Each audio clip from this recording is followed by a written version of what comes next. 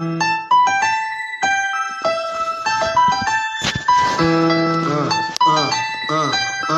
Democrats don't speak for me. Speak for me. Speak for me. Republicans can't speak for me. Speak for me. Speak for me. A bitch ass nigga can't speak for me. Speak for me. Speak for me. You coon ass niggas can't speak for me. Speak for me. Speak for me. Listen here, this is a fact of life. I be rapping like Nat Turner came back to life. Grab Donald Trump by the pussy, he ain't acting right. I never run from a conflict, I be glad to fight. It's a very cold world that we live in. And somebody please tell Elizabeth you're not an Indian. You just trying to con them people to get the benefit. Just another immigrant, stealing from the Indians. That's some punk ass shit and that's too lame. Now we finna step over to Andrew Yang. And you a sucker, you could never speak for black folks. Fake ass pandering, trying to get the black vote. The Democrats don't speak for me. Speak for me. Speak for me. Republicans can't speak for me. Speak for me. Speak for me. A bitch ass nigga can't speak for me. Speak for me. Speak for me. You coon ass niggas can't speak for me. Speak for me. Speak for me. You know your boy be high off sativa. Kamala wasn't popping, so we said bye, Felicia. She ain't had a right policy. We ain't trying to meet her. Y'all can take Biden too. Bye. We don't need him. We don't need Roland Martin or that coon Al Sharpton. Didn't need Cory Booker from the start, man. I don't fuck with police and no snitch. You know I'm coming with the heat when I spit it. The Democrats don't speak for me. Speak for me. Speak for me. Republicans can't speak for me. Speak for me. Speak for me. A bitch ass nigga can't speak for me. Speak for me. Speak for me. You coon ass niggas can't speak for me. Speak for me. Speak for me. If you ever go to court and this is your luck, try not to get fucked by Benjamin Crump. I know it's hard. You and all go is hard. But who the fuck is Amy Cloak? Put her picture up on the bullseye and start throwing darts. People cut our organs out our bodies, that's a stolen heart. They can't save us from the flood like Noah's Ark. Black lives always matter, we finna go for ours. So then we savages, we don't need to pot the piss. Mike Bloomberg can suck dick with that stop and frisk. Bitch, you ain't speaking for us, we don't know you. Bernie Sanders, they get your funky ass on too. The Democrats don't speak for me. Speak for me. Speak for me. Republicans can't speak for me. Speak for me. Speak for me. A bitch ass nigga can't speak for me. Speak for me. Speak for me. You coon ass niggas can't speak for me. Speak for me. Speak for me.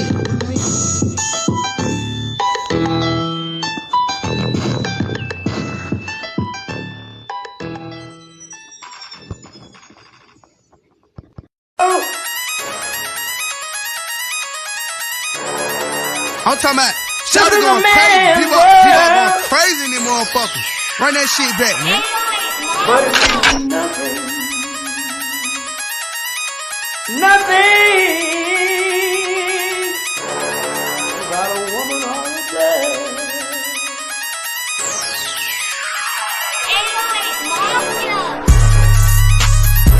Man made the car.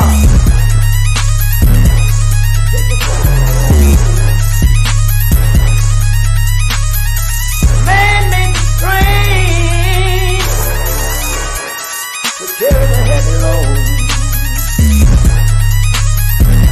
Man made the electrolyte to kick us out of the dark. Man made the boat for the water like the 7 Omega. Man thinks about a little bit of baby girl and a baby boy. Man make them happy because man make them dark. But after man make everything we can,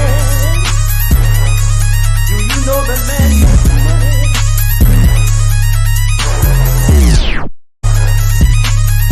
To buy from other men. This is a man's world.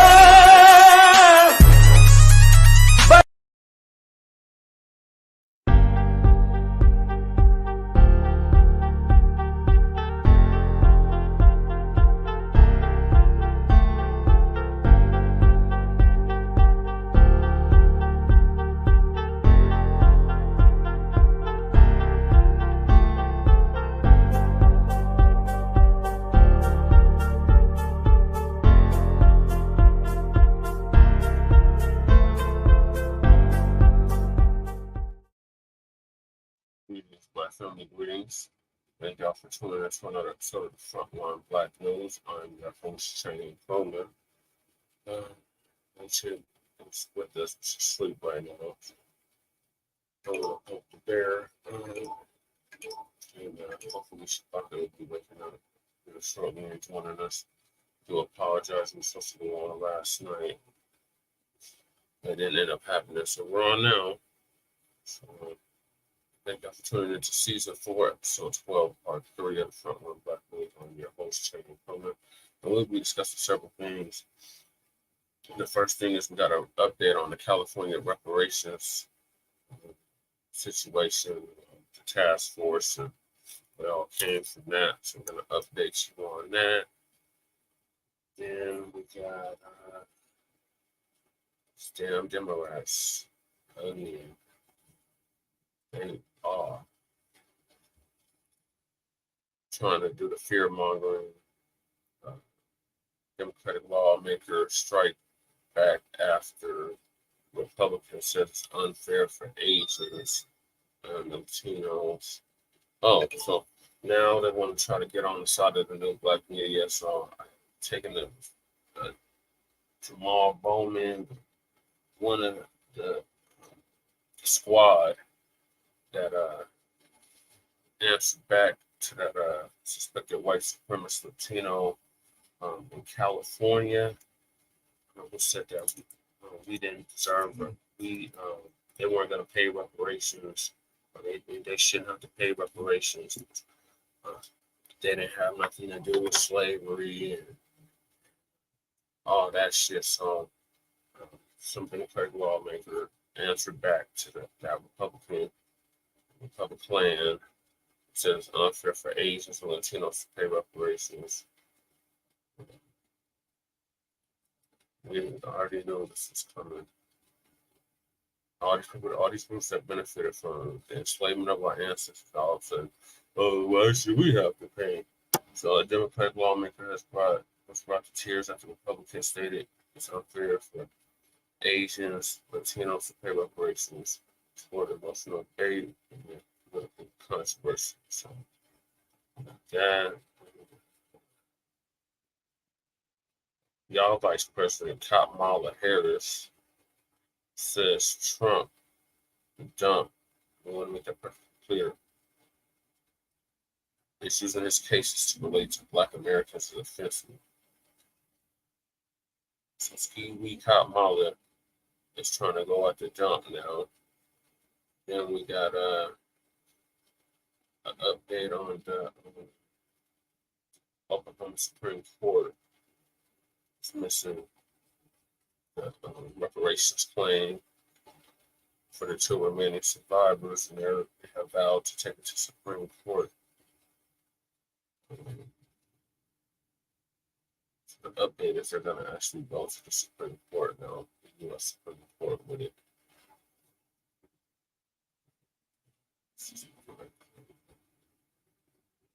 Then we got our sister Sha'Carri Richardson. Yes, the Olympics. Summer Olympics is in Paris this year, and she's on her way to Paris right now. She made the tryouts, and she is going to represent the United States in the U.S. In the Paris Olympics. So we're going to update on that. Then we got the U.S. Supreme Court is ruling that U.S. citizens can't bring non-citizen spouses to the U.S.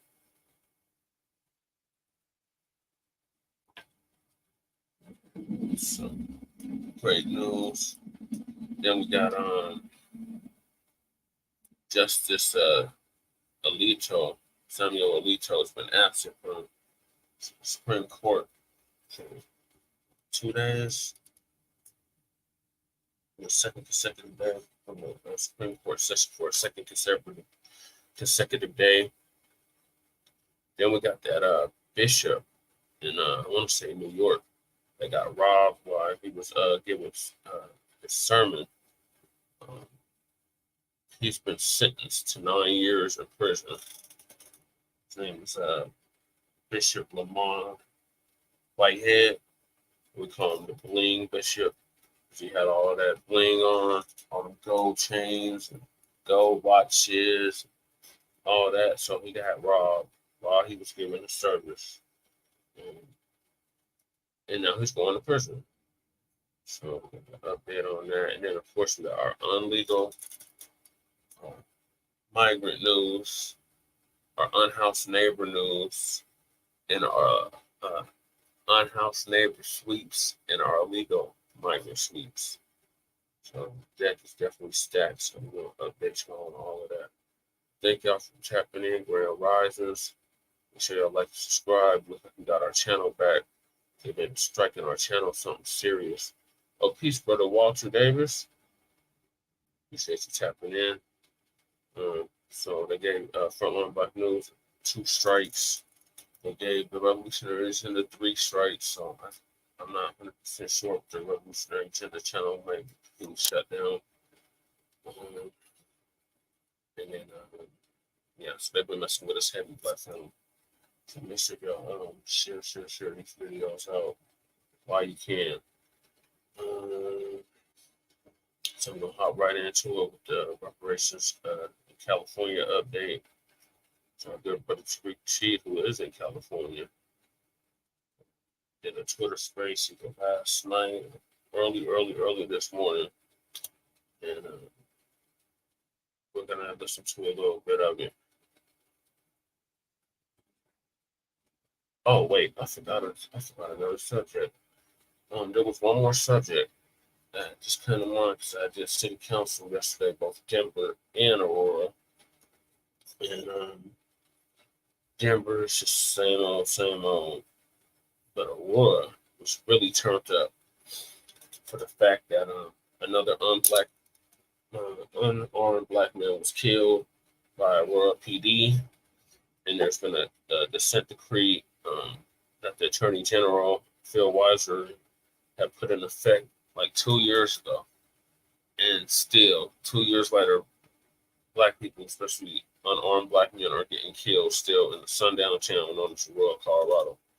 And one of this victim, KILYN Lewis, I know him because I know his family. I'm literally a friend of the family. So when this news broke, initially I didn't equate, that I actually knew the family. Like, I was very upset that this happened. So I'm upset when any of these things happen to black people, period. But it really hits close to home when you actually know the people that are involved or were involved in the situation. So I got a rude reminder of that last night when Aurora City Council was taken over by PSL, several black activists and advocates that I know, some of which are part of the Free Coon Zone, Free Thing Zone. Others are just, activists that have been doing this thing for 30, 40 years, like Alberta Simmons. And also our boy DJ K. I realized that he was related to the family as well. That is his cousin. So it's definitely a small world, especially here in Colorado. Everybody knows everybody somehow, some way. So yeah, that really hit me close to home. So I'm going to be discussing that as well. R.I.P. to KILYN Lewis. No justice, no peace. We got the Stephen Long case going on here in Denver, Colorado as well. 25 to begin the implementation of reparations legislation that hits the theaters. Again, we still need you to see it when it hits the theaters. Some of the people who sent me emails about volunteering for our ambassador, community ambassador team, I have emailed you questionnaire link. And we got our channel. So if you email me about volunteering, you will have a questionnaire link in your inbox. So you fill that out and we'll get in touch and we'll start corresponding and getting things together. But other than that, we're here, man. I'm gonna get some calls from the family in a minute, ladies and gentlemen. We'll get some calls from you guys in a minute. A few things we want to touch on. Out here in California, shout out to our sister Camilla Moore. Yes. California, they've allocated a budget. They have something called reparations implementation funding. So they've They're going to provide a $12 million budget for 2024, 2025 to begin the implementation of reparations legislation that may be enacted in law. So they have a budget so that they can kind of get people to come up with ways to actually implement reparations. So we're getting there. We're taking small steps. So we're getting there. I wish we get there a little faster, but we're making some progress. So I take my hat off to our sister Camilla Moore, who's part of the reparations task force out here in California. So we're getting the budget implemented for the future funding. So, some of the people in the comments are very mad. They're like, oh God, I wasn't around during slavery and neither were you. I don't want to shut up. It's too late for that. We don't want to hear none of that. None of that bullshit. We need to get these reparations checks popping very quickly. Right. So California, we're on it. We're on it big time. We've been talking about having something similar to a Freedmen's Bureau. Yes. And we got eyes on everything. We got eyes on all of this stuff. We're watching all of the language every step of the way. So we are on it out here in California. All right. So shout out to our sister Camilla Moore. Yeah, shout out to her. So we're going to see how this thing goes, because we are staying on that reparations square. We are staying on it heavy. People are seeing what we're doing out here. They're seeing thousands of people show up to these reparations rallies. Our rally, we had more people than AOC and what's his name? What's the guy's name? The brother, he's all dramatic. They just had a rally somewhere. Our crowd was bigger than theirs. Mm-hmm. What's that guy's name? The black guy had the yellow shirt on. He's out there he's talking reparations. You got to watch these guys. What's his name? Jamal Bowman. God, I can't think. Oh man, I can't think of this guy's name. Raise your hand if y'all know the guy's name. I'm having a brain fart. I get Warnock and I get some of these Democratic dudes kind of mixed up. Raise your hand if you know who I'm talking about. The guy who was out there with AOC. Let me get Welsing in here. Welsing, what's the guy's name? Welsing, what's that guy's name? That's the one that came with What about Jamal Bowman? There you go. Damn, I don't know why I had a brain fart. Yes. Where were they when they were doing that rally? Were they in New York? They were in New York City acting like a damn fool. I tell you, I don't know what was wrong with them. I mean, AOC looked like she was on something. Weren't they? They were looking crazy. They look crazy, and then all of a sudden, when he came on stage, she jumped all over him, and then he grabbed the mic and started acting like Raekwon from Wu-Tang Clan. started acting like Raekwon. You know what I mean? I was like, what's with this? They were doing the most, man. They were doing the most. I was like, I don't know who, but then when you look at the audience, they were all white. Mostly. Because when you look at the audience, they were all white. They like that craziness. Yeah. But then you see Jamal Bowman now. I don't know if you know what's going on with him in the news. He started talking about Israel and the Jews and the this and that and pro-Palestine. All of a sudden now, I think day before yesterday, like they do, they came out with, we don't know if his dissertation in school is legit. We think he plagiarized. I'm like, that's that old trick book right there. They got him. They getting him. Oh, Lord. Wow. But I just wanted to say, brother, that documentary is on point. Let me tell you, it is beautiful. I am so proud of you. And from somebody that worked in the business during that time. I say you're so brilliant with it, Lisa. I hope that you're able to do not just West Coast, but then the Southwest, because that was important too. Yes, Thank you so much for everything. But Jamal Bowman is the brother you're talking about. Yes, indeed. Thank you, beloved. Yeah, so it was Jamal Bowman. They were out there in New York, and boy, they were out there acting a stone fool. AOC was running out there jumping around, and they had Cardi B music playing, and he was yelling and running around. And again, our crowd was bigger than theirs. Yeah. So, you know, he threw some reparations talk here and there, and you know, around the same time. It's interesting. It's interesting what's going on out here. But the grassroots, man, we're making noise out here. Man, you do not underestimate the grassroots, man. We make them follow what we do. We don't follow their rules. We don't follow their objectives. We don't follow their narratives. We're telling them it ain't about no student loan. That's not going to fly. Immigration ain't going to fly. The new Green Deal, that ain't going to fly. We're telling you what the deal is. We're telling you what the business is. People are looking at these numbers. They're seeing that the Democrats are seeing that the Black voter turnout, those numbers are dismal right now. They know what them numbers are. Look, they got all the Democratic shields on panic mode right now. The roll-ins. Have y'all seen the interviews with Steve Harvey and Kamala Harris?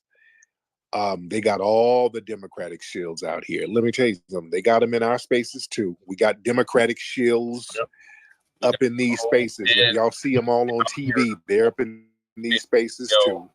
Now, you see, you got some people who act like they're grassroots, but they're low-key Democratic shills.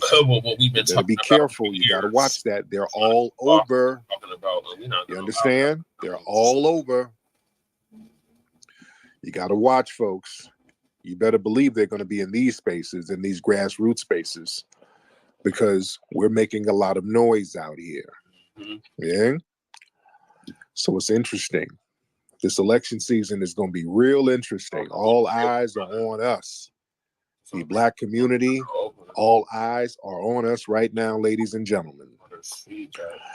Did y'all see the clip? I put a clip up on my Twitter timeline. It was a Black FedEx driver. She was talking about basically these sundown towns where she's told that she can't really go deliver to. And these places are like in Milwaukee, Wisconsin, and it might be on your places in Illinois. Feedback. And she was talking about how some of these little small towns, you know, she's being told she can't really be out there delivering packages. It's going to be a problem. And there's some people in the comment section, some suspected white supremacists talking about, oh no, she's just trying to pull a Jussie Smollett. Oh no, she's just exaggerating and lying. How come she don't name the towns?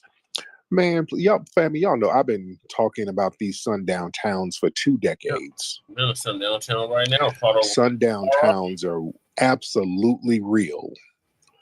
And I've been telling people them sundown towns are in the Midwest. They love trying to deny that. They try to put all the racism on the South.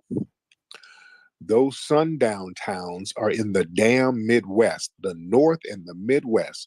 You got towns. And here out west. When we think of the North, we think of Chicago, Detroit. People forget Illinois. Man, that's redneck capital. Outside of Chicago, Illinois is full of rednecks. Michigan too. Outside of Detroit, Michigan is redneck country.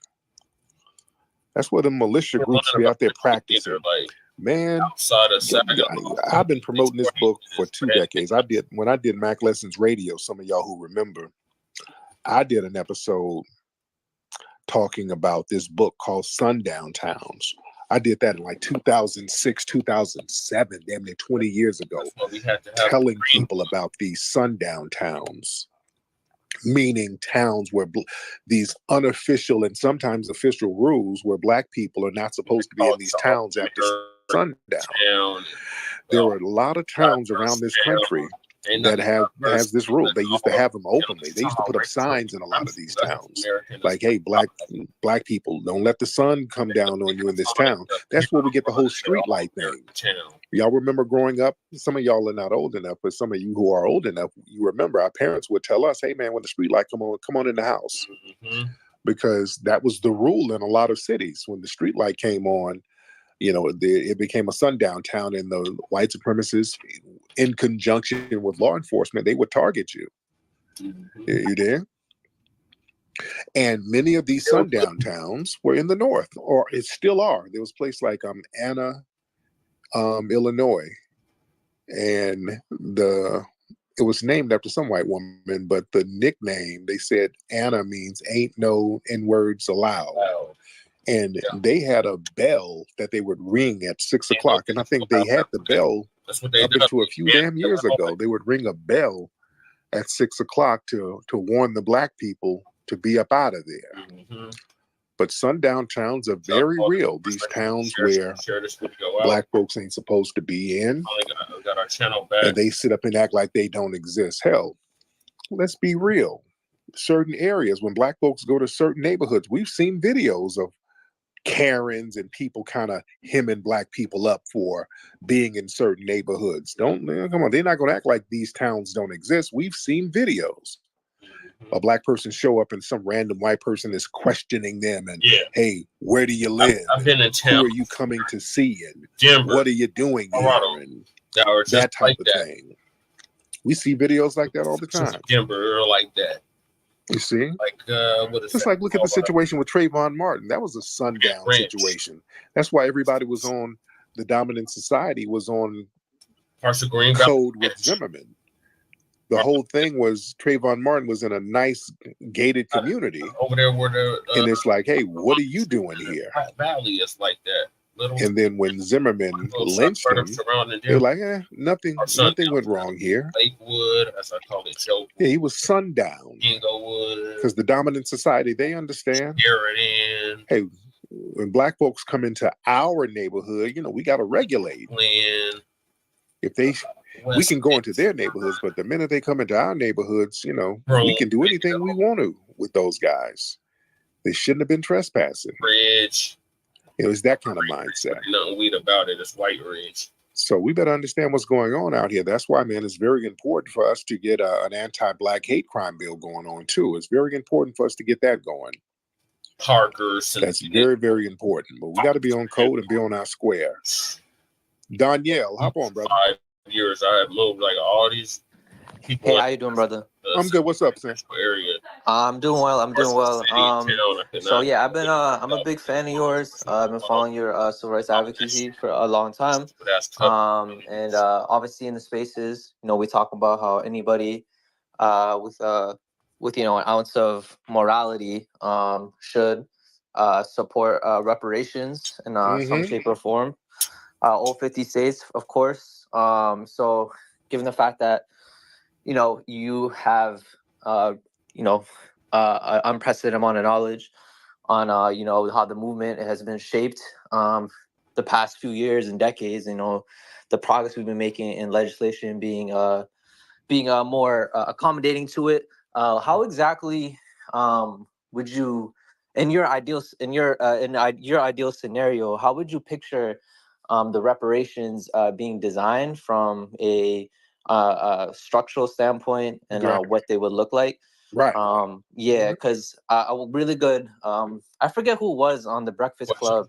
I forget who the guest was, but he was telling Charlemagne, the main part of the battle after getting, the reparations approval is like making sure it's a very good and effective way to actually create wealth, as opposed to making foundational Black Americans, still dependent upon a system that has never, has never been sufficient for a pursuit of happiness and things like that. So is your question basically how would they give it to us, or how would we spend it, or what type of tangible way would they give it to us? Yeah, I mean, how what would it be more like, grants, or not even grants, but some type of monetary substance to start businesses, or like for community reinvestment. I ain't trying to like cut a him lot of off. Is my different angles. microphone on, bro? Because if my Yeah, microphone Marcus. on, I want to say some shit. Go ahead, Marcus. Go ahead, brother. I'm sorry, man. I am listening to him. Like, no disrespect, bro. I hear everything you saying, man. But like reparations, like I definitely, like, it's nothing else to say. Black Americans, we definitely deserve that. Black Americans, foundational Black Americans, it's whatever you want to say. Like, we go back far as, of course we deserve it. I can give you a million reasons why we deserve it. But what I'm saying to you is, Mr. Tariq, and I'm calling you Mr. because I respect you to a certain extent. Like, you got the people behind you. Mm-hmm. So that deserves a little type of respect. Like, you got people showing up for your shit and participating in your shit. Right. Mr. Tariq, I would like to say, like, we need a plan, though. I mean, I hear you talking. I hear we all talking about this same shit, and you're not wrong. Like, everything you're saying is right. I was not talking about this. Like, what's the plan? 4, 5 like, years. It might be hard to get these keys, excuse me, anybody who listens to this, but get these keys to understand what we talking about and shit. So I feel like we need a plan. I feel like hold on. Because, all right. Did you come in late? When I started? I did come in a little late and shit like that. I came in a little late, but I have been listening to you. I have been listening to you for a while. Because because the first thing I talked about was out here in California.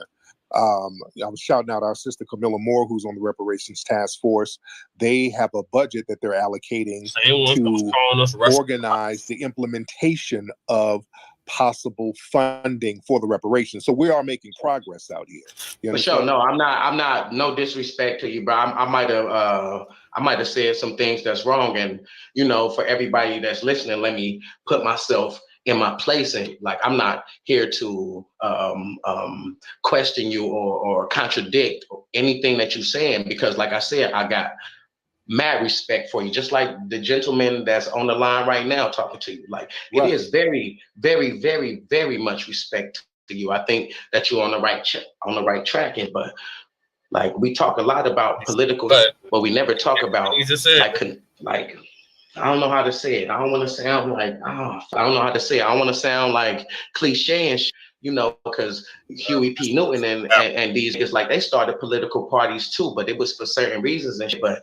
they were still political. You know what I mean? Like, they wanted these things for our people, you, me, like, this is why we talking about this. We come from that.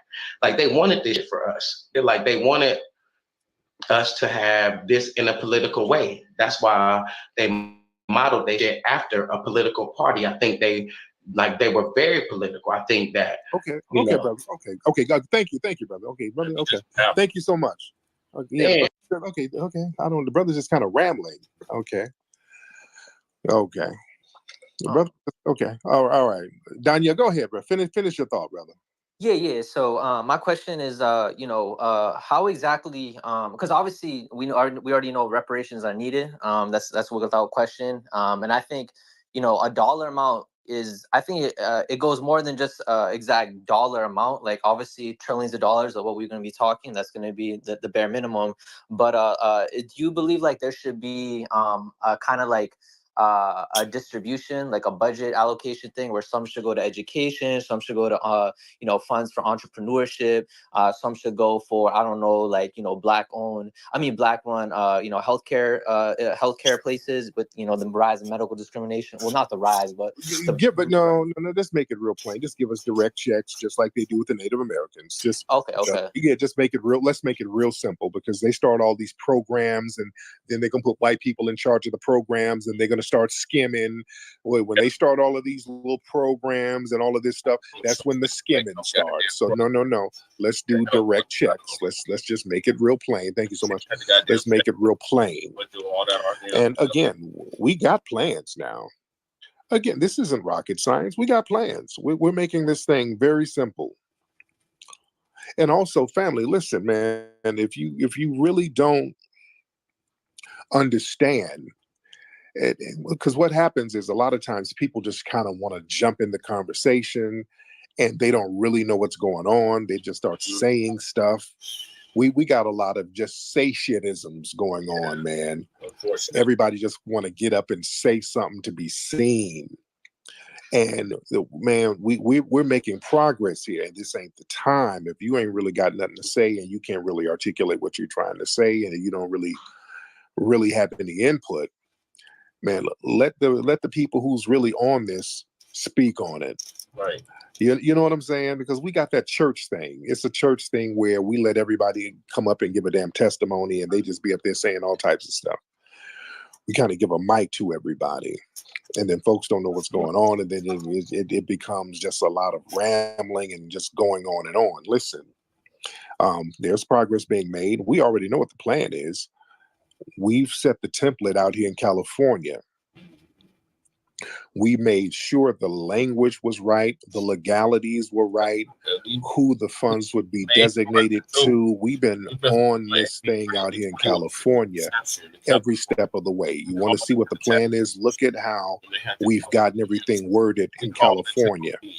And again, you had a lot of ops that they sent out during the California hearings when we were getting the language together. Man, they had so many ops and on the horizon, agitators and paid instigators up there trying to turn things into a clown show. That's one thing. Part of the plan is, this is the plan. We already know how to implement reparations. We know how to do that. It's not rocket science. We know how to implement it. We set this thing up just like they do with some of these red Native American tribes. We have a Freedmen's Bureau type of organization or institution like we used to have. We used to have the Freedmen's Bureau, and they still have the Bureau of Indian Affairs. They were running parallel. They got rid of the Freedmen's Bureau. We need to reestablish that. And there's some other grassroots ideas that we can do with that as well to really tighten that up, to make it a smooth transition. One thing that I would like to do, we get volunteers. Again, this is why we got to get volunteers to start helping put things together. What we need to do, this is what we can do on the grassroots. We can start getting all of those 1870 census forms, because we can access those through Ancestry.com and other media. Back to the 1870s. I think there, I don't know the number of freedmen that's on the 1870 census. On our reparations plan. I don't know if it's 50,000, 100,000. I don't know how many. But what we need to do, we need to have our own database where we list all of those freedmen. That's on the 1870 census. That's what we can start doing. We can list all those freedmen. So now we can start tracing our ancestry back to some of them. You understand what I'm saying? We can. Those are the people we're going to have to trace our ancestry back to. I can trace mine to, on both sides of my family, to those 1870 census forms. I can go back to the 1700s. But all of us as foundational Black Americans, your family, somebody's on that damn 1870 census form. So we have to start doing some some data input, and we have to or we should, we don't have to, but we should. It would make things more smooth if we put that together ourselves, so that when we get with the government boards, we'll say, hey, okay, look, we already got this stuff documented. We can already get people ready to start tracing their ancestry back, because you're going to have to trace it back there anyway. So we might as well go ahead and lay some of the groundwork out already.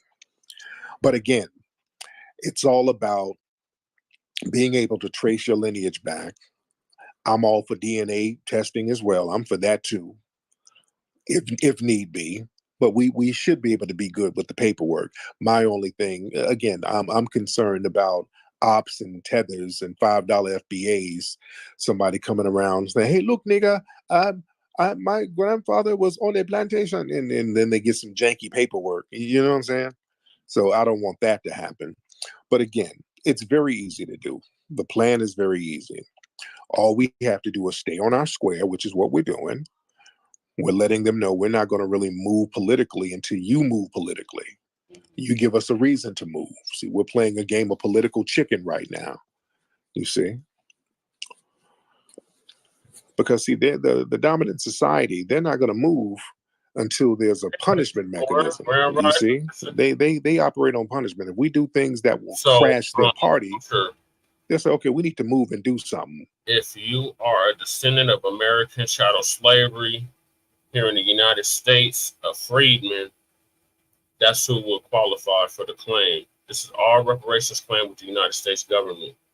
Now, if you're Haitian, Jamaican, whatever, Caribbean, African, you sue your colonizer. We're not trying to stifle your reparations claim. In the Caribbean, y'all have CARICOM. In Africa, they have something similar to that. They don't invite us to none of those meetings. We're not incorporated in none of that. So this is why we are delineating.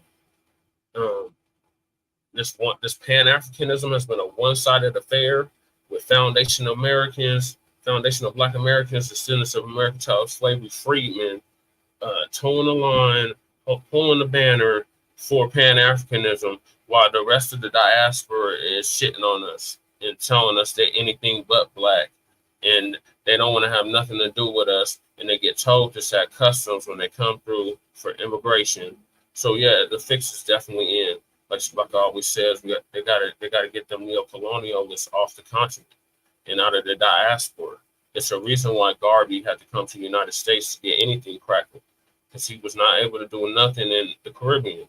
It's too much classism, it's too much colorism going on there. So, along with racism and white supremacy, because all of these islands are former European colonies.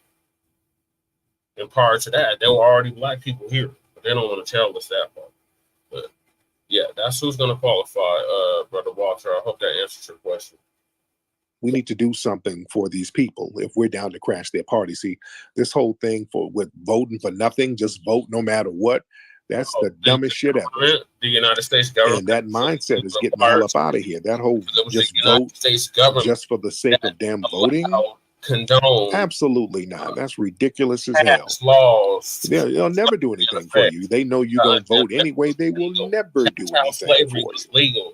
If they know you're going to go out there and just vote blue no matter who or whatever. I'm not even there. I'm talking about not even voting independent. Along with the corporations that benefited off of. Just saying, hey, look, we ain't rocking with none of you until you move on something. You know what we want. You know what we need. Go ahead and move on it. Go. What's this person's name? All the banks. The banks too. The goon. It's the goon. Banks too. Yo, how you doing? And I'm good, man. How are you? Pretty good. Nice to meet you. Yeah, I'm a long supporter. I'm a young cat out here in California. I'm a military vet, and I know you were speaking on the sundown towns. I wanted you to talk more about that. I know you were saying it was up in the north and in the East Coast, but I know I'm out here in California, and there's a place I'm familiar with. You have your own claim.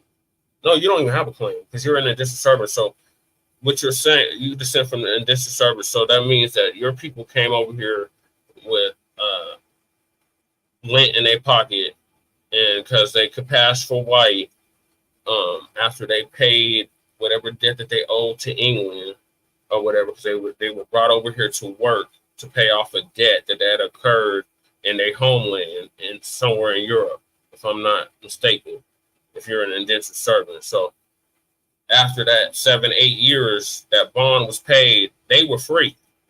They were not enslaved, and their ancestors, their prodigy enslaved for generations to come until perpetuity. You got to understand something. We haven't even been out of slavery longer than we were in it. Okay, he says, Walter, don't get me wrong. I'm not against it. Okay, that's good to know. I'm glad. I'm happy to hear that at least. And he says, just not sure how it's done without turning into a mess. You're not sure how it's done with us.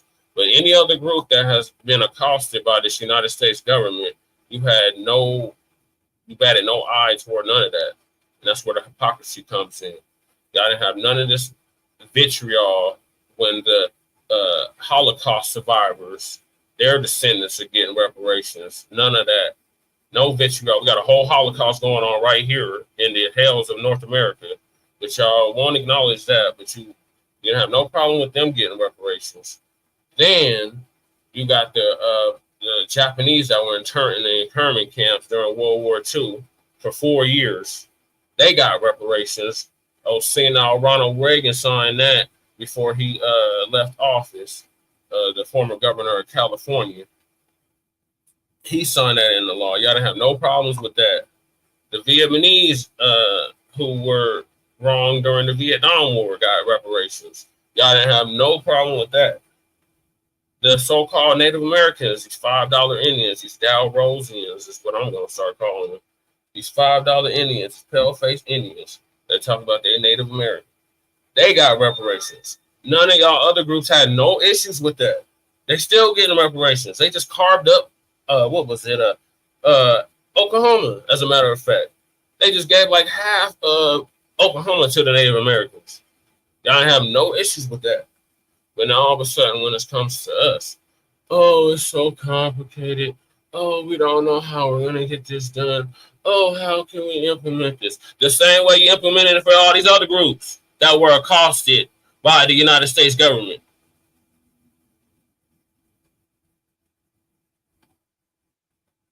Yeah, it was after 7 years. 5 out of 8 died. Well, so be it. How many died on the passage between here and after? How many jumped overboard? Did you see the movie Black Panther? When Killmonger said, I see why they went off into the water. They would rather be drowned to death than be enslaved till perpetuity.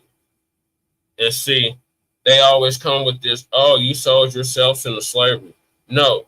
Same ones that did the enslaving got enslaved in the goddamn selves. And they owe reparations too.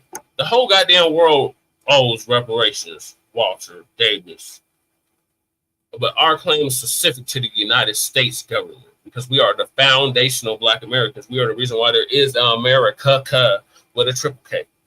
So, yes, you're damn skipping. We know who owes us, and we're coming to collect.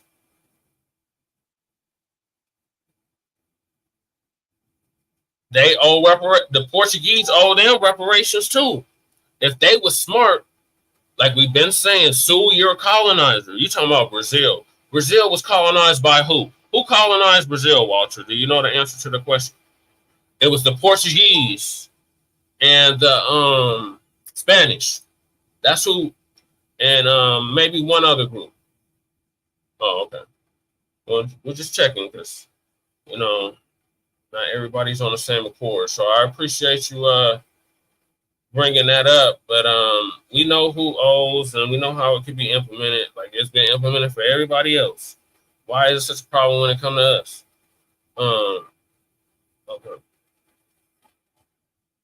It's over here by Bakersfield, California, called Oildale, and my dad put me on game, and was telling me, this is sundown town, and yeah. Oh yeah. Oh, California was full of sundown towns, man. Glendale was a sundown town. Glendale. We got a Glendale. Hawthorne was a sundown town. Believe it or not, Compton was a sundown town. Yeah, I'm familiar with Hawthorne. I went to Hawthorne High, but yeah. Oh yeah. Hawthorne. Yeah, there was a lot of places in California that Black folks couldn't go to at night. So yeah, that thing it's very, very real. California, very, very real. Especially Orange County. That was a lot of sundown towns in Orange County. A lot of them down there. Anaheim was a sundown town. Buena Park, sundown town. Places like Torrance, Castle Rock. Torrance. Palmdale was a sundown town at one point. It's full of Black folks now. Yeah, Torrance was. Tarzana was. That was a sundown town. That was a major sundown town. Tarzana was named after Tarzan, the guy who made the Tarzan movie, or wrote the Tarzan novel. He lived out there, and they called it Tarzana. They didn't have Black people out there either. You couldn't come out there. I'm familiar with Tarzana. I think that's where Doja Cat's from. Yeah. My children were born out there in Tarzana now, but yeah. Southgate, Pasadena, South Pasadena was a sundown town, so they had a whole bunch of them out here, man. So yeah, don't let people fool you about that. There are places that black people could not go, and truth be told, still you can't go. Didn't you hear at night? Here on the video, you didn't. You know, it's starting at 20 trillion, Walter. It's really 906 trillion, but that's really hard to wrap your brain around. So we just been saying on our platform, on Frontline Campaign, 100 trillion. But now with compounded interest, the past 4 years, it has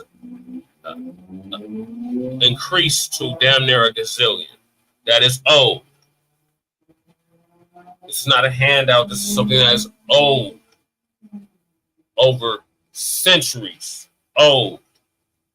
So yes, that is the value of the reparations. And it's not just going to be a one-time payment, and it's not just going to be cash, but cash is the main focus because other groups, that was their main thing. It was cash first, land, and whatever else came after that. But it was always cash first. And then they hit us with there's 40 million of us descendants. Yes. How did I calculate the value? The GDP for the country for the past what is the GDP of the United States? It's in the multiple trillions, right? Well, slavery was the original GDP of the country. I know you're interested, but I have to break this down to you. We were the first stocks and bonds that were sold on Wall Street. We're the reason why there is a Wall Street. So how I calculated the value, there's 40 million of us. So you would have to pay us per enslaved person or descendant of enslaved person. They claim we're not enslaved, but when you look at the prison system, you're still enslaved. In the 13th Amendment, you're still enslaved. But just for funs and giggles, we've been free since what? 1865? Since the end of the Civil War. And then y'all like to tote that you had family that fought on side of the North. Like the North was so much better than the South. There were lynchings that were going on in the North, similar to the ones that were going on in the South. And like our great elder master teacher, revolutionary Malcolm X said, South, you talking anywhere south of the Canadian border, it's South. So yeah, the only reason why y'all won that war is because of foundational Black Americans. Just like every war you won, it's because of foundational Black Americans. So yeah.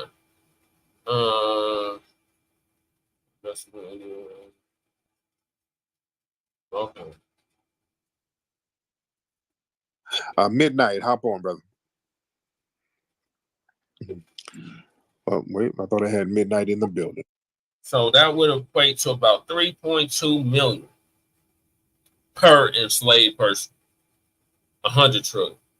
Now the 970 trillion, that's more like 12 million to every foundational Black American descendant of American chattel slavery freedmen. So yeah, that's how I got the number. All right, Midnight, brother Midnight in the building. What's happening? All right. And we got Midnight and Sister Sean in the building. All right. Hey, Tariq, how you doing today? What's up, Midnight? How are you? I'm fine. I got two things. So I was at the rally volunteering. I was the guy that passed out the Reparations for Black American stickers. Did you happen to get yours? I think give to your security one up.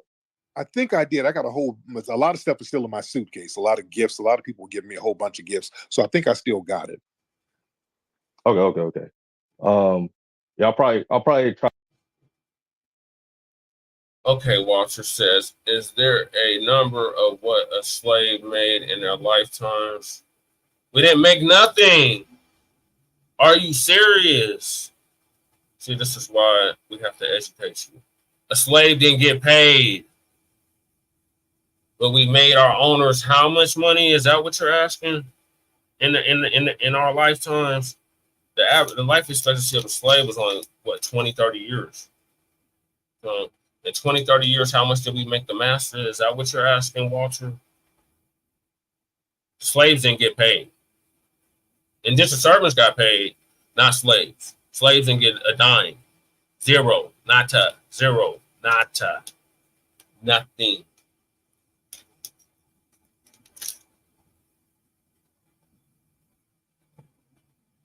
Try to request somebody again and ask about it. But the second thing is, I'm also a California resident as well. And I was going to ask about, I think, SB 189, the for state employee. No, there's no record. That has African American, that has the descendant slaves and not descendant slaves, and it has African Black, Caribbean Black, or whatnot. Should we try to change? Should we try to more like add on to it, or make a separate designation, or try to get rid of African American altogether, put financial Black American or Black American? Right. I want to get rid of African American altogether. Yeah, I want to get rid of that altogether. Just make it foundational Black American, because African American, that's such a problematic word, and it's such a tricky thing. And again, white people can latch on to that. That's why they always call Elon Musk African American. So yeah, we have to clean that up. We have to clean this language up from top to bottom. Yeah, I don't like using those terms at all. We got to come up with our own terms and use our own airtight terms. Foundational Black American is a very airtight term. Freedman, that's a pretty decent airtight term. Especially when we're talking about things on a federal level. When we start moving and shaking in the court and getting the funds distributed, we have to start using that Freedman term. So they can't say, oops, you guys are giving money based on race. No, we're not. We're giving it to descendants of freedmen. So we got to know how to move and shake with all of these words and terms. We got to play the word game and play it right. Hypotheticals. We better know how to move and shake with words, man. 725 for the X. That's what Neely Fuller taught us, man. Words are very important. That's what the white supremacists get us twisted with words all the time. Let's see. That's my sister church. Hop on, dear. So 6 days. Sister Sean. Hey, Tariq. Congratulations on I got a whiff of a tweet that you're #1 on Amazon microphone check.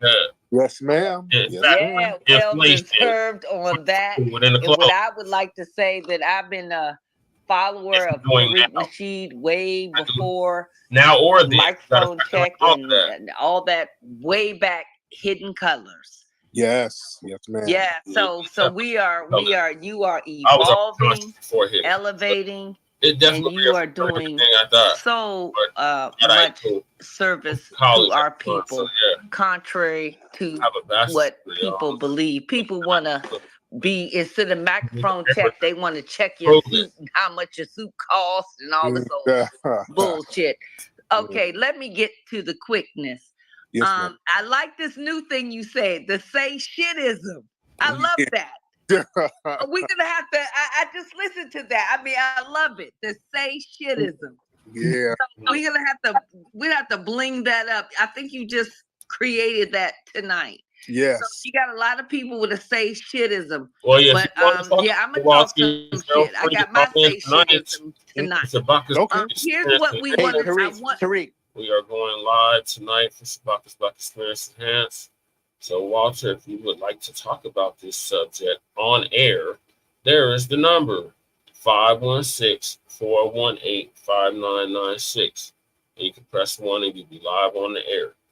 So, join us tonight for Shabaka's Black Experience Enhanced in conjunction with Frontline Black News this Tuesday night, June 25th. At 7 p.m. Mountain Standard Time. Well, the link for this channel will be linked because it's going to be simulcasted with the Blog Talk, but it's on Blog Talk Radio. And that link is Shabaka Black Experience on Blog Talk Radio. So Blog Talk Radio / or / Shabaka's Black Experience. Yes. That's the link for the channel on Blog Talk.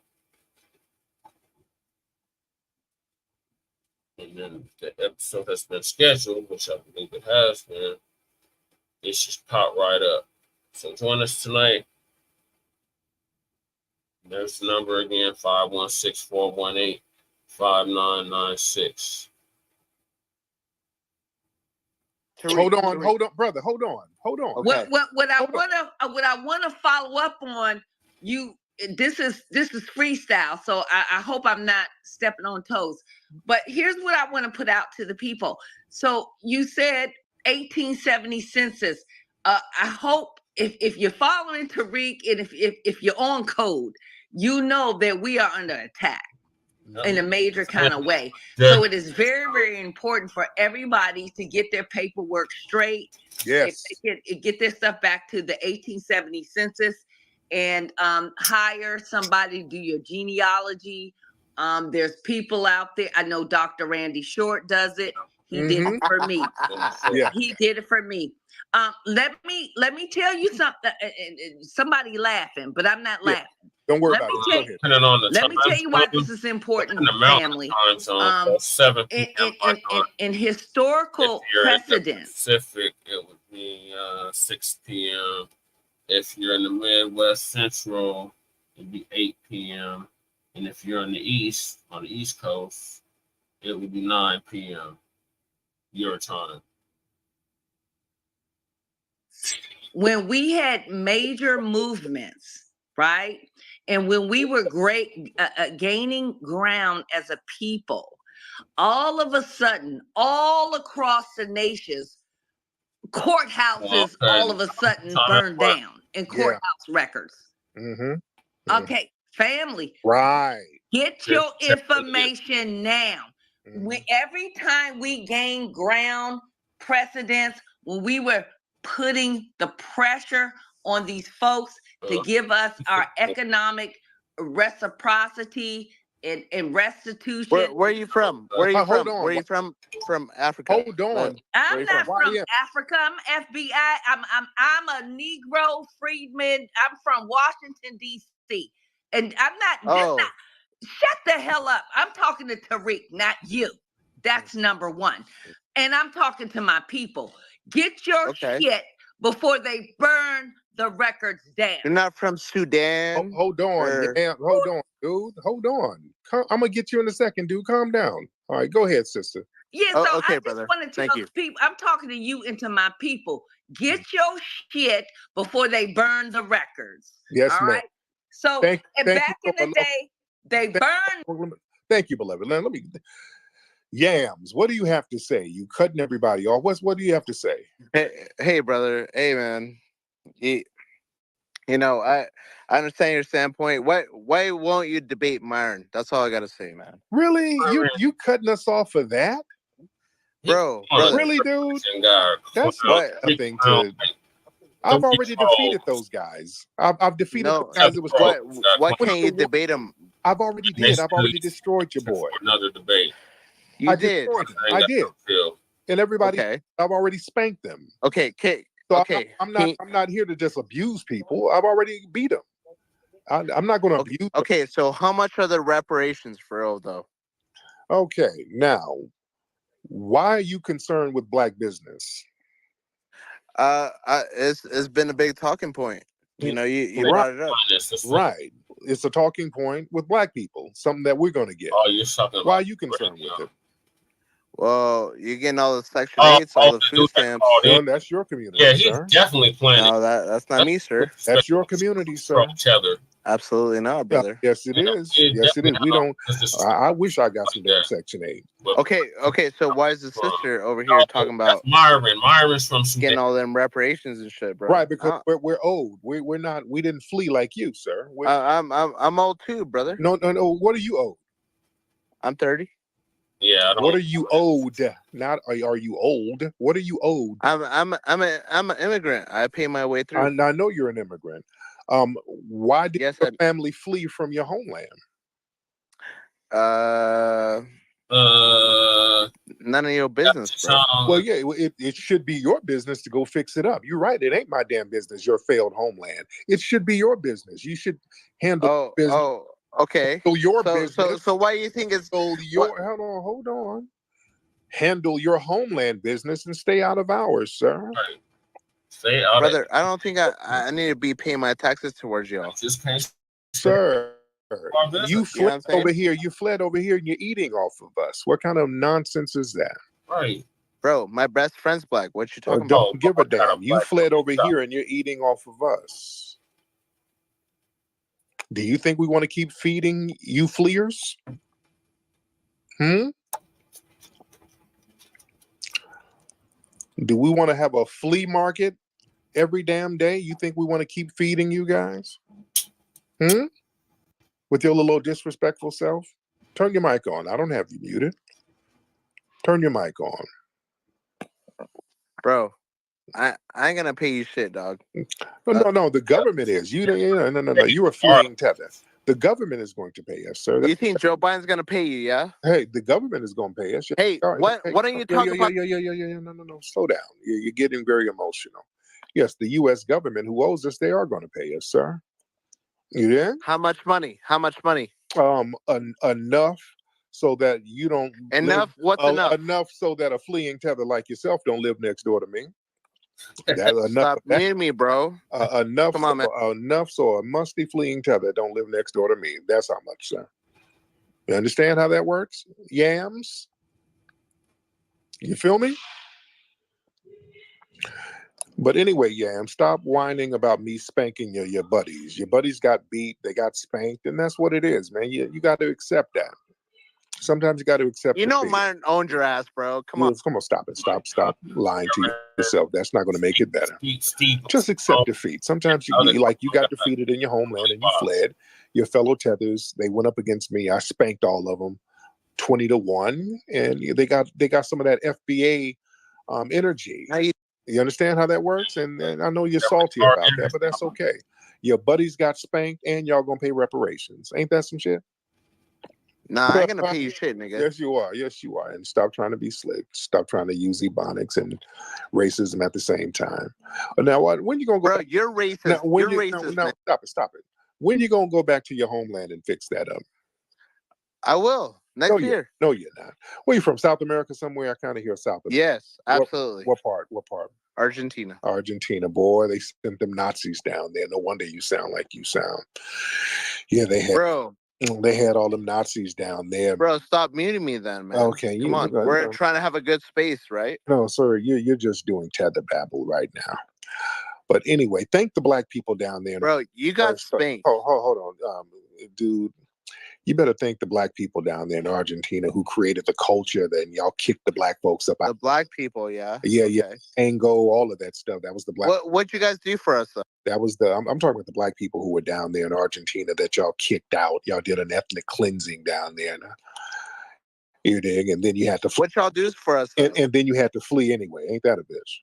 You did all that ethnic cleaning and then had. I didn't do that shit, bro. Yeah, y'all did all that ethnic cleaning and then you had to flee anyway. Ain't that some shit? You got to flee up here to Black Daddy. Yeah. Well, Black Daddy is sending you back. All right. Anyway, you ain't saying nothing. You're very boring right now. Get out of here. Let me get some more people who are more constructive. All right. Be easy. What's up, Be Easy? Hey, what's up, big bro? Could you hear me clearly? Yes, sir. I can hear you. What's on your mind, brother? Hey, man. That tether babble just kind of derailed what I was about to say. So I just want to touch on that a little bit because the sister was talking about something really important. And just like a tether, what did he come in do? Undermine the point to talk about some babble. You already went 20v1. So I don't even know why he keeps saying, why won't you debate Myron? Myron don't even want to debate you. At first, he started off saying you and Umar Johnson should debate him and Nick Fuentes. Then you go in there and slaughter him 20v1. Then he makes a post saying, here, debate me with this white supremacist. So why is he so scared? And this is rhetorical. Why is he so scared to come see you by yourself? Right. He's supposed to be so sophisticated, and all of his talking points have been debunked years ago. So I don't even know why people want to see a repeat of that slaughter. You know, and because what they want is set up a troll space. That's what they're trying to do now. What they're trying to do is get some kind of troll thing set up so they can just do some nonstop trolling, so they can do some pre-planned trolling, because that's how they get out of the debating. They just start this real goofball ass trolling. So they want to set up props and stunts and a whole bunch of nonsense. And no, I not let them know, if y'all want to do all that old stuff, y'all gonna have to come out with a bag. Y'all got to come up with some paper. If y'all want to have any other conversation, y'all better come bring a bag. And they're not gonna do that. I've already spanked them. I done spanked 20 dudes. It was 1-on-20, and they all got embarrassed because I was debunking their ass so easily. So, you know, they've been running around here, copping pleas and whining. You know, they hate taking an L. All right. Let's get Brandon. Let's get Brandon in the building. Brother Brandon, hop on, sir. Hey, Brother Tariq, how you doing, man? I'm good, man. How are you? Good, man. I just had a question, man. I'm in Houston, Texas, man. Those sundown towns, man, that's a real thing out here, man. It's a town called Vidor, Texas. Right? I heard it. Yeah, my mom and my dad grew up around there, man. And my cousin, he actually almost got killed by a cop out there in 1982, I believe. Mm-hmm. I heard like black truck drivers can't really stop through there. I heard whole stories about that place. Right, yeah. They pulled him over, and he lives in Opelousas, Louisiana. He still tells the story to this day. They pulled him over, took him out the car. It was a puddle of water. They damn near killed him. They tried to drown him to death, man, and it was some bad shit back then. Wow. Yeah, man, it's real out here, man. It's not no joke. J Bug, hop on, brother. Hi, Tariq. Hey, Jay, how are you? I'm good, thank you. I wanted to kind of piggyback on what you were talking about at the beginning about how language is going to be really important the more this gets pushed along. Especially when it gets to the court level, we're going to really need to start refining the language. Yes. Because that will win or lose cases in a court of law. For example, Juneteenth. You know how in Juneteenth, you know, there was a bigger conversation in the general public talking about reparations all online. Well, I kept seeing backlash from, you know, non-colored folk talking about trying to spread this narrative, and it spreaded quick because I saw it everywhere. It was non-colored folks spreading this whole Black and white people owned slaves, and Black and white people, Irish people, were slaves as well. And Irish people weren't slaves; they're indentured servants. They were indentured, sir. Yeah, exactly. Let me tell you how to debunk that real quick. Number one, they were indentured servants. They were not slaves. They had 7 to 10 year contracts. That's one. 2, the United States was not formed when they were indentured. It was the British colonies when they were indentured. 3, they got paid. They got something called freedom dues after the contract was over. They got land, money, and weapons. So they already got compensated. So they are not going to come in here with that. So we can debunk that real easily. But go ahead, sis. Yeah, thank you. And I was just like, you know, saying like, you know, like you said, freedmen, making sure we use the term chattel slavery, you know, for descendants of, you know, Black freedmen, you know, start getting real specific with our language, because it looks like, you know, this is going somewhere, and you're doing great work, and it's making its way up to court levels now. So yeah, we just got to stay on top of that language. Yes, ma'am. Yes, ma'am. All right. Thank you for everything. Yes, ma'am. Yeah, man, we got to make the language tight, because, man, you know, what they did out there in Illinois, they had like it was a fake reparations thing. And I think they were just kind of testing the waters with it. It was fake as hell. It was like some housing coupon, some janky ass housing coupons or whatever, when they tried to pass off as reparations. So a couple of Black families could get some of these little housing coupons or whatever it was. So they immediately struck that down in court. Oh, it's unconstitutional based on the 13th, 14th Amendment. It's race-based and woo, woo, woo. So yeah, they immediately, because we kept telling people, don't make it race-based. It has to be lineage-based. Because see, they were trying to go with the race-based thing, because they know that the other white supremacists are ready to strike it down. So what the white supremacists, they like to play both sides. They'll sit up here knowing that if they make it racially based, that a whole other group of white supremacists are just chomping at the bit to shut it down. They're going to go into courts and immediately shut it down. So what they'll do, they'll get some of the NCOBRA groups, and many of them are Democratic shills, and they'll come around us, man, it got to be racist. All black people need reparations. Man, we should be all divisive. They get these little Negro organizations that's on the payroll of the Democrats, and they'll sit up here and tell us it's everybody black, all black people are suffering Pan-Africanism, everybody black need to get something, and we need to make it for black people only. Okay, and then you do that black thing, and they boom, they shut it down, and then the Democrats are like, hey man, we tried to give you reparations, but those evil, mean old Republicans, those meanies, those Republicans are meanies. They don't like you black people, see? You need to do the demo rap. They shut it down, and they work together. But we didn't let them play that game. We're like, no, don't you dare, don't say black. No. It's lineage, foundational Black American freedmen. It's lineage. It's freedmen. That's what I'm going to push. Descendants of freedmen. Lineage-based. We're being very, very specific with the language. The foundational Black American. Yeah. It's a status. It's a federal status. You can't shut that down because that means that would delegitimize the Native Americans and some of these other groups. So hot off the presses, I'm sure Sha'Carri will be thrilled about this. Nancy Pelosi's nephew, the current governor of California, has delivered his state of the state address. Let's see what his fellow is talking about. Mental illness. And we're requiring counties and cities and state to focus existing money on housing and treatment for the toughest cases. And critically, we're guaranteeing a portion of those homes will go to veterans living on the streets, many of them suffering from PTSD.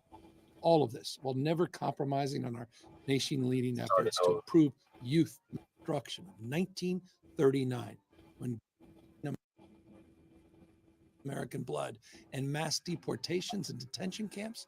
This is the language of destruction of 1939, when Governor Olson issued his warning. California is home to the busiest land port in the Western Hemisphere, and we've addressed the problems at the border with resolve. We also addressed it with resources, not plain politics. I'll give you an example. The vast majority of fentanyl seized at the border, we know, comes through ports of entry. And that's exactly why we've deployed the National Guard to stop the flow of this deadly drug into our state and the impact it has across the United States, allowing Border Patrol agents to do their job. These operations have resulted in the seizure of over 62,000 pounds of fentanyl in 2023, a 1,066% increase since 2021. And in the first 5 months just of this year alone, counter-drug operations have led to the seizure of some estimated 5.8 million pills containing fentanyl statewide. At the same time, California proudly provides Mississippi, which way Mississippi go, the rest of the nation don't go. So California is the state that has that notion. Whichever way California goes, that's the way to go. California is the most populated state in the union. And they will be the template, the perfect template for the reparations, not Mississippi. Mississippi is the poorest state in the nation.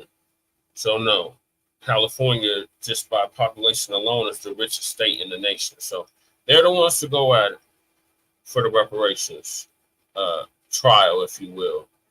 All 50-0 in California is the start. So yeah, it should go state by state, but you're trying to make it like, oh, we should just go after Mississippi, or why aren't y'all going after the South first? And it's like, the South don't move things like they used to at all. It's the trendsetters is out here on the West. We run this shit for the last 40 years. It was never. So what? They imported slaves during the gold rush. They imported slaves like Biddy Mason. during the gold rush from, ironically enough, Mississippi and Louisiana and Texas to mine the gold for them during the gold rush when California was founded as a state.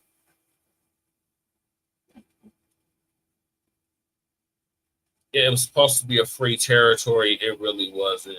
Just like Oregon was supposed to be a free territory, Oregon was white clan country.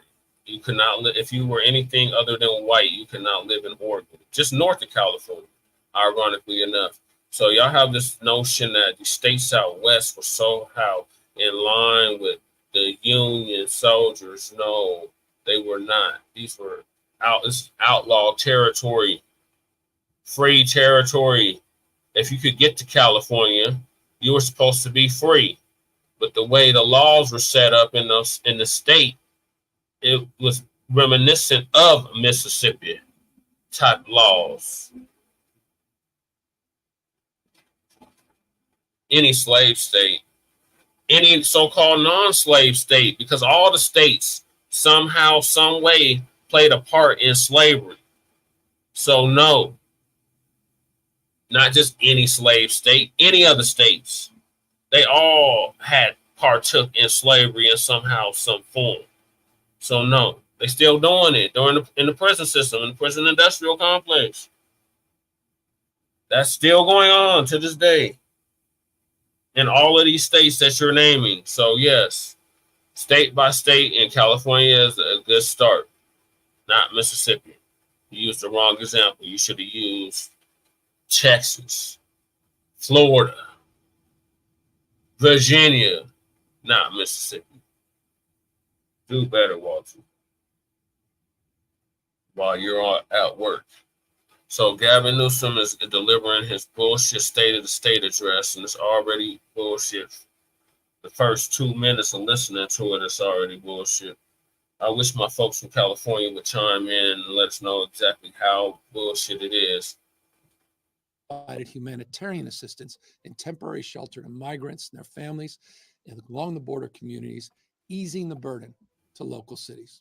Unfortunately, California has largely had to go this alone again, because Republicans in Congress, when presented with an opportunity to assist border states, have turned their back. They've chosen politics, chosen militia, and they've advanced pure political pandering.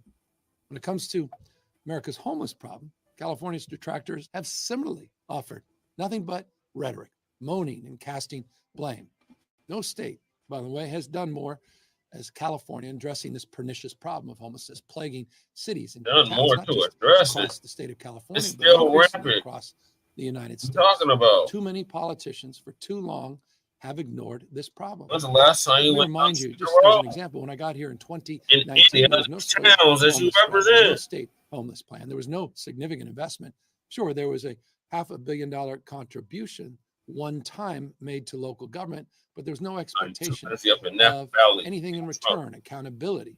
There was no demonstrable results expected. When I came into office, we wanted to change that paradigm. That's why I presented a State of the State exclusively on the issue of homelessness and mental health. This was my commitment to California. We would no longer ignore this most pressing and distressing problem. Since then, by the way, we've cleared now over 9,300 dangerous encounters, helping tens of thousands of people from tents and friendly underpasses to shelter or housing. Our innovative Home Key program has revitalized former motels, hotels, and apartments, and provided more than 15,300 units of housing. This is not a new idea. With Project Room Key, California has now provided shelter for more than 71,000 people. While the causes of homelessness are indeed, you still have over 100,000 people that's still unhoused. Y'all see this hypocrisy? Complex. The solution is rather simple: housing and supportive services. Housing and supportive services. That's why we've focused our reforms specifically to address the housing needs as it relates to reforming CEQA. I've signed now 32 CEQA reforms to build more housing faster, at the same time creating more accountability by establishing a housing accountability unit to hold cities and counties accountable for following the law. Here are the results. Just in the last year or two, we've seen some 442 actions against local government, including lawsuits to compel them to follow the law. The success of accountability in the housing space is why we're adding similar accountability and oversight for homelessness.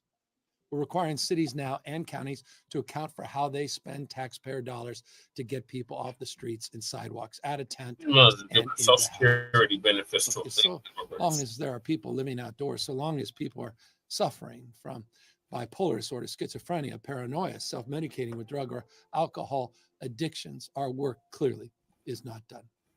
Most importantly, but no we units have created a mosaic of extraordinarily transformative and impactful mental health reforms.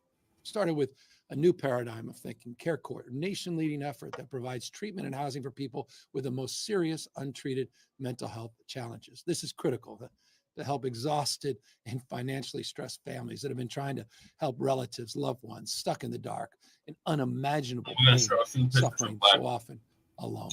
Thanks to Susan Eggman, Tom Thunberg, this program is moving out of the pilot phase. It'll be up and running in every county in the state of California by the end of this year. We also took on the difficult and politically fraught task of conservatorship reform. How many decades have we been discussing the issue of conservatorship reform, saying it was necessary, but increasingly impossible to achieve? Well, we achieved it. Now, for the first time, we're helping to find meaningful solutions for families with relatives suffering from acute mental health and substance abuse disorders. Perhaps the steepest hill to climb was tackling the changes that were necessary as well, the Mental Health Services Act. This year, we made a dramatic shift to focus the law on those struggling, to shift resources to housing. Otherwise, and supportive services. This is the biggest effort in our lifetime to combat substance abuse and mental health as well. And this is a future that was advanced because of all of you. Proposition 1. It's the future that you provided us. With the support of the California voters, we were able now to build over 11,000 new beds and housing units for those with the most challenging mental illness.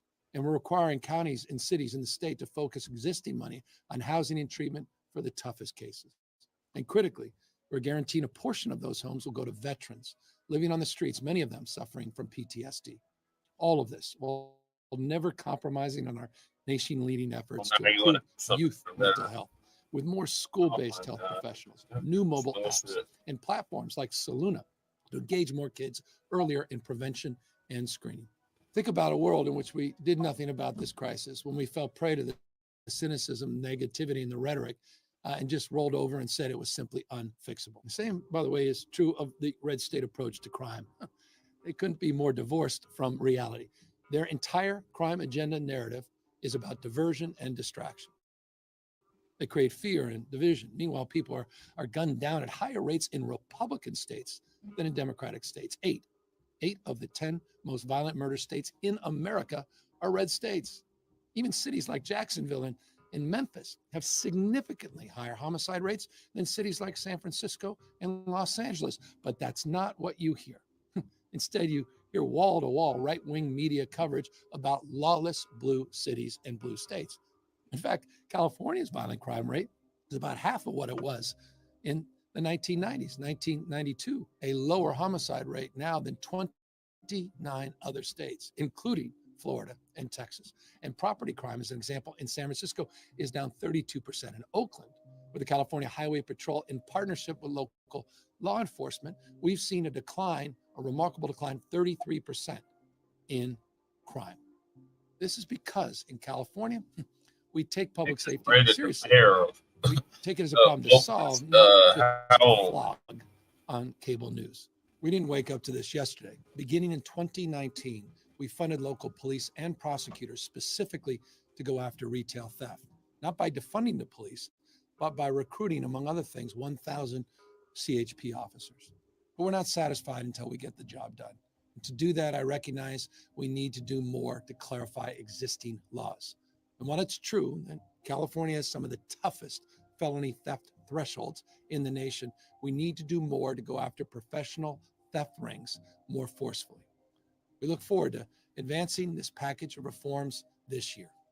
Our work on public safety also means we protect the victims of domestic violence with expanded restraining orders. We've cracked down on ghost guns. We've gone toe-to-toe with the gun lobby and ideological judges who advance their agenda. And we won't stop fighting because protecting Californians is our most important job. 30 years ago, California's gun homicide rate was 50% above the national average. Now, today, it's 33% below the national average. That's because of our gun safety laws. And red states' refusal to follow California's lead has led to catastrophic impacts. Let's put it this way. If every state in America had California's gun death rate over the past decade, 140,000 Americans would be alive today. That's the cost of fealty to the ideological agenda by the National Rifle Association. 140,000 brothers and sisters and sons and daughters, mothers and fathers would be alive today. For lawmakers in red states, with respect, bravery sometimes just simply means ignoring the best interests of their constituents, I guess, and doing whatever the donors and the lobbyists tell them to do. That's not the approach we take in California. But we're facing unprecedented challenges. Not a word, not a single word from them about the Supreme Court's perversion of the Second Amendment that allows, for example, machine guns and weapons of war to proliferate on the streets of America. It's a sickness.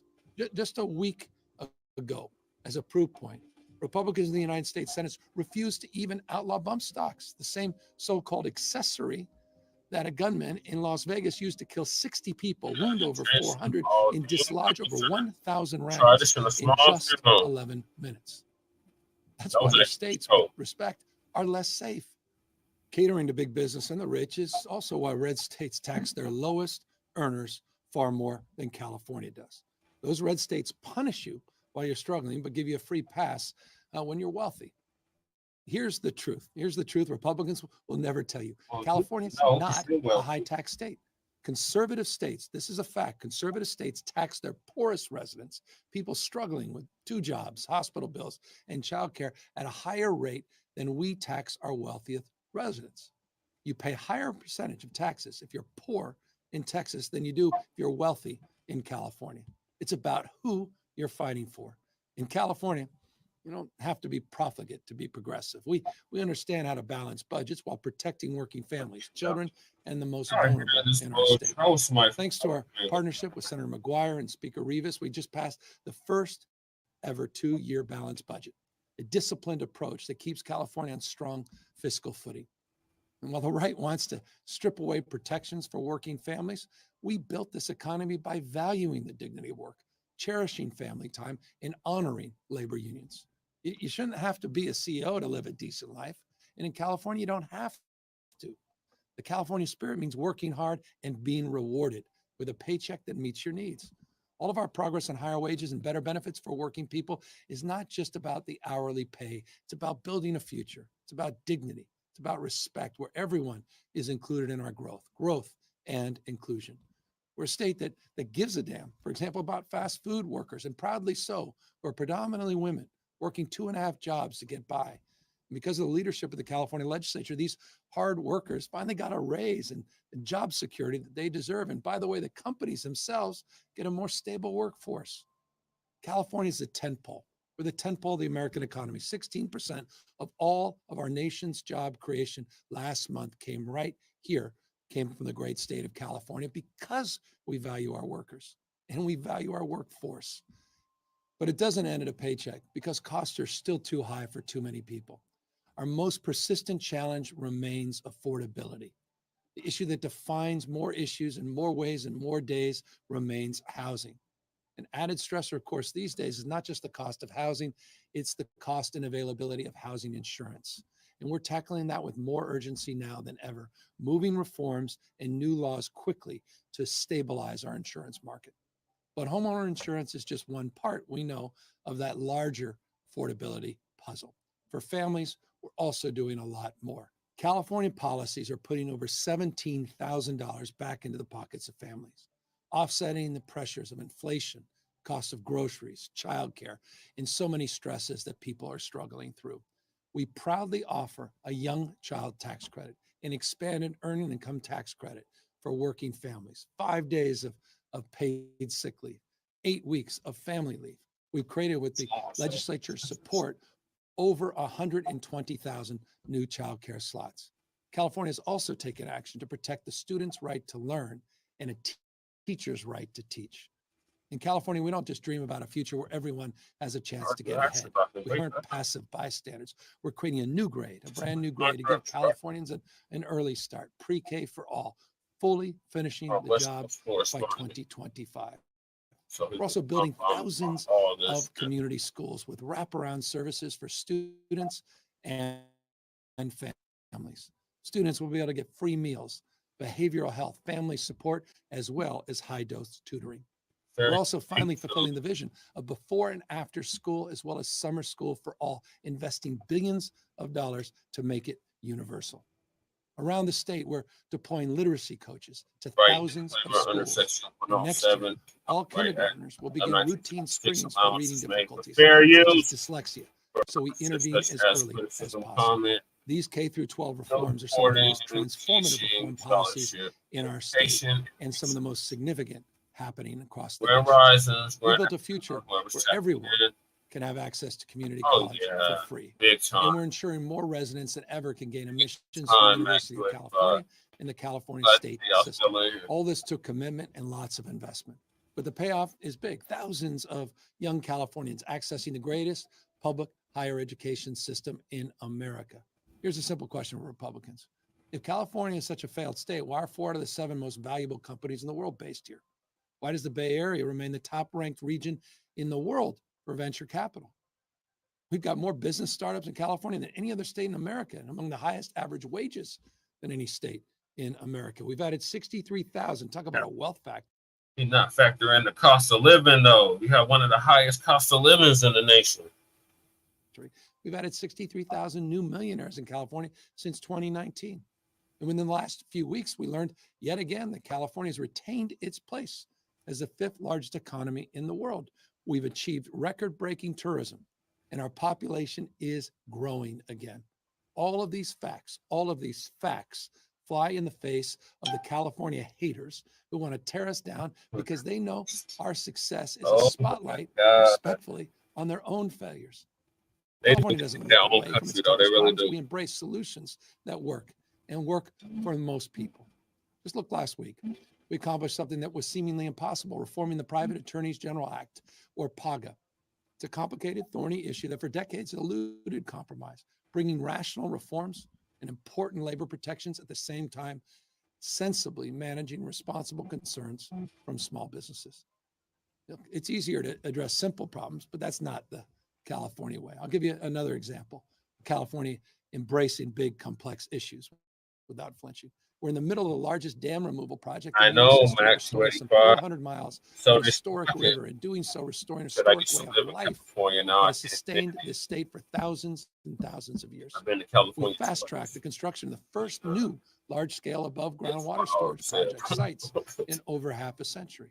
And we're moving forward with the largest climate restoration project in the nation, the Delta Conveyance, protecting our water supplies while building resilience for the state's most important ecosystem. We know that protecting the environment improves what part? What parts? No further for proof than California's economic. Are you Southern California or Northern? The revolution that's happening right now with clean cars.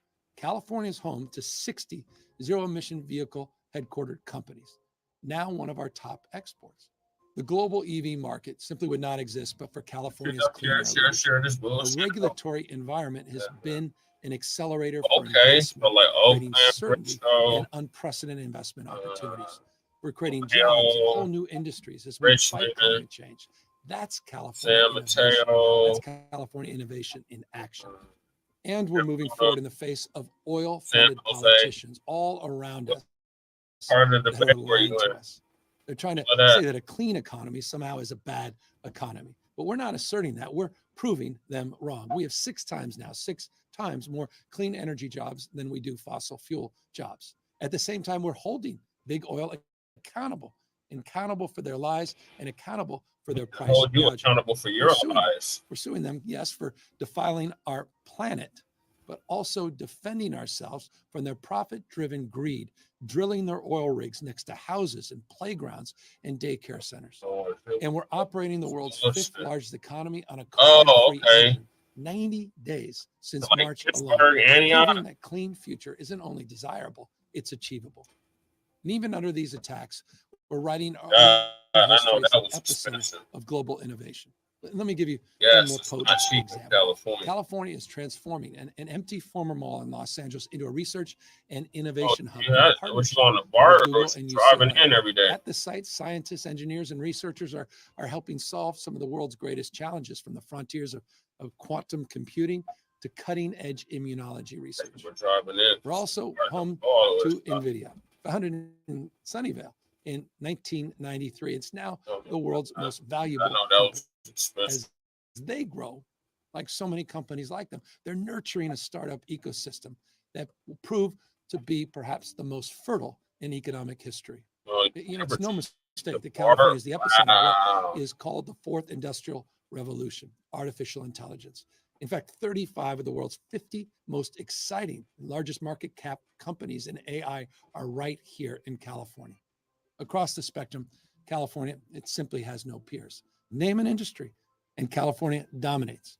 Vast, productive farms and ranches that feed the world. In healthcare and life science and biotech, bioinnovation, and arts and music, motion pictures, the best minds in the world. They call California home because they're liberated from the constraints of conformity and tradition. This is true freedom to invent and to make the world a better place. California has figured out a way to make it work time and time again, decade after decade. And in times like these, with deep divisions at home and around the rest of the world, I know it's easy to feel a little bit despair, but I'm hopeful. I'll give you another example of the remarkable people who live in this state. Thousands of Californians are now participating in community service programs that connect people through shared experiences as they work towards a common purpose. California has created a college program that allows students to work up to 450 hours of community service and earn up to $10,000. At the same time, they're gaining valuable job experience. They also are gaining college credit, and perhaps most importantly, a sense of pride and purpose and meaning. And just over the last 5 years, we've also built more broadly our service corps into the largest volunteer organization in the country, larger now than the U.S. Peace Corps. 10,000 members strong with nearly 5 million hours of service. Every year, the people of California stun the world with something new that our detractors, they could never have dreamt of. The only surprise is they keep being surprised. In a state with a bigger balance sheet than many nations, it's easy to get lost often in facts and figures. It's easy to forget what our values truly represent, what they represent to the United States, for that matter, to the rest of the world. We're building a future where everyone feels protected, everyone feels connected and respected. We're building a state that transforms the world over and over and over again. We're a state that launched a farm worker revolution, a free speech revolution, a love revolution, a computing revolution, a biotech revolution, a climate revolution, and a quantum revolution. That's us. Weird, wild, free-spirited California. A place that can elect Ronald Reagan and Jerry Bling back to back. A place for Ayn Rand and Jane Fonda, for Metallica and Kendrick Lamar. A place that can invent the internet and the popsicle, blue jeans and Barbie. California is where the most creative people in the world want to be, whether they're born in Salinas, Tuscaloosa, or Bangalore. A place where a world-class education leads to a world-class job. But I don't want to live there. That world-class job leads to a brighter future. Where standing out makes you outstanding. This is the future California is creating now. We're solving our most pressing problems with enthusiasm, resolve, and a California spirit that allows us to accomplish anything. Anyone who really knows California knows that the state of our state is strong and resilient, a beacon to the world. Thank you, California. 100,000 plus in California and still be considered poor. That's crazy as hell. All right, so that was Newsom's address for California.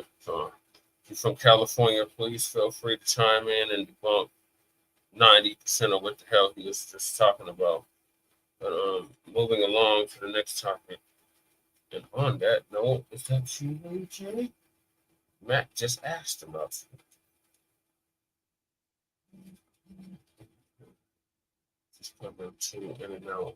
Hot off the pressures, Black Fleming, speaking of California. Compton's Black Foundation of Black Americans,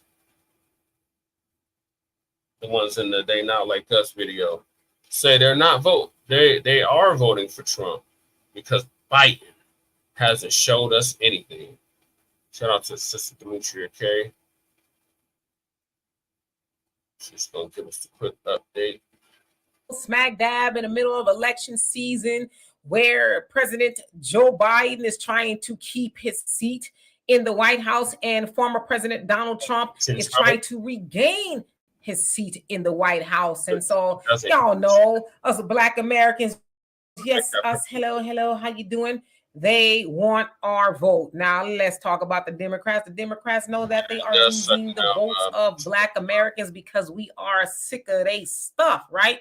Well, there's a TikToker, we'll call him that, by the name of Nick Shirley, and he goes all around the country, and it seems like he talks to everybody, specifically Black Americans. Now, this time he decided to go to Compton, California, to talk to Black people and ask them, who are you voting for, Trump or Biden? And this is what they said. Check it out. So you had to vote, and you had to vote between Donald Trump and Joe Biden. Who would you vote for? I ain't gonna lie, I'll go for Trump. I really would. I'll go for Trump because Biden ain't showed us nothing. And who do you think would unite the country, Donald Trump or Joe Biden? Nobody. The people. We have to overthrow the government in order to be anything. What do you think about them putting Donald Trump to trial? Only in America could you be still running for president and fighting the case. Who are you going to be voting for in 2024? Who's the candidates? Between Donald Trump and Joe Biden. Give me Trump, bro. And why so? A lot of them voted for him in 2020. Would you say Donald Trump's for the Black community? Yeah, don't know any Black person. For sure. Oh, we got the big dog coming up here. And who are you going to be voting for in 2024? I don't know how they voted for him in 2020. Trump for sure. Trump for sure. Biden's a piece of shit. You know what I'm saying? The other countries don't respect him. We don't ever respect him. It's real fucked up in America in the dark time. Crime is So, of course, from what he showed, the people that he talked to, now he might have talked to more people, but all of them said that they are voting for Trump for various reasons. Now, of course, we've seen a lot of Democratic shills, talking heads, and all kind of stuff saying, oh, they're telling you Black people are voting for Trump. No, they're not. They're just saying that it's misinformation, right? Well, I mean, we see all these videos of Black people saying that they want to vote for Trump. Now, whatever reason they want to vote for Trump, they can vote for Trump, right?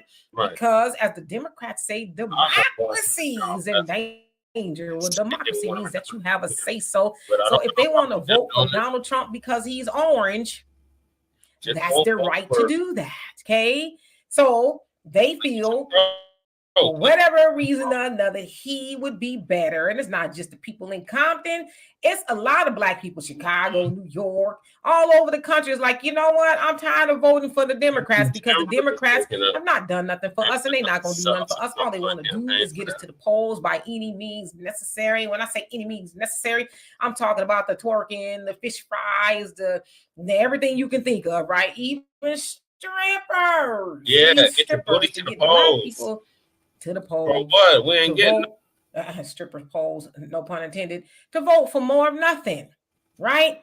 But they mad because now Black people, not all, but enough, I would think, are starting to say, you know what, let's go try Trump. Now, a lot of people, I would say Black people are like, well, it's a protest vote. I don't really care about Trump as much as, like the sister said. But a lot of people are just like, well, you know, I want to stick it to the Democrats and let them know you cannot keep, you know, taking our kindness for a weakness. You cannot keep doing for everybody else and not doing for your most loyal group of voters, which is Black people. You cannot keep kicking us in the tailbone and tell us it don't hurt that much. Show up next time we need you, right? You can't keep doing that to us. You know what we want, Democrats? We want reparations. We want hate crime bills. We want Joe Biden to get rid of those, you know, crime bills that you was the author of every major and minor crime bill since 1976. We want you to do something specifically for us. And what we also want you to do is tell those Black Democrat shields that keep getting on everything that you can think of, trying to shame and guilt Black people into stand to the Democratic Party. Tell them, instead of talking about Trump and a horrible man that he is, tell them to talk about what you're going to do for Black people to get us to go to the booth. Until then, stop trying to tell Black people, oh, hey, there's not that many Black people leaving. Oh, I guess you're going to find out during Election Day, huh? If that really is what it is or what is not. But we're going to start to see more of it because Black people are just tired of getting more of nothing. So anyway, y'all tell me what you think of that. And for more insightful commentary, please subscribe to this channel and my channel, The Demetra K Show here. Yeah, so yeah, that's the hot off the presses. So I'm going to go to our topics that this is established. And then this is Democratic lawmaker strikes back at the public plans, saying it was unfair for Asians and Latinos to pay reparations. So Lisa Cabrera is going to give us the update on that. Shout out to Lisa Cabrera. All right, we're good now. Ladies and gentlemen, listen. Yeah. We got so many people up in our business when it comes down to reparations. And it's almost like even the fence climbers are coming over and believe they got a say. Yeah. But one thing I want all of you Latinos that don't like Black people, this is what I got to say to you. You gonna always have that not quite white look in your face. Mm-hmm. Your facial features will never allow you to be fully white. Yeah, so the fact that you think because you join in with them that they're going to treat you better, they're going to treat you like dirt too. Yep. See, you going to always look not quite white. Okay, and it's not going to cut it up in this system at the end of the day. Yep. Those people are going to turn around and treat you like trash. Yep.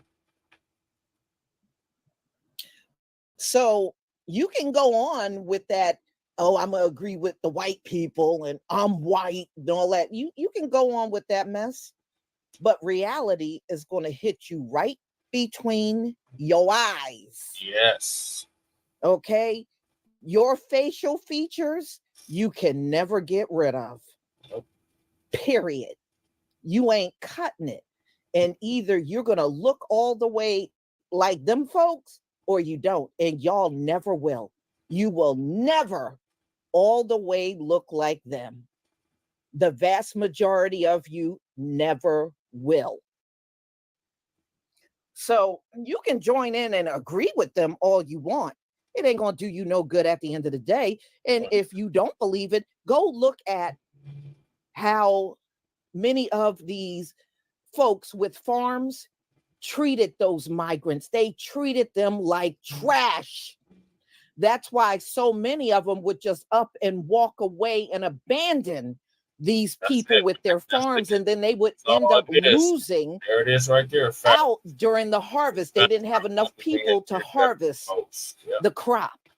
That's it. Because they treat them like garbage. See, they don't vote blue no matter. So for some reason, y'all think you got some major leg up in here, and you really don't. And I can't wait. So let's get into this story. Let's get into it. Ladies and gentlemen, you know, one defining thing I noticed whenever the topic of reparations come up, these folks talk as if the Black community have not paid any taxes. We would actually be paying our own reparations through this government as well, because our community have been paying taxes since they've been working legally out here. Yep. So it's amazing how they don't want their tax dollars coming towards the reparations, but our tax dollars that Black people also paid into is paying for these immigrants. Yep. It's paying for the war in Israel. Yep. It's paying for Ukraine. Your black tax dollars are paying for that too. It's paying for reparations for all these Native Indians, Holocaust victims getting money from the American government. And guess what? We did not have a thing to do with any of those issues you talking as well. City. But our tax money still went towards that. And when y'all say you weren't a slave, that is the dumbest comment in the world. We had many of these people getting checks. They weren't in the Holocaust. They're offspring. Many of these natives that are getting money, they weren't in the Trail of Tears. It's the offspring. The slaves weren't supposed to get the reparations. Their descendants are supposed to get those reparations, just like it is in any other group that gets reparations. It's the descendants. So if you want to question us about being slaves, how come you're not questioning the Native Indians, asking how come you got to pay them? They're not laying in a mass grave. How come you're not saying that crap to them? Because at the end of the day, y'all, it's all about race. We are the one group they never wanted to give to. They don't want to pay for all the labor that they benefited from and still benefit from. Mass incarceration. They don't want to right the wrongs of the past. And that's fine and good. But the next time something happens and they want us to join hand in hand, immediately tell them no and use their language back on them. Tell them, I don't have nothing to do with those wars going on overseas. Exactly. I didn't start the war in Ukraine. I didn't start the war between Israel and Hamas. I didn't start. So start using that language back on them. When they're looking for your support, start using that language back on them. Well, why should we fight for this country? We don't have nothing to do with not one single war that was fought. Y'all started all them wars. And we had, unfortunately. So start using the I don't have nothing to do with language when they're in need. Just start using that from now on. So I'm going to go ahead and share my screen. And we will get started so you can see exactly what this live stream is all about.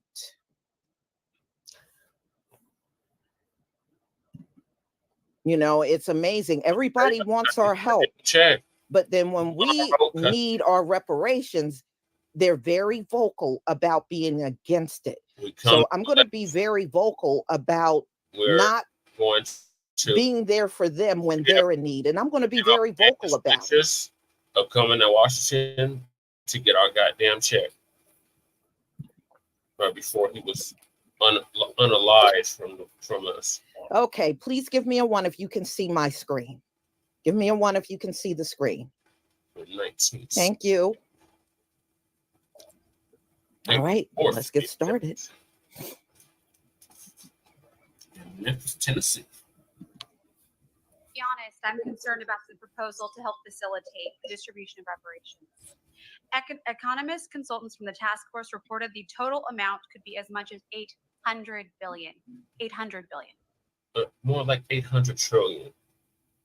But if you're talking California, just make it a full billion. Or trillion. Just make it a full trillion. Why are y'all 800 billion? No, a full trillion. Start there, California. That's 2.5 times the size of our entire state budget.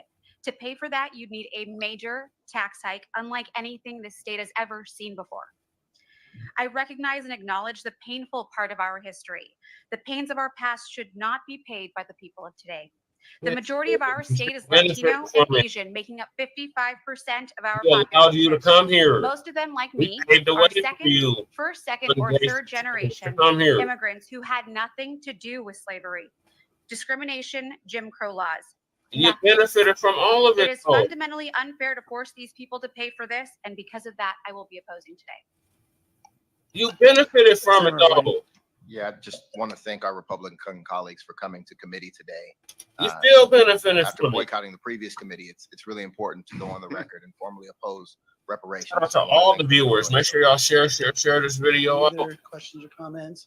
Yeah, I want to thank Senator Bradford once again for bringing this forward. Again, as I said earlier, it's one thing if you have a commission report, what have you, but the reality is that actions are necessary, and that includes reparations. It includes, in some cases, monetary reparations. There's many different ways and different forms that can take place, as the commission report recommends. It's not going to come out of the $800 billion balloon payment from the state budget, but at the end of the day, compensation is necessary. Yes, I understand that it's hard to ask those of us currently sitting in the legislature to make those commitments, but no one asked Black families over generations if it was okay to take their wealth, if it was okay to enslave them, if it was okay just got our channel back, and Shabaka's Black Experience Enhanced. If it was okay to put their children in generations of poverty. This country became a superpower based upon free labor of African descendants over hundreds of years. We need to recognize it. I know it's not going to be easy. It's not supposed to be easy. Americans over. It's not supposed to be easy to actually admit when you've caused pain. It's not supposed to be easy when you actually try to repair and heal that pain. And yes, we do benefit. We still benefit to this day from what happened to our brothers and sisters in the Black community over so many generations.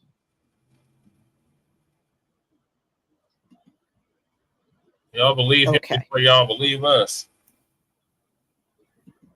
So you heard that. Right out his mouth. Yes.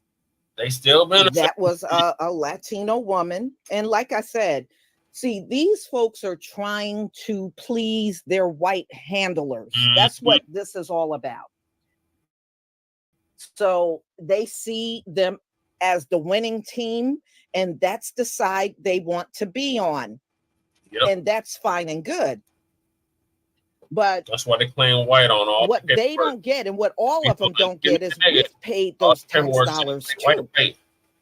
And if we get reparations, part of the tax dollars that we paid into it also comes back to us.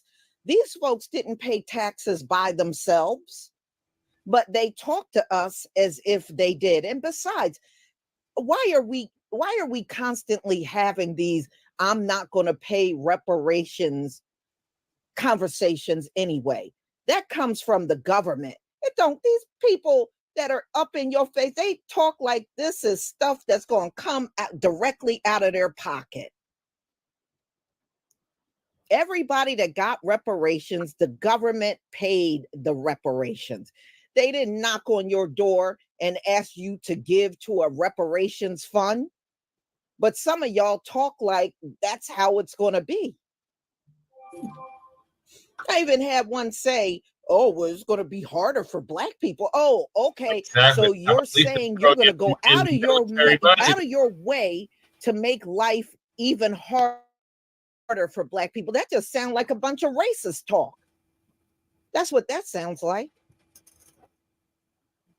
Yeah, that's exactly. But at the end of the day, y'all, it's never a problem with giving any forms of money, even to people that were not born and raised in these countries, that they're climbing the fence to get into. Otherwise, the Democrats it's okay to give anybody money except for us. And you can tell several elections. They came up with this centuries ago. They did. So when they set the slaves free, in it for the long they already determined we are not going to give them anything. We're not going to give them nothing because y'all all say the same damn thing. You can tell it was taught to you. Yep.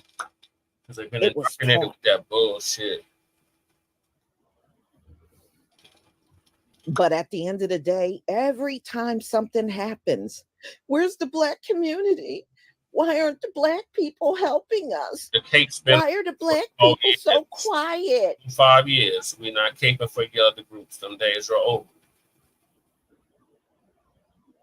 And like I said, then as soon as they say that stuff, we go into the same song and dance. We don't have nothing to do with what's going on. We didn't start it. It didn't happen from us. So I know how to deal with you.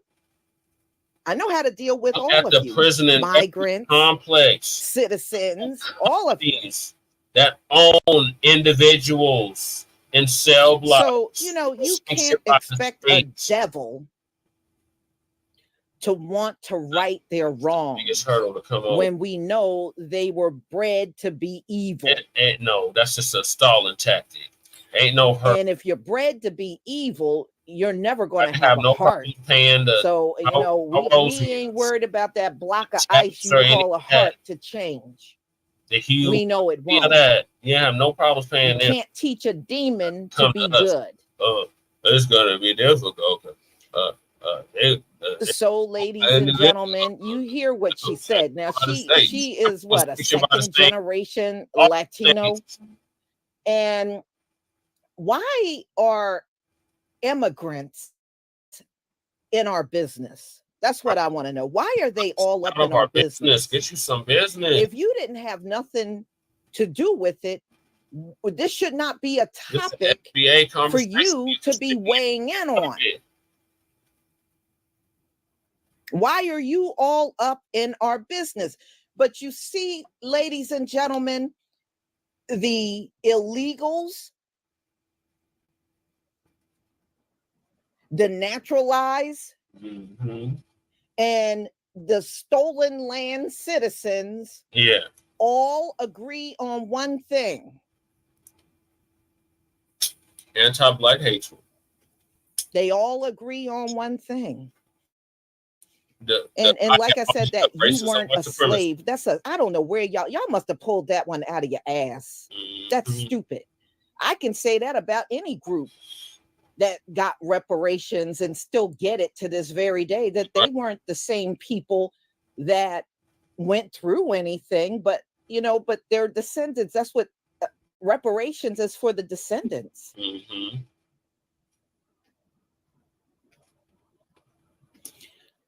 So y'all, now it doesn't matter, it doesn't matter whether they were born and raised here or they're a stolen land generation of people, aka colonizers. They all think the same when it comes down to us. Never lose sight of that. No wonder why the Most High is going to have to do a worldwide cleansing on these people. So I'm going to go ahead and conclude. Thank you so much for being here. I deeply appreciate it. Yeah, thank you all for seeing here on the Frontline Black News. We appreciate you as well. So, still Democratic related. Y'all, Vice President Kamala Harris, Scam Mala Harris, Ho Mala Harris, says that Trump is using what is he using? He's using his cases to relate to Black Americans as offensive. Kamala, first of all, you ain't even Black. In the Jamaican part, there's skepticism toward that. You are Brahmin Indian. You're from the same place that Gandhi was from, who was an avid racist white supremacist, who did nothing to help the Black Exanians in South Africa during the apartheid movement or resistance, did nothing to help Black people here in America, and they have the audacity to put a statue up of him next to Martin Luther King Jr. and Rosa Parks. Shameful. So there ain't no Mahatma about you. You was a racist, and so is Kamala and her whole family as Brahmin Indians who are from the upper echelon of the caste system in India. So now she's trying to, the bad Republicans, you just need to support us because we're just not like those bad Republicans. Stop it, Kamala. You're not going to be able to ski your way to presidency. It's not happening. Were you born between 19 1979 and 1989? If so, you can get $250 to spend at time. Well, tonight on the podcast, ladies and gentlemen, our Vice President, Kamala Harris, is on MSNBC, and she was doing an interview on Morning Joe. Well, our Vice President, she was asked a question about Donald Trump and what he said about Black people. But I want you to check out this clip, but then I have some questions as well. Trump says he connects with Black voters now, especially because of his felony conviction. He got indicted a second time and a third time and a fourth time. And a lot of people said that that's why the Black people like, because they have been hurt so badly and discriminated against.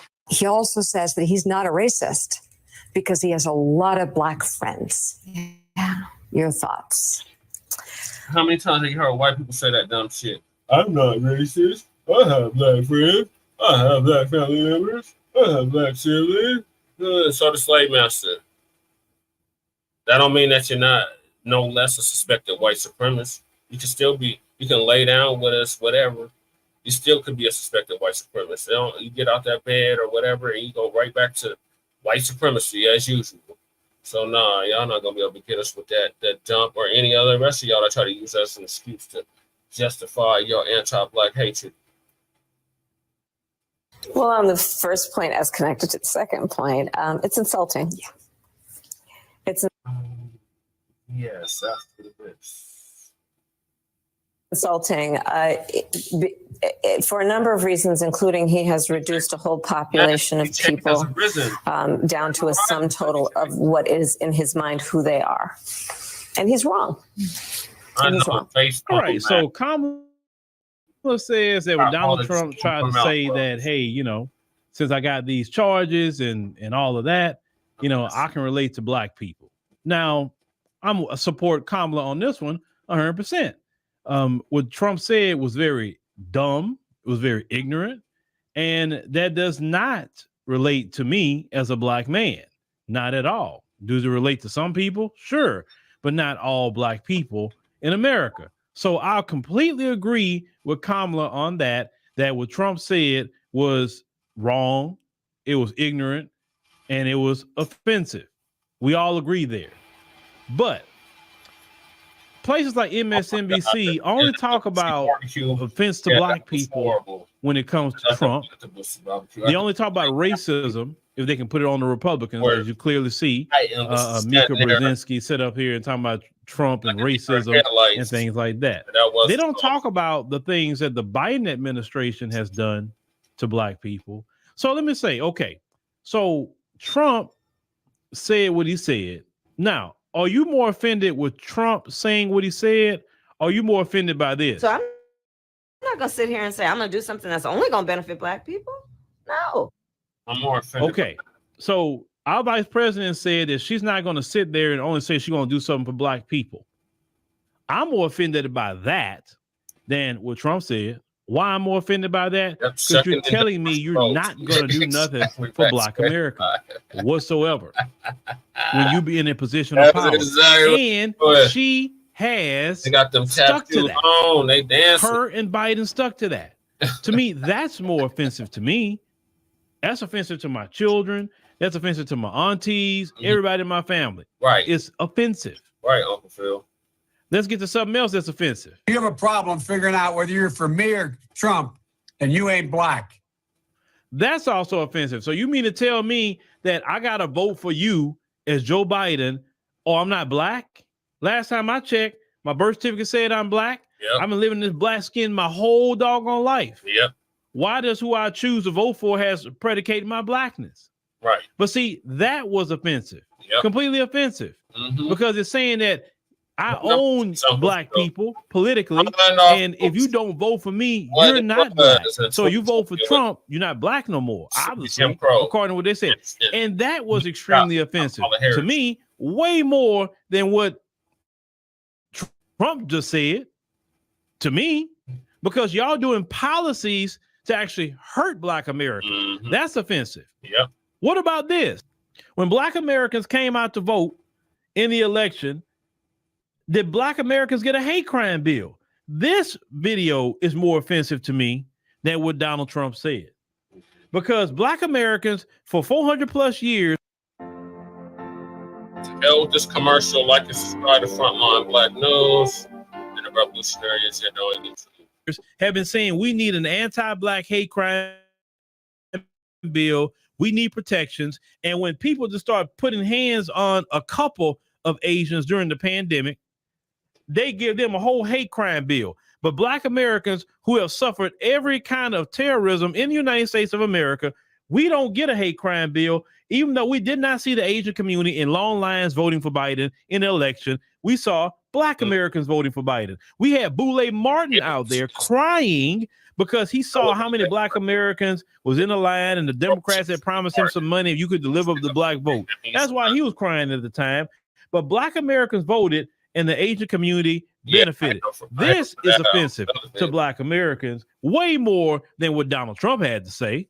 And because of the policies of Joe Biden and the Democrats having an open border policy, he brought in not only migrants, but he brought in migrants that was hostile to Black Americans.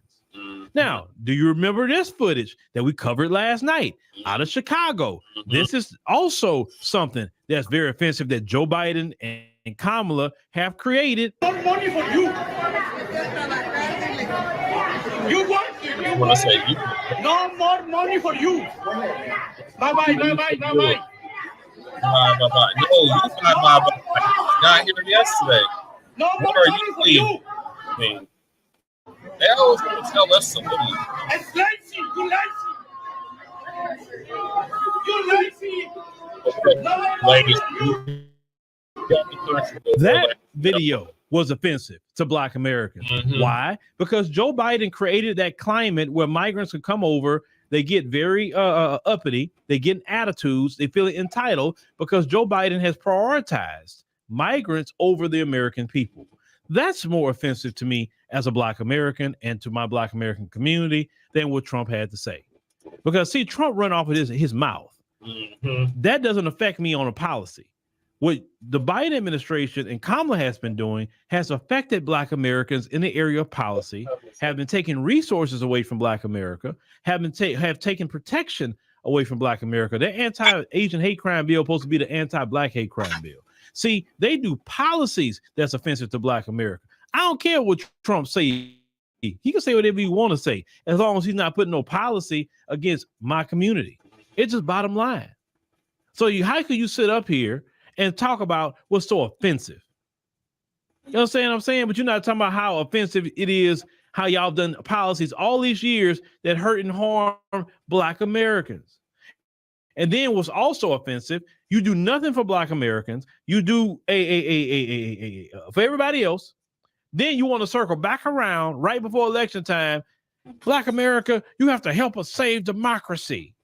No, we don't have to help save nothing because that democracy haven't benefited us. It hasn't. If you want to show us democracy work, we need our reparations in the form of cash payments. We need our anti-Black hate crime bill. We need the same things the Native Americans get, tax-free status. We need that. We need our land allotments and everything else that they get. Whatever they get, that's what we need to get right there. Because we suffered enough in this country for it and continuing to suffer in this country.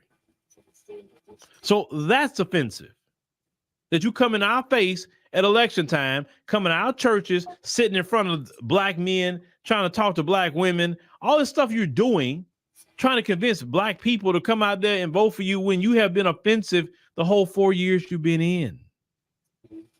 And as I said many times before, go reach out to the people that you have prioritized. Go reach out to the LGBT. Go reach out to all those white women that you're prioritizing. Go reach out to the migrants. Go reach out to the Ukrainians overseas. And the ones go do all that. Here. Reach out to them. The reason why I say reach out to them because that's what you've been prioritizing. You should not prioritizing Black Americans. So yes, your policies have been more offensive to me than what Trump said any other day of the week. Right. Sorry, it's more offensive to me. And Trump haven't did any policies that I can say man, he really hurt Black America by doing this particular policy. He ain't doing that at all. Right. And y'all never can say he did that. Nope. So let's leave the offense talk just alone, right?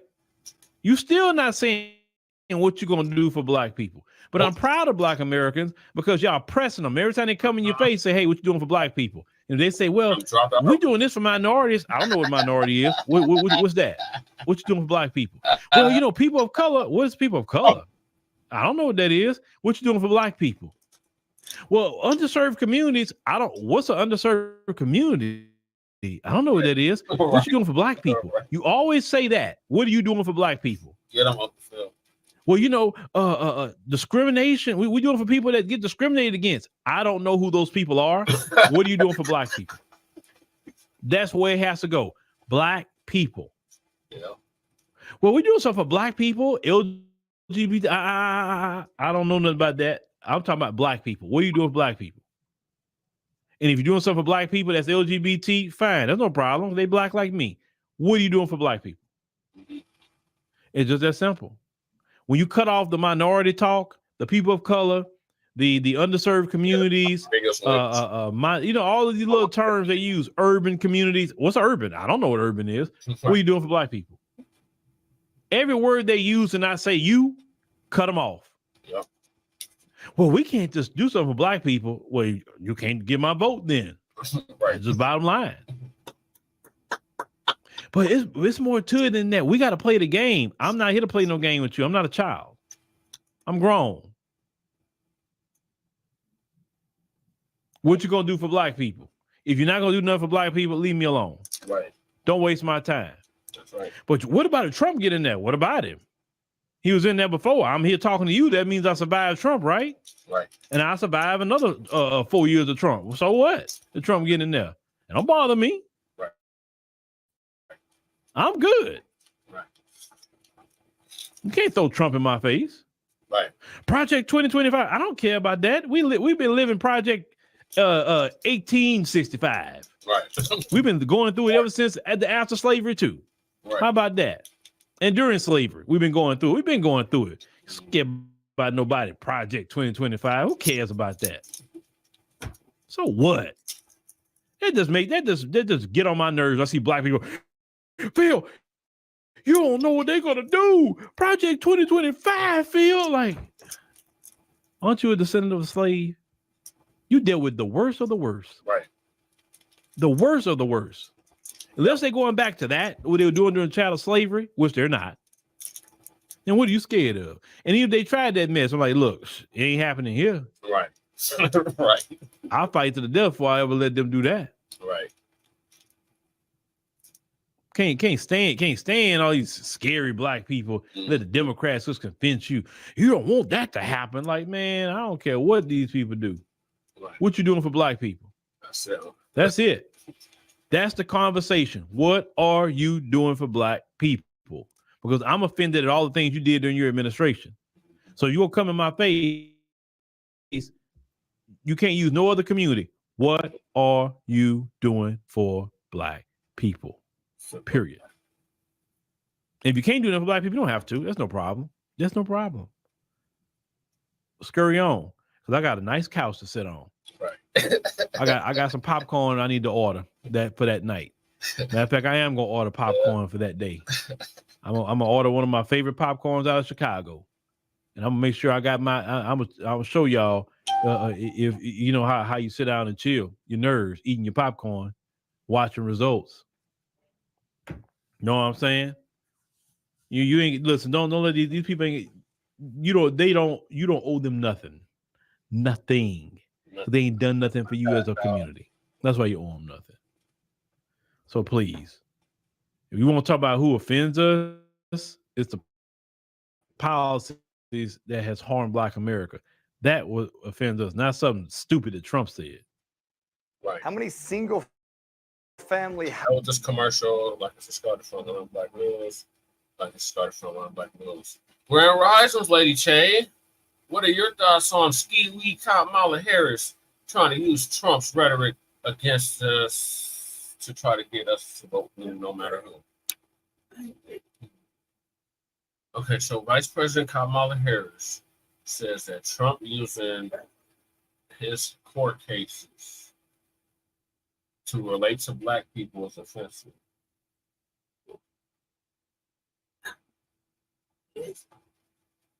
She is. Okay.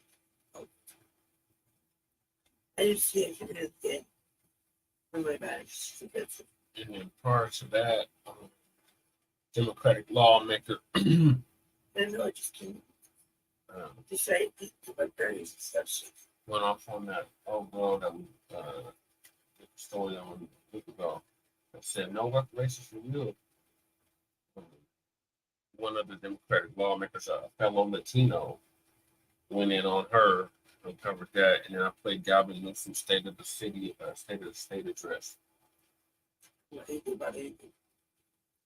Honestly, I'm trying to get up to speed. It's so afternoon. yeah, I'm not right. You know, that's me now. Yeah, I told her. That's medicine has you out. Basically, that's the guys. Well, Mac was worried about you. And I forgot that. Went crazy. Literally crazy. Mac, Lady Che is in the building. Right. And twins in here too. Literally crazy. Sister Becca's in here. We got, I guess, Irish brethren. Walter Davis in here. No, we got. And you see,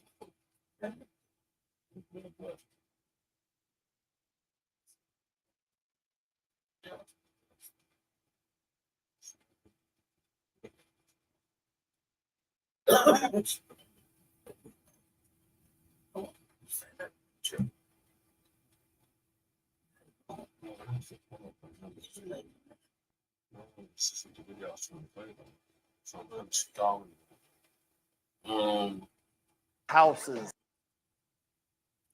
There's another video of Tulsa case. thank you. Oh, the video is not in the queue. So this isn't the right video. I have to queue up. This is not the right video. Very cute. Bible is on his heels. Salute, Greg Marshall. No, I have, it's not random stuff. I have a key. I just don't have the right video for this topic, the next topic. Lady Che, I need you to talk to the people if you can. Huh? Say a few words to the people. Thank you. I looked at it. I say hey to you. What are you going to talk about? Are you going to talk to them about? You going to talk about? Make small talk with them. They were so concerned about you. They weren't. Yes, they were. You said it in the chat all the time. But yeah, so just to say that, well, you want to talk to somebody, or you look for something. I don't know. I didn't feel like the art. I don't talk because they get blamed for something else. I'm just out here fighting. I talk about fighting all day. Not a wife down.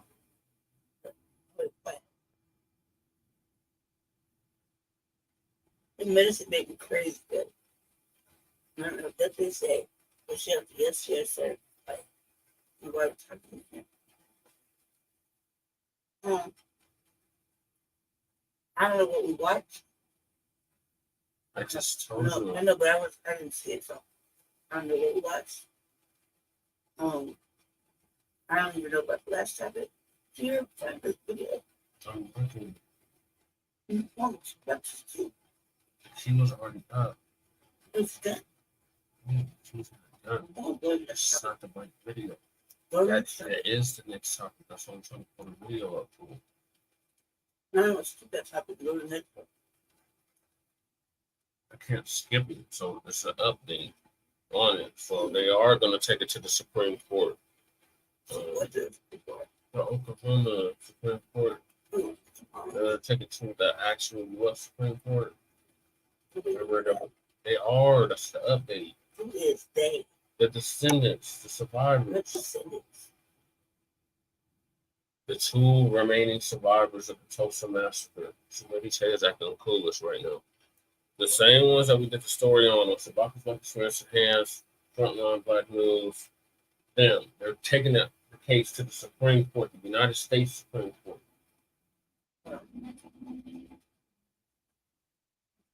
It's good bad for them. It's good for them and bad. I don't think it's hot today. Yeah, it's gonna be 100 degrees today. Stay cool, y'all. It's already 94. Mm-hmm. It just hit noon, a little past noon out here. 98 is the high. I think we could crack 100 today. Yeah. Oh, it's Tuesday. Yes. We got Sabaka's Black Experience Hands later. Better. I'm trying to stay away. Thanks to the candidates, the races today. That's going to be during the Sabaka's Black Experience Hands. It's a conflict. No, it isn't. No, it isn't. What are you talking about anyway? This is the Y'all show. El Y'all and Sister Cedar. Yes, I got a conflict. We got a city rate system. City web systems. We won't know by tonight. I know, but we should be streaming the fucking stream. Oh, it's literally going to interfere with Sabaka's no, Black Experience. We just have to do one. Then we do this one. So you're saying we're not going to simulcast on stream one? Yeah, go ahead and do that. I'll look at this. You know, we do live in Colorado, right? Yes, I know what Klux Klan state we live in. We'll look at us for the news, right? Mm-hmm. Yes. But we're not restricted to Colorado. No. Every year, the week stream not the primaries. Doesn't matter We what don't do the election primaries. Doesn't matter what We do election. the actual general elections, yes, but not the primaries. You do that. We street sometimes over there. One minute for show up.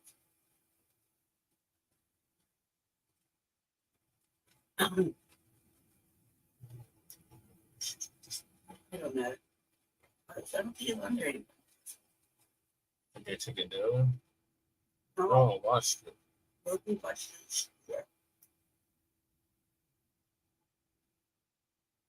Yeah.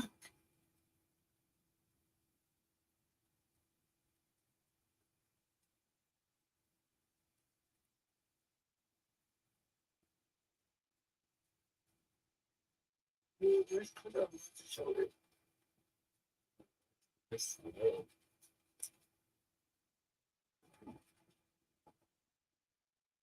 Where's it by? Lisa Cabrera. Where's that's the two? That's not the video. I know it's one of this.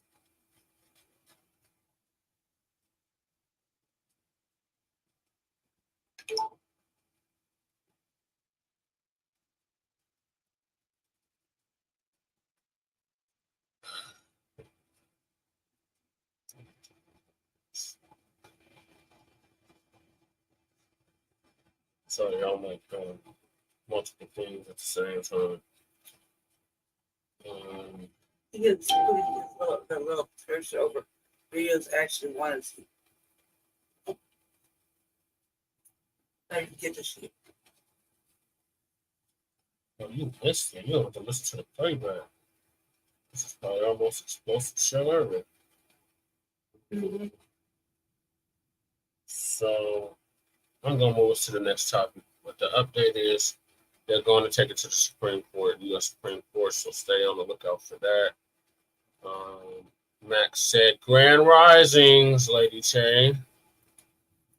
We're about to see. And this is the weather our ancestors had to slave in, right? From sun up to sundown. The only day we got off was Sunday. That was a Lord's Day. Went to church on that day.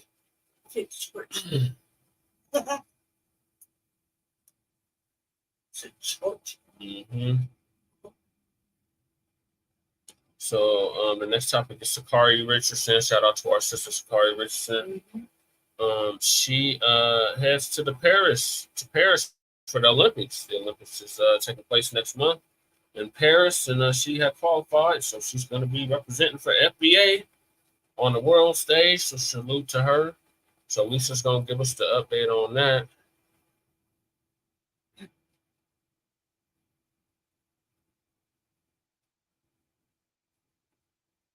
Watch it there. 97. It's not favorite.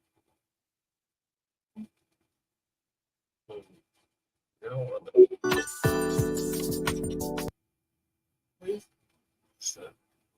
I watch it that week. Yeah,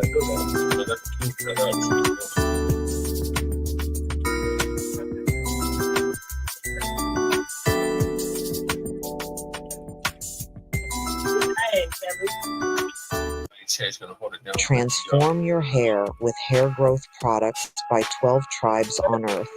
Experience natural, powerful ingredients that promote thicker, longer, and healthier hair. Say goodbye to thinning and hello to confidence. Hair growth oil, shampoo, spray, and butter by 12 Tribes on Earth, because your hair deserves the best. Just look for the links in the comments section. Congratulations to Sha'Carri Richardson. She is officially going to compete in the Olympics in Paris. So Sha'Carri heads to Paris as women's 100 gold medal favorite. Good for her. You know, they robbed her out of it the last time over some marijuana. So this time, look like she is going to make it. Good for her. I love track and field. I'll probably will be one person definitely watching. And Simone Biles, if she's there for gymnastics, I'll be watching that as well. So ever since she dominated her signature race at the 2021 U.S. Olympic trials, only to have her breakthrough victory wiped out because of a positive marijuana test. But it wasn't there a gymnast. It was a white gymnast that also failed her drug test, but they let her go ahead and compete. It was a big mess. But it's the typical stuff you always see when it's one of them. Yeah, they failed the drug test, but they can still compete. But Sha'Carri, over some marijuana, she can't compete. So America's best known sprinting star knelt at the starting blocks, a look of determination etched across her face. Oh my God. And yeah, the redemption was just a single 100-meter sprint. So good for her. Good for her. So Richardson and bear hug after she crossed the finish line were two of her training partners under coach Dennis Mitchell. Melissa Jefferson, who clinched her place in Paris by taking second, and I think that's Twanisha Terry. She came in third. So the three of them will be going to the Olympics. Good for them. You know, at the end of the day, y'all, you know what it comes down to? And even in this Olympics, the U.S. and Jamaica. I'm serious. That's what it really comes down to when it comes down to the women. It's the U.S. versus Jamaica at the end of the day. So I'm glad she qualified and she will be going, And I remember the last time, it was not long after her mother had passed. And, she had a strong performance. And I have no doubt that she will have a strong performance over in Paris. Not only does she appear to be fit and confident, Jamaica's decorated trio of veteran sprinters haven't displayed the same dominance as they did 3 years ago when they swept the women's 100 podium in Tokyo. So I just, there is something about track and field that always attracts my attention. Even when I was in school, I used to go to the track meets and watch. And my brother he was on the track team for the time he was in high school. And during the time I was in school, Carl and Carol Lewis, they were living in the town that I'm in. And I saw them every day. And their father was the track coach. And their mother, the whole family, even their mother, she competed in the Olympics. The whole family went to the Olympics. The father, the mother, and we know Carl and Carol. So, that's phenomenal to see something like that, especially in one family. So now Richardson will take aim at becoming the U.S. first gold medalist in the women's 100 since Gail Devers in 1996. Link on StreamYard. So she goes on to say, I'm not back, I'm better. Well, good for her. Let her have all that confidence. There's nothing wrong with that. So y'all, just please tell me what you think about this story. I will be watching, only because I like the Summer Olympics. The Winter Olympics, I know people are into the figure skating and all that, but for the Winter Olympics. But the Summer Olympics, yes, I can get into the Summer Olympics. Yeah, I like the Summer Olympics. Y'all, please tell me what you think about this video. Please leave your comment and subscribe. Don't forget to hit on the notification bell, and I'll see you on the next video. Qualified, yeah. Because there was another sister that had disqualified. So I'm glad she made it.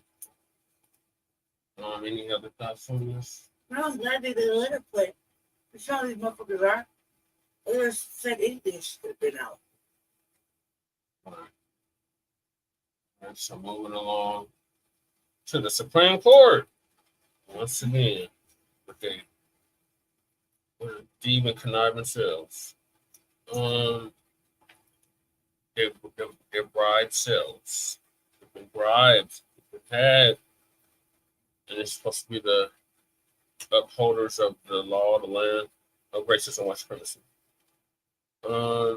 Supreme Court ruling U.S. citizens can't bring non-citizen spouses to the U.S. Again, this is Lisa. We help individuals and organizations better lead and manage change, and now we're excited. Ladies and gentlemen, the Supreme Court made a very interesting ruling. And I think doesn't this impact the passport bros? I'm just saying, Supreme Court says U.S. citizens don't have the right to bring non-citizen spouses to U.S. They've been making a lot of rulings lately. So this is a recent one. Americans don't have the fundamental right to have spouses admitted. So you want to marry someone from another nation and then bring them here to the U.S. to live, they're saying not so fast. But isn't that the whole premise of the passport, bro? But I mean, not unless you plan on living in their country, then I guess you're okay. But if you want to bring them back here, the Supreme Court is saying, I don't think so. So the Supreme Court ruled this past Friday that U.S. citizens don't have a fundamental right to have their non-citizen spouses admitted to the U.S. The court decision was 6-3. Along ideology lines, it ruled against a California woman who sued the State Department and claimed her rights were violated because her Salvadorian husband, his green card application was denied without explanation. The court rules, they said, is a blow to Americans that want to marry foreigners. U.S. courts have already drastically limited Americans' ability to challenge visa denials. Wow. Wow. So Americans cannot challenge visa denials in court. But Friday's decision further limits the grounds on which they can sue. No, this happened on a Sleepy Jim Crow. So they're saying you do not have the right to have your foreign spouse here. That's what they're saying. It does sound like Trump. Yeah. Writing for the majority, Justice Amy Coney Barrett said Congress is free to write immigration laws in a way that gives priority to family unification. But the Constitution doesn't require such policy. This is an area in which more than family unity is at play.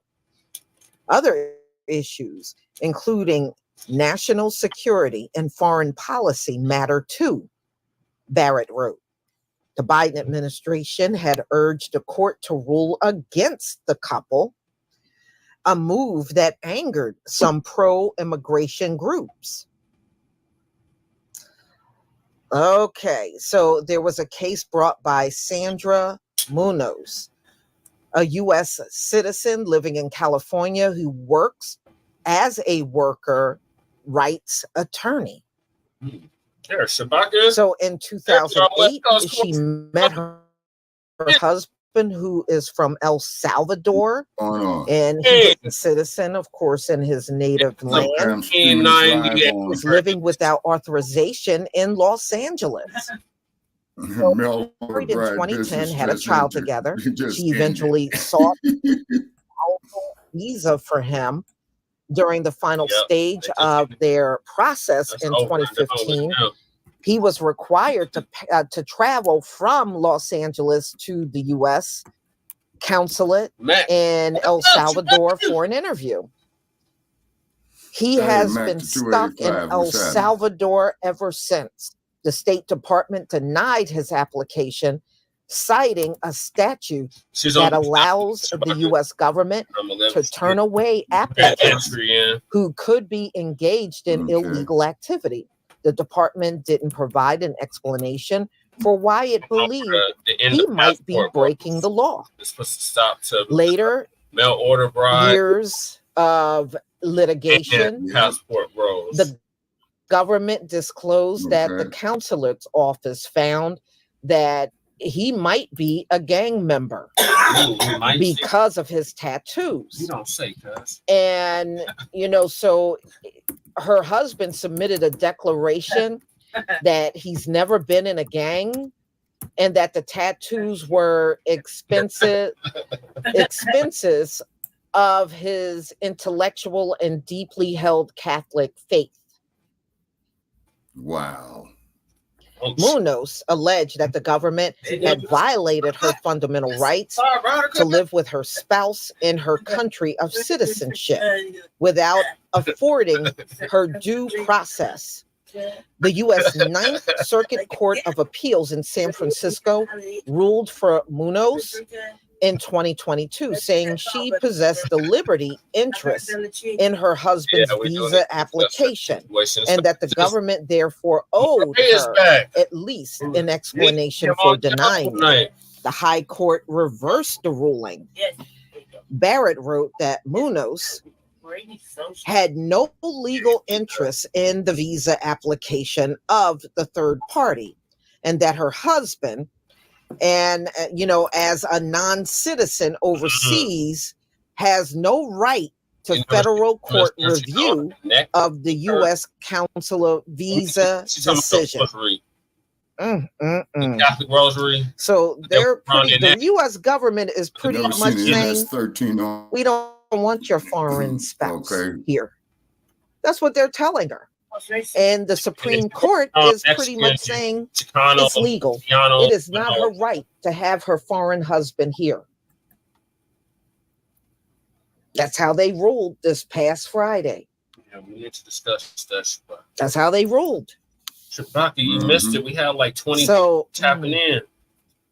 My question is, because some of y'all believe in all that passport, bro, what does this do for you? You want these foreign women. So what? So what is it your choice to get with these get with these women and bring them back to your country? Because the Supreme Court is saying you can't do that. You can't marry them and then haul them over here and expect us to accept that. We're going to send them back. So her husband went back for an interview in 2015, and they would not allow him entry to come back into the country. So this woman literally has not had her husband with her in the United States since he left for his interview in El Salvador for a visa. And that was it. He was never permitted to come back here on U.S. soil. So she wanted an explanation, but they're pretty much saying they don't have to give her one. They don't have to give her one at all. So Munoz may be able to live in El Salvador along with her husband, or at least visit him there. But not everyone is so lucky. This is what Justice Sonia Sotomayor, this is what she said. That's all Sam. So y'all gonna have to tell me what you think, because they said, a lot of these U.S. citizens that try to bring these foreign spouses here are literally making a mockery of the due process. Well, the due process of America is a fucking mockery. And, Biden, of course, is trying to come up with a new program to make the path for permanent residency for foreign spouses of U.S. citizens a little easier. But will he be able to pull it off? Who knows? But y'all, you're going to have to tell me what you think about this video. And like and please subscribe leave to your comment Black and News. subscribe. Don't forget to hit on the notification bell. And I'll see you on the next video. Peace, family. Okay, because I'm sharing this. That's right, Sha'Carri. All right. Well, greetings, Sha'Carri, from the mile high income in a legal migrant flooded city. It is a balmy 97 degrees right now. Oh man, you guys got it made, man. We out here about 110 degrees. You know what I'm saying? The sun is out, so therefore, we invite all reptiles to come out here, sit with us in the sun. But you got to leave your sunscreen at home. You see what I mean? Because the Almighty blessed us with this melanin, man. You know what I'm saying? And folks, this is not hatred. You know what I'm saying? And then, of course, we do know the comedy is getting ready to come up between old crooked Trump and old senile Biden. We're going to be live streaming. Oh, okay. So I might have to call in and have you patch me in, man, because, I'm quite sure I'm getting low on data right here, until I renew that. and what have you. This is so I'm sharing it. End of the month, Spock, you should be, I think you got enough to get you to the month, depending on how the cycle is. Okay. Yeah. So it's probably going to go dead by the 1st. You know what I'm saying? And then too, as you do know of the situation that's happening over there in Kenya, okay, is that, you know, we researching the situation over there is because they showed on mainstream news of Barack Obama's sister, you know, Auma, A-U-M-A. And she was up there during the process of getting tear gassed or what have you. So it's probably some neo-colonialism shit. You know what I'm saying? It's but they were just in Haiti. They were in Haiti. Sent a bunch of troops to Haiti, remember? Oh, yeah. So now the plot thickens. Okay. So let's look at some history here, folks. You know, I'm just stupid. That's all. Okay, you had the Mau Mau in Kenya with Jomo Kenyatta, you know what I'm saying, who they referred to as the burning spear. Put the work in and and then of course down in Haiti, what you had going on there in the 1700s. And then when we look at ass scratchers like Dr. Ben Carson, Morgan Freeman, brain dead motherfuckers. You know, we got to separate ourselves. No, don't throw Morgan. Not Morgan Freeman. Just driving Miss Daisy. Leave him alone and let him continue driving Miss Daisy. He's just telling them saying for the longest. We are the foundational Black Americans. We are the reason why this country exists. This experiment, this calling, we exist. We made it great. Yeah. Great. Well, what did you say, Brother Paris, that you sure will put it, you know, they're in fear of one big nigga, huh? Yeah, they see us as one nigga, and these niggas is delineating from the other niggas. That's not on code throughout the diaspora. Yeah. Well, sir, that's why we created the hashtag and the group by the same name called Resurrection of the Mental Dead. Yes, sir. Mm-hmm. So what are your thoughts on the Into the Passport roles? Okay, well, on that there, you know, I like to see it crumble, you know what I'm saying, because it was a racket anyway. Then, of course, you know, you got people in the U.S. government who's getting paid and getting kickbacks off that bullshit as well, too. Yeah, they're abusing the system, somebody. Yeah, the system.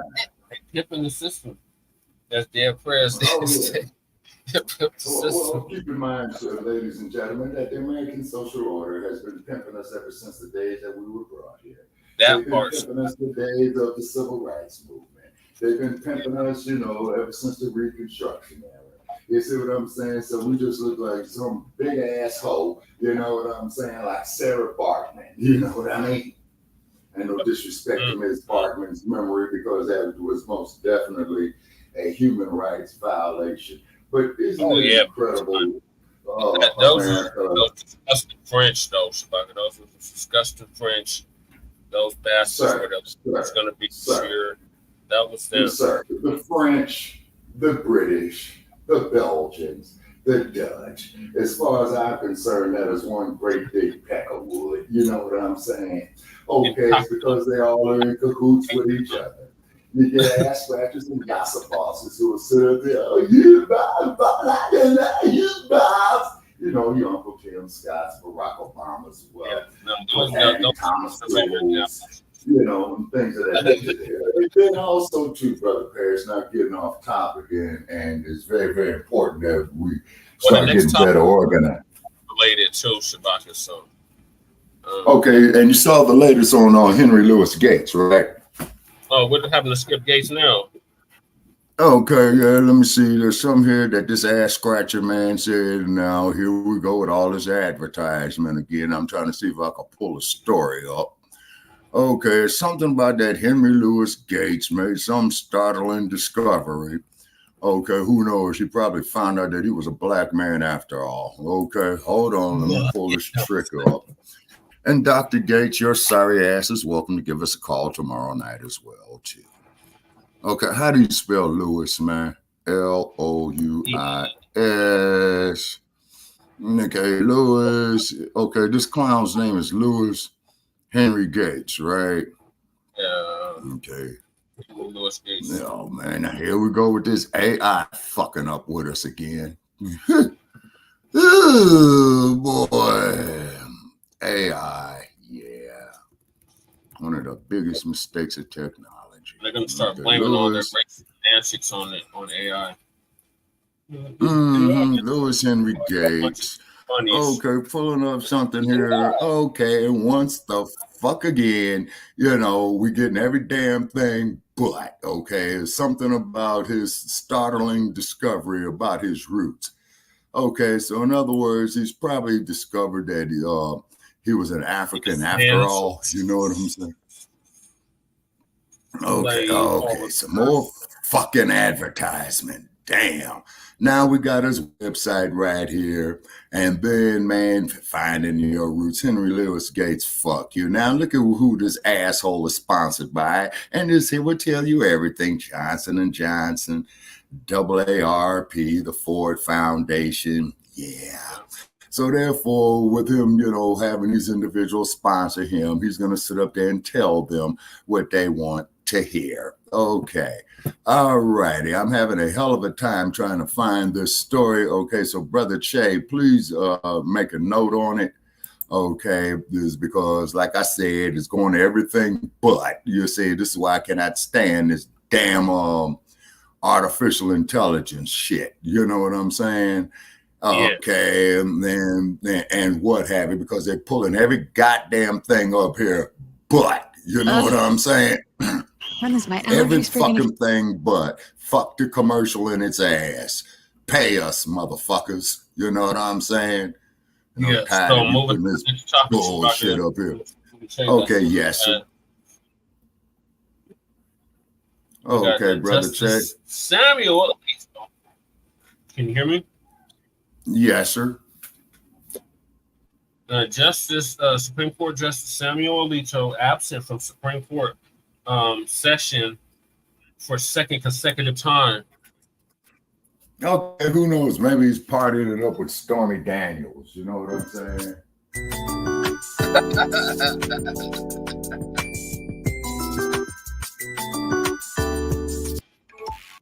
So Lisa gonna give us the update on that too.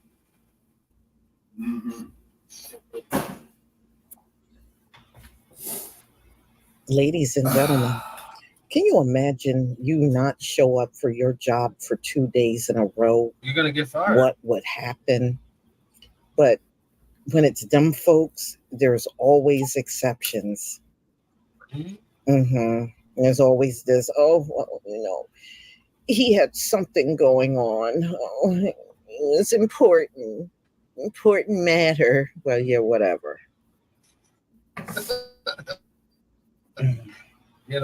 So, Justice Samuel Alito has been absent from the Supreme Court session for 2 days in a row.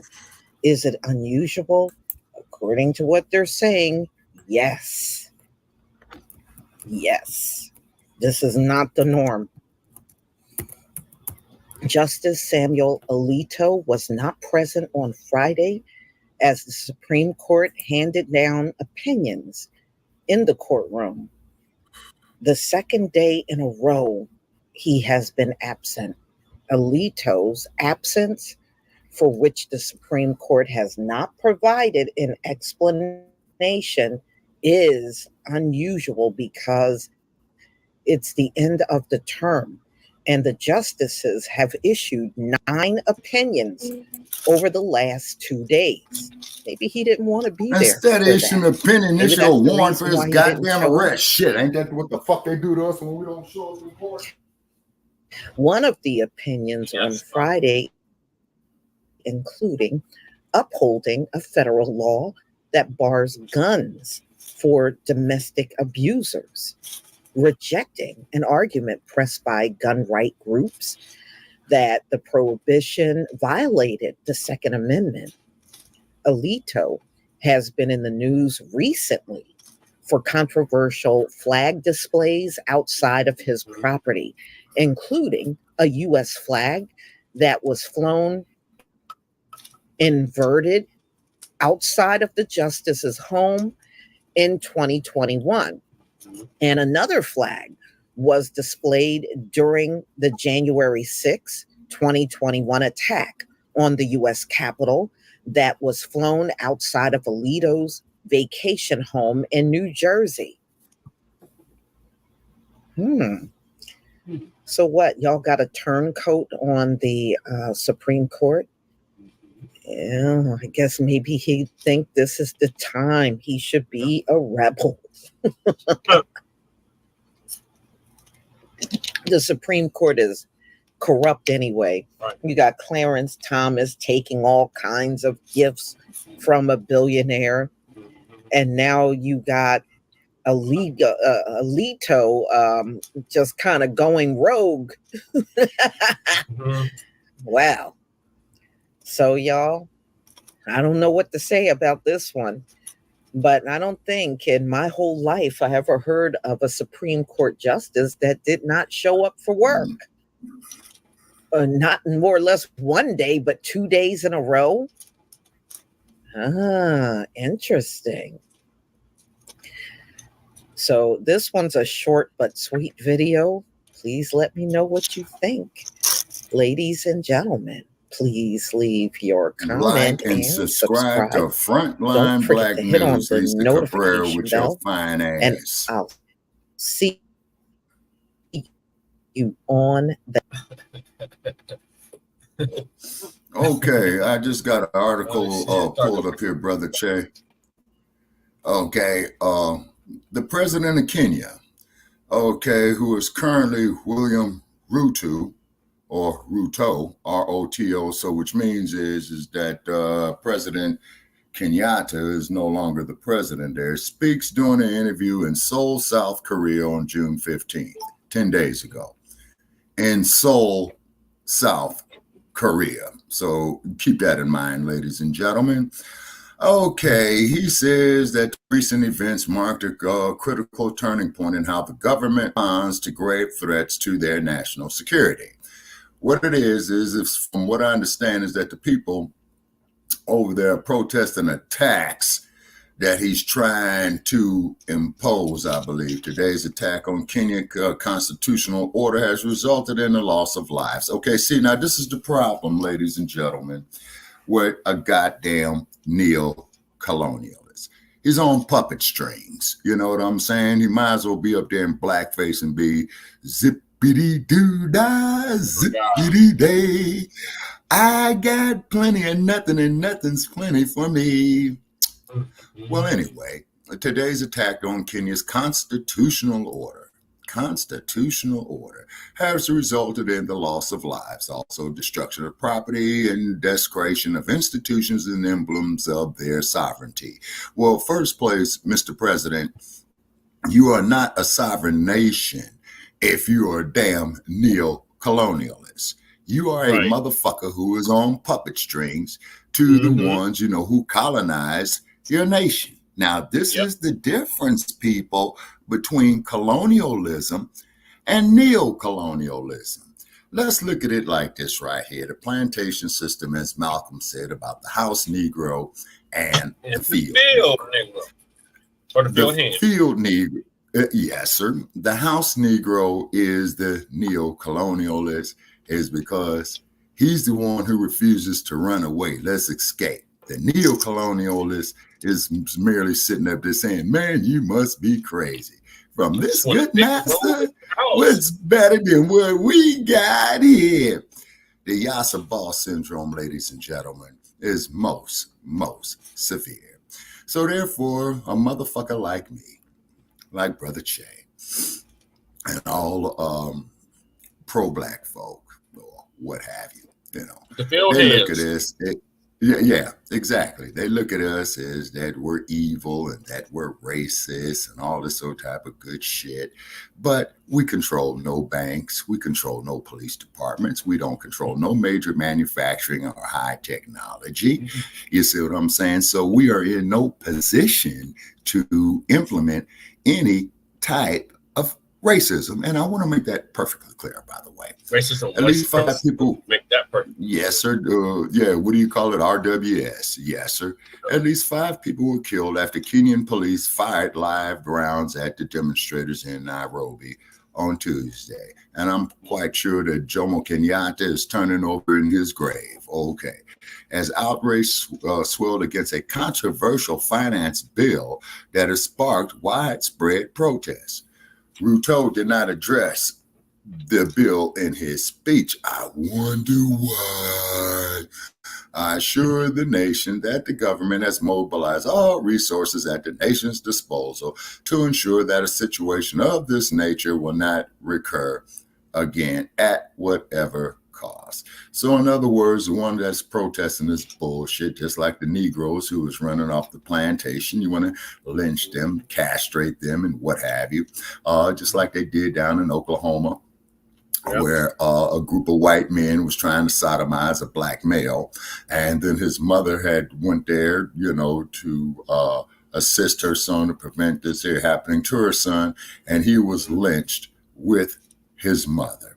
And then, and we're supposed to sit there and say, "Kumbaya, my Lord, Kumbaya," and we're supposed to sit up there and have raccoons who they prop up as our quote-unquote leaders. And as Dr. King stated, ladies and gentlemen, damn near 60 years ago, prior to his assassination, he led our people into a burning house with integration.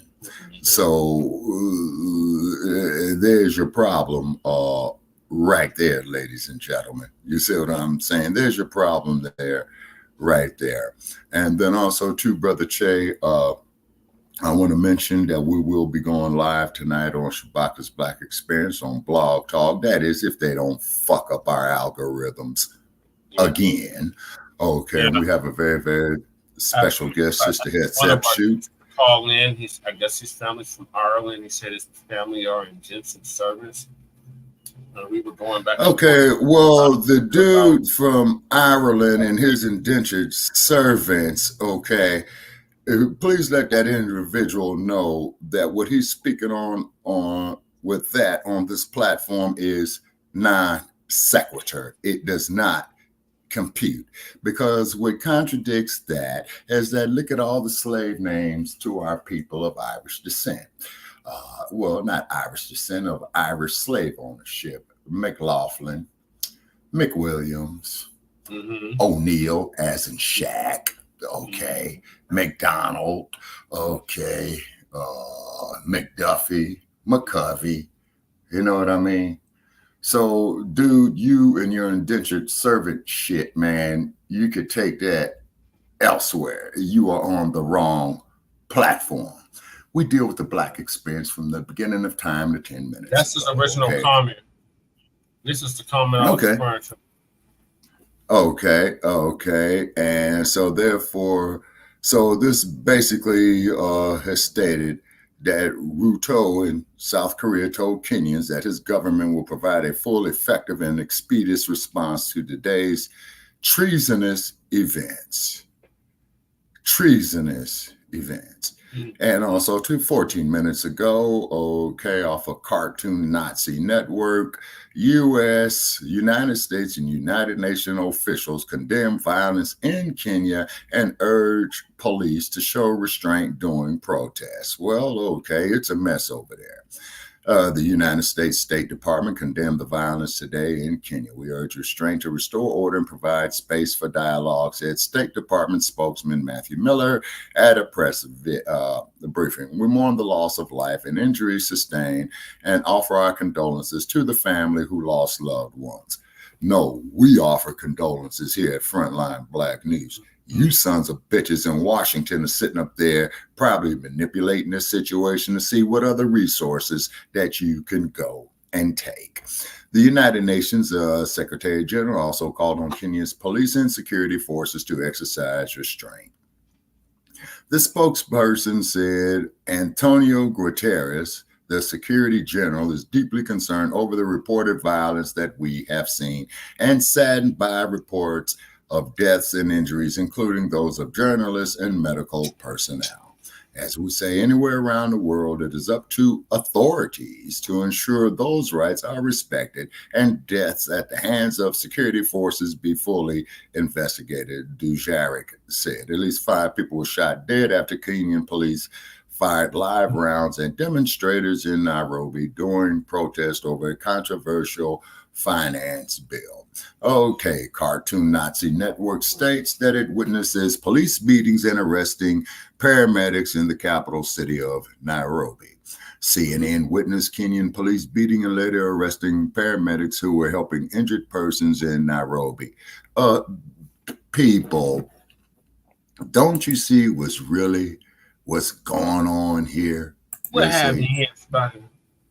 Okay, what's going on right here? You got these individuals on puppet strings and what have you, and that and they're carrying out a racist, white supremacist, Eurocentric agenda. Okay, yeah, oh yeah, okay. And then we're trying to pull up this story in regard to Henry Louis Gates. Okay. Of course, Rocky. Well, while we're getting to that, what are your thoughts on the Supreme Court justice playing hook?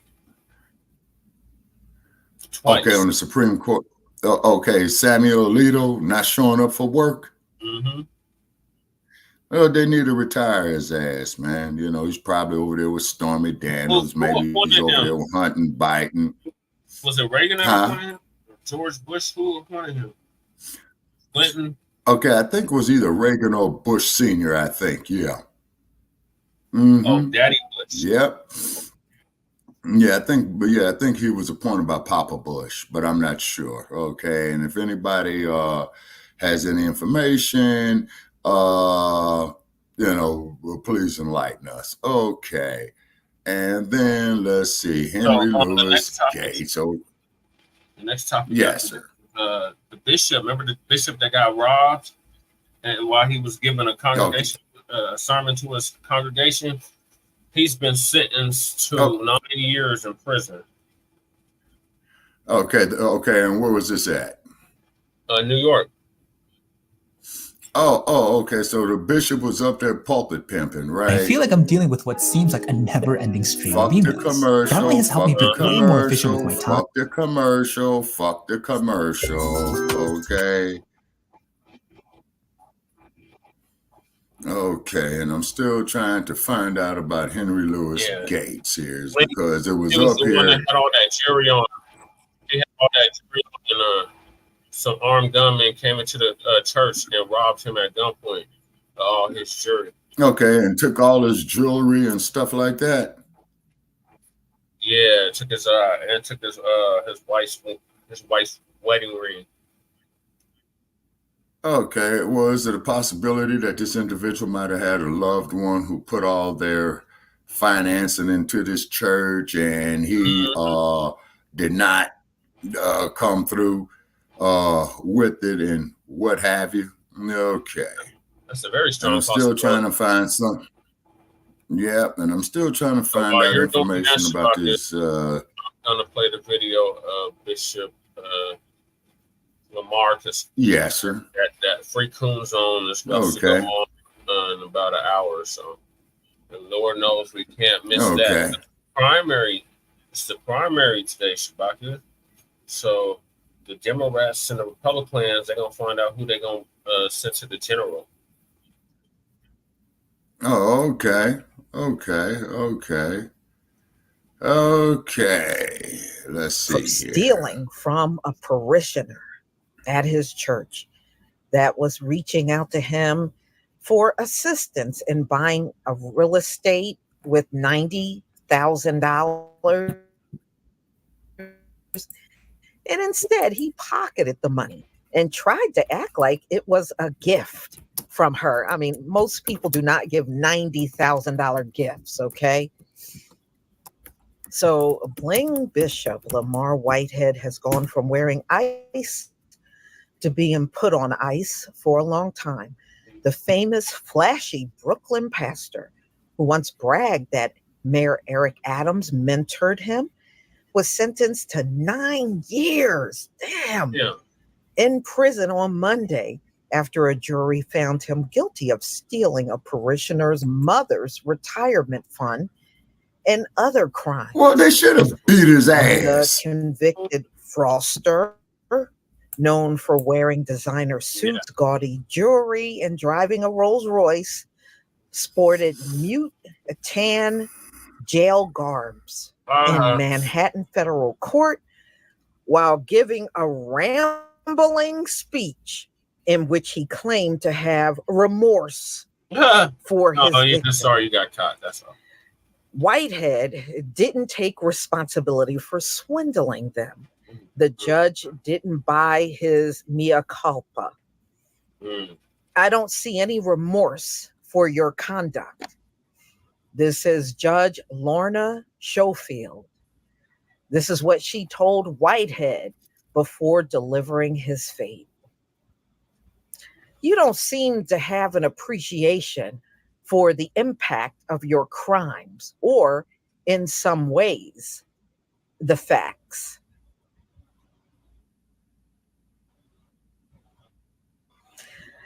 Whitehead, 45, was convicted in March of scamming Pauline Anderson, a 58-year-old nurse and the mother of one of his flock, because his church was called Leaders of Tomorrow International Ministries. Out of $90,000 she'd given him to invest in a house. He claimed he would buy for her and fix it up. Instead, the flamboyant pastor, who became known as the Bling Bishop, blew the cash on personal expenses, including purchasing at Louis Vuitton and on a BMW car payments, prosecutors said. Boy, them boys Addressing sure do love the his court ignorant, Monday, stupid ass, Anderson don't they now? teared up while describing the brutal toll that was left on her by Whitehead's theft, which she said drained Whitehead broke my heart, my spirit, and my victim. Anderson's son, Rashid, 30, added that the convicted scammer theft had a devastating impact on his family. I'm sure I it did. was used and taken advantage of. And because of that, It's every called day being I have to see bullshitted. my It's mother called being suffer, con. he said It's in court. called getting your head Whitehead bumped. was also convicted of attempted extortion. Extortion. For oh, my touting shit. his alleged ties to the mayor to get an auto shop owner to lend him $500,000 in return for official favors. And he was found guilty of lying to a bank to get a $250,000 loan and of fibbing to FBI agents. Well, he lied, fibbing. It's all lies, When they raided everything. his I don't New know Jersey any mansion, Godfather. Whitehead knew at the time that he could not actually obtain the favors that he promised. Prosecutors said Adams has not been accused of wrongdoing in this case. Whitehead did not just steal from a fellow alleged criminals. He did not just steal from faceless financial institutions. Hi. Fuck the commercial. We're visible. Fuck the commercial. Getting set to travel this summer and need a wireless plan that'll keep you connected on the go. Commercial. Institutions. He did not just steal from trusting parishioners. He stole from all of them. Prosecutors from Manhattan U.S. District Attorney Damian Williams' office court filing. To the extent Whitehead received public attention and had followers, it was because of his flashy, expensive luxury lifestyle, his mansion, his Rolls Royce, his expensive suit. All of those things, too, were funded by his crimes, the Fed said. With his feet chained together and court marshals looking on, Whitehead spoke for about 20 minutes Monday at the podium set up at the courtroom, maintaining his innocence and calling himself a pillar of the community. As far as remorse, I am very remorseful, he claimed. I hate to see anyone hurt. Yeah, well, if you don't want to hurt somebody, then you wouldn't steal from them, especially when they trusted it in you. So the bishop name dropped the city and state officials he claimed to have worked with in recent years on a youth mentorship and Thanksgiving turkey giveaway programs, including Adams. And what are we talking about on the show tonight? Okay, what we're talking about tonight on the show, okay, let me pull my notes right here. We have a guest host tonight. We're talking about knowledge of self, okay, and oh man, is this El Y'all and Sister Cheetah? Because remember, El Y'all and Sister Cheetah wanted to do a show. I think they thought they could do it tonight, but we had a show already scheduled. Okay, all right. So then just simply ask them, when is a good time for them. Oh, yeah, here we go with the notes. Okay, our guest host tonight will be Sister Hatshepsut, self-identity and knowledge of self. Okay. One is, what is self-identity? What is knowledge of self? Why is self-identity important? Why is knowledge of self important as well, too? Okay, in our notes here, it is important to know yourself because yourself and from God. We spend a lot of time trying to develop ourselves to be God-like. It is important to have self-identity and knowledge of self. And the sister, is going to elaborate on that. And we're putting it out there. And as you know, Brother Paris, she will not be stepped on. She will not be yelled at. So when we get our idiots who generally call in, the eject seat will be in full operation. Okay. Now, also, too, Brother Che, I want to pull up this article here because I'm typing something here in the chat room about tonight's. Are you talking about the Skip Gates? Yes, sir. Well, before you do that, what are your thoughts on this pastor, though? Let's wrap it up with this pastor that got robbed. Okay, yeah, I only got 3 sentences to say about this crooked bastard. Throw the motherfucker in jail, seize all his assets, man, and let him walk the fucking concrete, man. Fuck him. Right. He's a con artist. He's not a man of God. He's a con artist. Yep, like so. You know what I'm saying? False prophets. Reverend I, Daddy Divine, Jim Jones, that kind of motherfucker, man. It's very, very sad. And I'm going to tell you why. It's because, you see, this here tests our spirituality. It's because we are a spiritual people by nature. It's which is the power of the ancestors.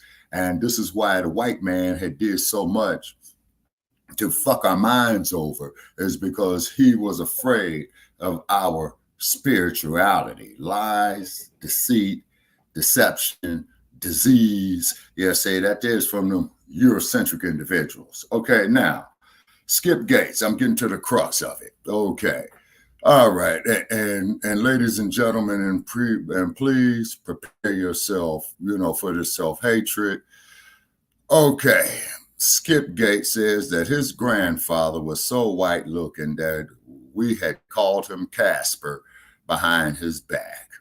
After we buried Pop Gates, we went to his grandparents' homes. Upstairs, his father showed us Pop's scrapbook. So I would imagine this must be his father's father, of newspaper clippings, including an 1888 obituary of Jane Gates, our great-great-grandmother. Jane had been a slave and had 5 children with a white man. So, she was a victim of the white raping, slave trading pedophile.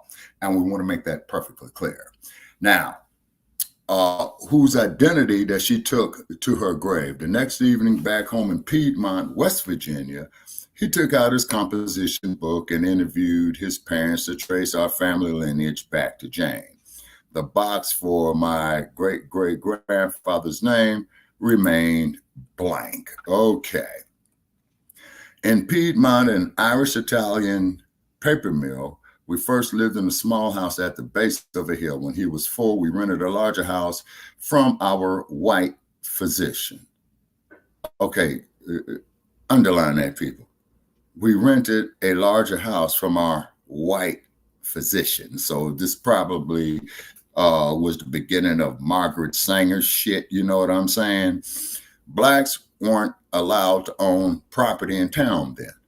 His father held 2 jobs, one at the mill during the day, the other as a janitor at the phone company in the early evening. His mother, Pauline, was a homemaker and an expert seamstress. She had our futures mapped out. You boys are going to be doctors. Preparing for that career, we got straight A's all through school. His sensitivity and empathy grew out of another experience. One day, while playing touch football when he was 14, he noticed a pain just above his right knee. The pain worsened and the doctor treated the knee. Days later, he was in agony and couldn't move. At the hospital, doctors still treated his knee. They wrapped my leg in a walking cast and I fell over. Outraged, my mother had a friend to drive us 1.5 hours to the West Virginia University Medical Center in Morgantown. The orthopedic surgeon diagnosed that the ball and socket joint in his hip had separated. They put 4 pins in his hip and he needed crutches. 3 surgeries later, he was walking again, my right leg just a bit shorter than my left. In 1965, while at Episcopal summer camp, he discovered a larger black world after hearing about the... Okay. Hey, greetings to you there, Brother Jermaine. Okay, in 1965, while he was at summer camp, he discovered the larger black world after hearing about the Watts riots in Los Angeles. Burn, baby, burn. He began reading articles and books about black people. His dad read them, and we began to watch the news together. During his junior year in high school, he applied to Phillips Exeter Academy in New Hampshire. Wow, New Hampshire. Ain't that right next to Delaware? Yep. Okay. He was accepted and stayed only 6 weeks. He was homesick. Back in Piedmont, he picked up where he left off and graduated as the first Black valedictorian in his integrated school. I applied again to Exeter as a transition to the Ivy League, but was rejected. Dr. Gates, what the hell was supposed to be expected? So instead, in the fall of 1968, 1968, yes, say it loud, I'm Black and I'm proud. He attended Potomac State College, a branch of West Virginia University, where his brother had gone. He was in pre-med in college. His English professor, Duke Anthony Whitmore, urged him to attend an Ivy League school. He applied to Yale and was accepted. By the time he graduated, after majoring in American political history,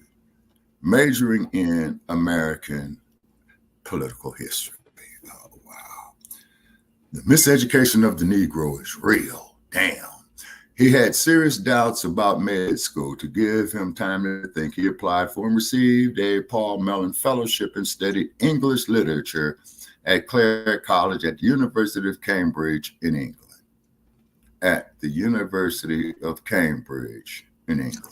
During his first month at Clare in 1973, he was befriended by Kwame Anthony Appiah, a fellow student, Wole Soyinka, a visiting professor who in 1986 would become the first Black writer to win the Nobel Peace Prize in Literature. One night, they took him out to dinner after they said, we're here from the future. You're never going to be a doctor. You're going to be a professor of African studies. Okay, that's Brother Jermaine giving me a call, but I'm on this right here. Okay, Brother Jermaine, I'll get back with you as soon as I can. Okay, they said he was going to be a professor of African studies. Deep down, he says they knew they were right. Okay, now, how can a Negro with a Eurocentric mindset want to study African studies? Not as a course that is a Black man dying to come out. And remember, ladies and gentlemen, in every ass scratcher and every coon, there's a Black person dying to come out. That was my minor in college. It was African American Studies. Oh, yes, sir. Absolutely. Okay. He received his his PhD, where your bullshit is philosophical, heavy and deep, okay, and English literature from 79 from Cambridge. He went on to teach literature and Afro-American studies at Yale, Cornell, Duke, and Harvard. Now, let's look at something here, people. Now, why didn't he take that knowledge, okay, and go into deep into the heart of the Black community and in the cities and give up this knowledge? We know. Right. A lovely Victorian mansion in Cambridge, Massachusetts. We opened the interior space, painted the walls. I got we got what? We got okay. All right. Well, anyway. Okay. And okay. All right. Then I just want to say this here. I'm going to read this last part. This is the sickening part. Thanks to DNA analysis, he was able to fill several empty branches of his family tree, including the name of his raping, slave trading, white great-great-grandfather, who was Irish American. It turns out that he's 49% African, 49% European.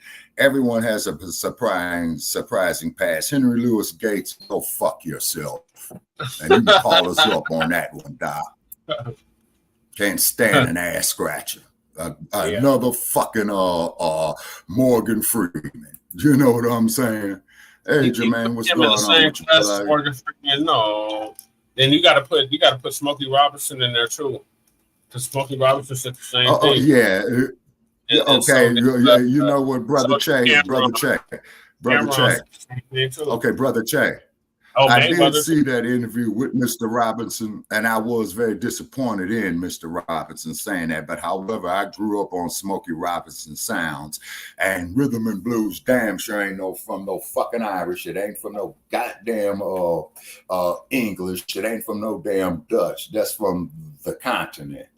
You see what I'm saying? Rather we call it Africa or KILYN or whatever. I'm talking about that continent, south of Europe, due east of South America. Wait a minute. No, due east of South America and due west of Asia. That's the continent that I'm talking about. But however, though, and I'm going to say this here, 2 more sentences, Brother Che, and we're going to move forward. Okay, it's just very, very sad. And this is why we created the hashtag resurrection of the mental dead. Moving right along, Brother Che. Yeah, so the next topic that hit close to home, I wish you could have tapped in on the live yesterday. Shabaka had live streamed the city council meetings for both Denver and Aurora.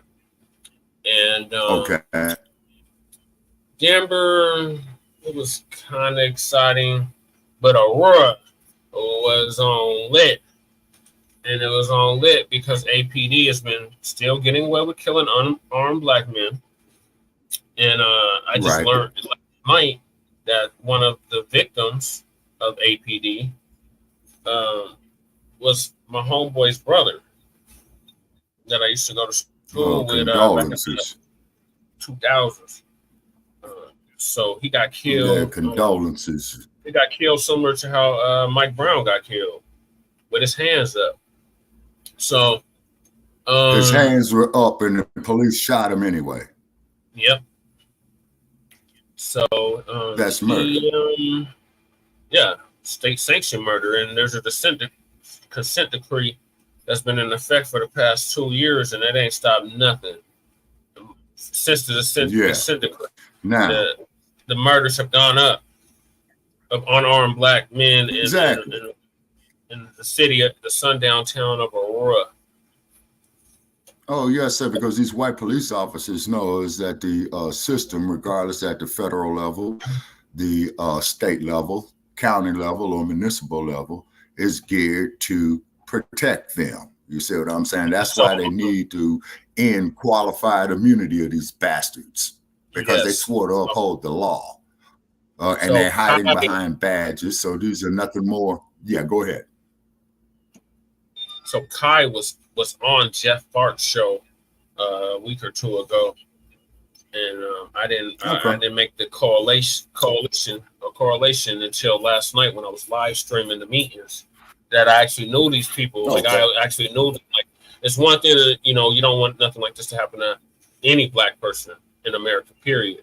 But when you actually know the people that have been victimized, it really hits close to home. So you can see these coons out here trying to rally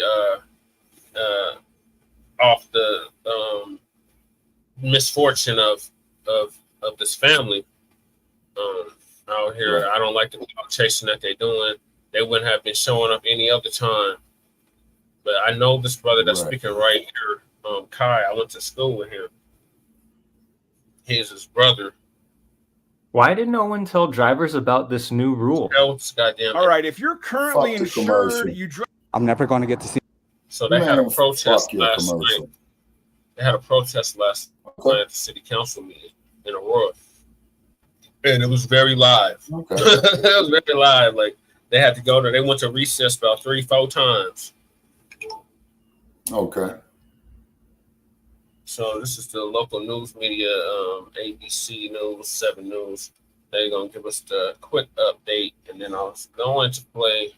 If we had more time, I was gonna play some of the video I shot yesterday. But let's see what the local media is talking about. So R.I.P. to KILYN Clark.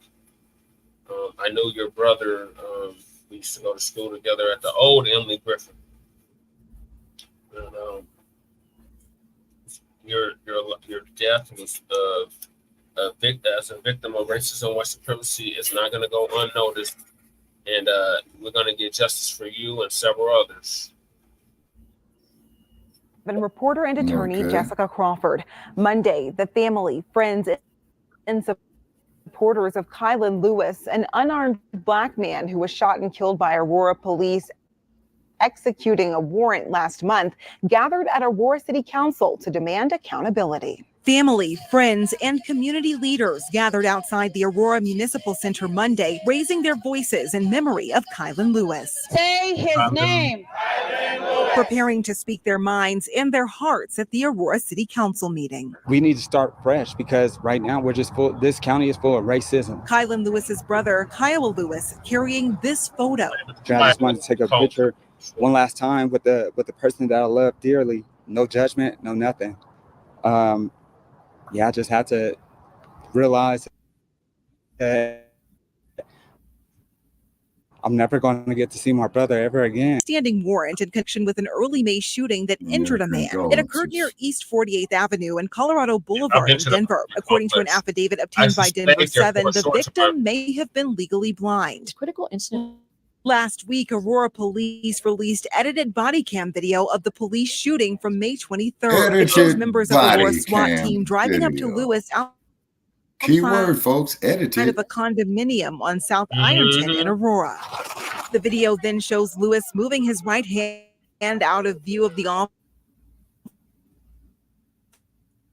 officer's Momo. Lewis is heard saying, "Hold up, dude, I don't have a gun." It's at this point that one Aurora SWAT officer fires a single shot before Lewis is heard repeatedly yelling at police, "I don't have nothing," as he falls to the ground. The shooting leading to several protests in the community and people speaking out Monday at Aurora's city council meeting. Despite its toothless consent degree, the Aurora Police Department continues to be a racist lynch mob, a lawless gang, really, who, if it were up to you all, would continue to kill unarmed Black people without consequence. APD needs to release the entire unedited body cam footage. We need to stand up for something, and if that involves all of us coming together, good officers and people, citizens of this community, and turn it up and showing out, that's what's going to have to happen.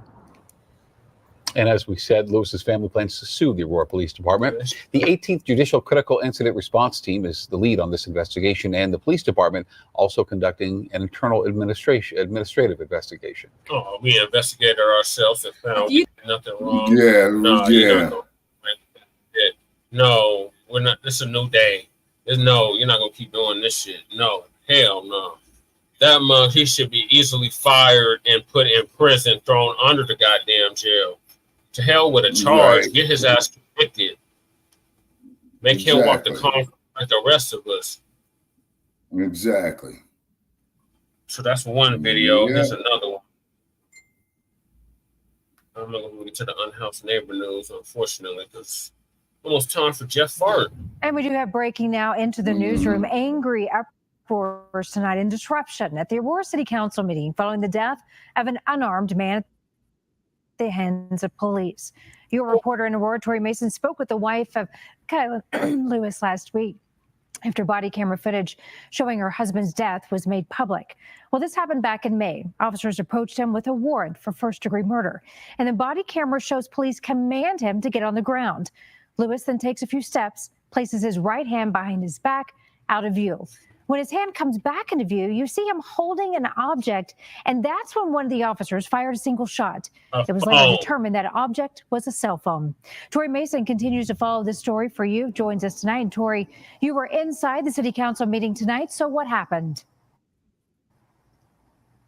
Well, there was a rally outside here before the meeting for KILYN Lewis, and then after that was over, everyone filed inside because they wanted to speak during public comment. Now, the problem is public comment is only about an hour long, and by the time they started to get cut off, that's when they were demanded they be heard.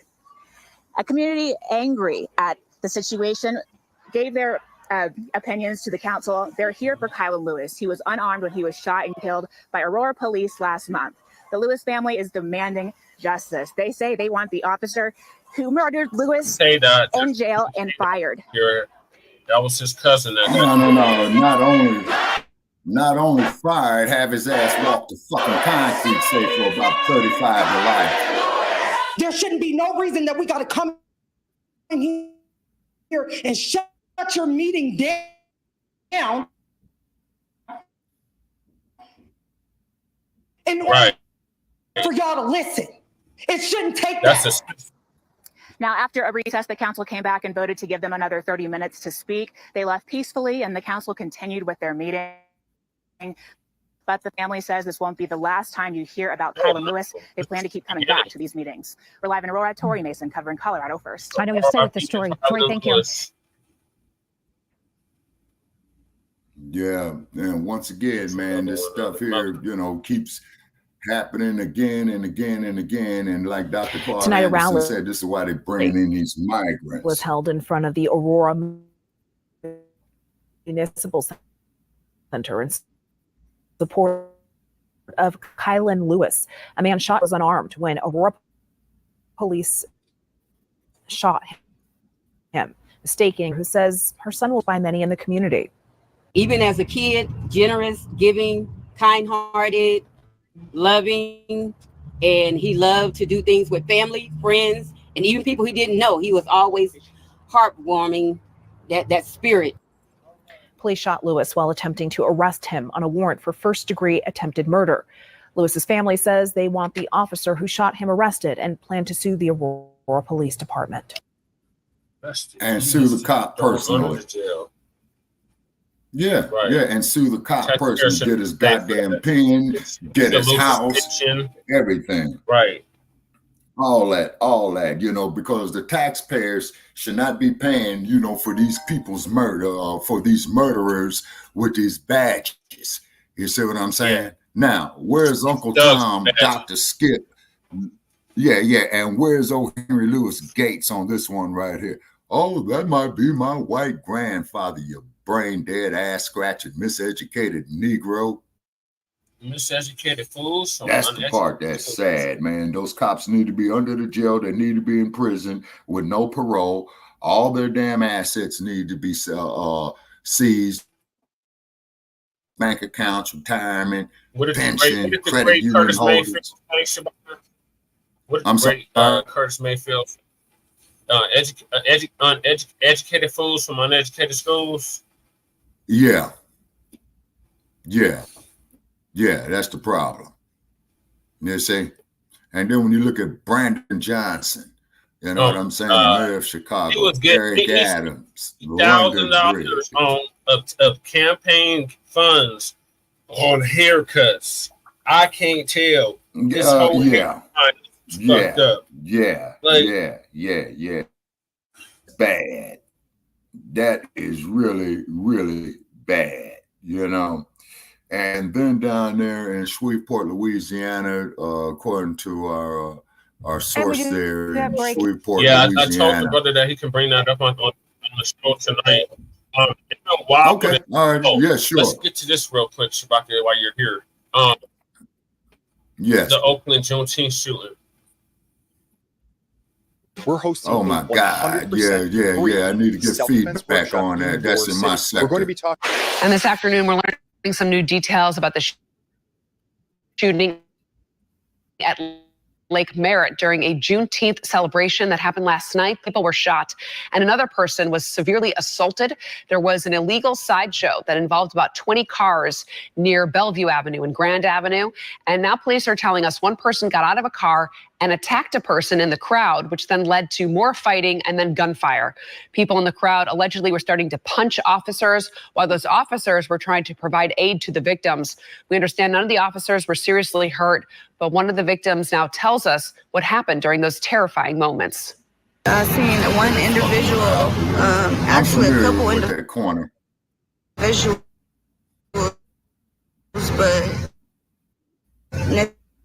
necessarily one. Okay, they're messing with our algorithms. And I just happened to come in the crossfire, wrong place, wrong time. And that's the Alameda County Sheriff right back there. As of Norman, they had that I just read from OPD was that they found 50 shell casings at the scene. Okay, so before we close out, Sha'Carri, I gotta touch on briefly the unhoused neighbor news and the illegal migrant news. So Chicago is finally woken up. Shout out to Chicago. Shout out to the Black Chicagoans for getting on Brandon Johnson to get those goddamn illegals up out of there. So now there's a law that shows how migrant funds are being spent in Chicago. Okay. Now to NBC5 investigates, which for months has followed the money trail tied to Chicago's migrant mission. Total spending now tops more than $400 million. By the creation of a city spending website, it's still not exactly clear where all of that money has gone. In this follow-up report, investigative reporter Bennett Haberly uncovers some new information not shared by the city. Consider these numbers. More than 6,000 people still live in city-run migrant shelters. That means costs are still adding up. Since August of 2022, the city of Chicago has spent more than $400 million, according to the city's spending website. Denver spent like almost $200 million. Wow. Damn. And Chicago is like 5 times bigger than Denver. Yeah, they call nearly $253 million went to one private company. Kansas spent $6 million went to Equitable Social Solutions. That company partnered with another called ReloShare, which helped identify and sign lease agreements with property owners of the buildings that eventually became the migrant shelters. That's where a number of those leases are. But when we asked the city months ago for copies of these lease agreements, we were given just 9 out of 27. The use of these private companies has helped mask from public view where the public dollars have flowed. What we didn't know until now is the migrant shelters were earning. But thanks to a new lawsuit, we're being provided some more clarity. A lending company filed this lawsuit last month against 2 Chicago developers, alleging they did not make it clear when they signed a loan agreement that the building in the West Loop would be used to house migrants. What is not? Oh, remember that video we played of that cracker that owned those properties? I said, oh, I want to let the illegals in. They come right on in. Oh, they can stay here for 6 months to a year, rent free. That's who they talking about. Yeah. Okay, then they need to go hook and book it. So the owners of the Ogden, what the fuck SARS got to say on that one? There are paid $150,000 a month by ReloShare as part of a use agreement. That means in a year's time, $1.8 million. The lease agreement also. It's the internet, Sha'Carri. I think the modem is hot. That's another reason why I got to end this too. computer or something. It's 98 degrees. Our power grid and shit ain't equipped to heat like y'all's is. So the closer it gets to 100 degrees, the more problems you're gonna have. Yeah, okay, I understand. Yeah, we're going through it out here too. Oh yeah, definitely. At 110 plus, y'all definitely going through it. Yo, yes, it's only 105 degrees right now. That's all. So Joe Gibson, come bring your ass out here, man. Let's go sit in the sun, Joe Gibson. Let's go sit in the sun out here on this lovely day at 105 degrees. But Joe, yeah, but you got to leave your copper tone and your sunscreen at home, because the only thing that's happening with me, I'm just getting more melanated. Yep, that's it. That's it. That's all. Okay, let me finish this video. Also calls for additional payments of up to $400,000 if the number of migrants inside the Ogden shelter exceeds 650. The latest figures show more than 700 people still live here. If there are public dollars involved, shouldn't the public know where they flow? 100%. Back in March, Alderman Andre Vasquez, the chair of the City Council's Migrant Committee, told us aldermen themselves have had a hard time accounting for all the spending. That's still the question. When we attempted to ask Mayor Brandon Johnson about this at the time, he said this. Again, we're meeting you right where you are. Were it not for this new lawsuit, the public would have no idea how much these property owners are earning. All right, good afternoon, everyone. Thank you. We pressed the mayor about this last week and asked if he would consider adding the information to the city's website. He said this. We have given an accurate account of how dollars have been spent. That's it. Is there anything that would preclude your administration from sharing that level of detail? There's no information that has been kept from you. Johnson then reiterated talking points he's made before, how he's renegotiated contracts to save taxpayer money, and how Congress has failed to provide additional financial relief. He also doubled down incorrectly, stating that all spending information is available. That information is available to you, sir. Not all of it, though, sir. I mean, that's Can you the give point. me a specific example of what's not available? The Ogden shelter in the West Loop, that's what's spelled out in this lawsuit, that they get $150,000 just for being the property owner per month. Nowhere is that available on the city's spending website. My question, again, is simply, is there anything that would preclude you from including that level of detail? You guys have said you're transparent. Why not show it? All of the information related to the spending to this mission is available. That's where we left You're it. trolling. We have checked over and over. The road to surf. Additional information. Your internet added to this website. just shit. If it is, All right. we'll let you know. What? Bennett Haverly, NBC Internet 5 Best. not shit. It's just hot as hell. As a second-generation homeschooler, I love that my wife and I are educating my if I family was at from the home. Black House, As our might kids get get older saying and their subjects get more in-depth, I want them Skip to have all the support and You gotta expertise pay. they need. Top of the line internet over here. 2 men have been arrested for stealing Robbing an the off-duty police in the officer's order. car at gunpoint in Manhattan. They're charged with criminal possession of a machine gun. Police say the 2 men approached the officer and demanded his keys at West 146. So a shocking new wave of crime has fallen upon New York Oh, City, no, but with although critics words. are quick to blame the These asylum motherfuckers crisis, hijacked what a nobody police wants to car. admit is that although New York's laws make it a sanctuary for immigrants, they all make it a sanctuary for criminals. Growing outrage after yet another video emerges showing police getting attacked by migrants. It happened as they were trying to make an arrest at a shelter on Randall's Island. The Adams administration is still currently reviewing whether to install metal detectors at some of these shelter locations. Christian Inga is set to face a Queens judge on a slew of charges linked to an attack in Casino Park. Other residents on this University Heights block believe recent asylum seekers toured a park. Coming in on motorcycles and mopeds. So we've seen a spate of some very brazen cell phone robberies that's been attributed to a Venezuelan gang called Tren de Aragua, which has its origins at a prison outside of Caracas. Anytime you have 3,000 people who are placed in an environment that they cannot work, they have to sit around all day. Things like this have the potential to happen. We waited 7 hours, you heard, all day, all night for him. This man says Ingalandi likely would have gotten away if not for him and about 6 other people who helped detain him.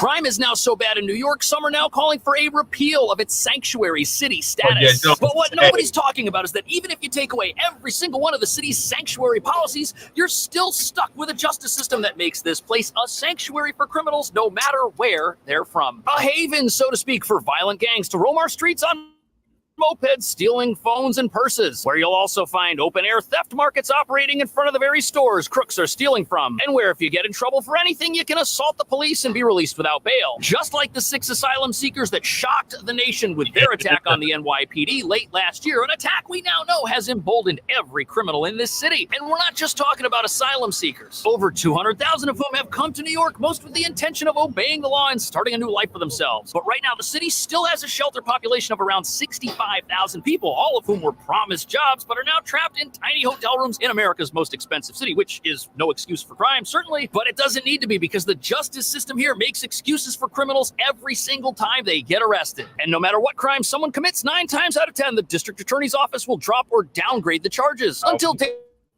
dangerous repeat offenders are either set free completely or let off with a minor slap on the wrist. But it gets even worse because for months, reports have been circulating of dangerous gangs exploiting the U.S. southern border, using it to infiltrate our city with their underlings, who are now reportedly making alliances with local New York gangs, expanding their criminal empires and recruiting vulnerable individuals from within New York's own shelter populations. But what's most alarming are the latest attacks on police, which keep happening because if the police aren't safe in this city, no one is.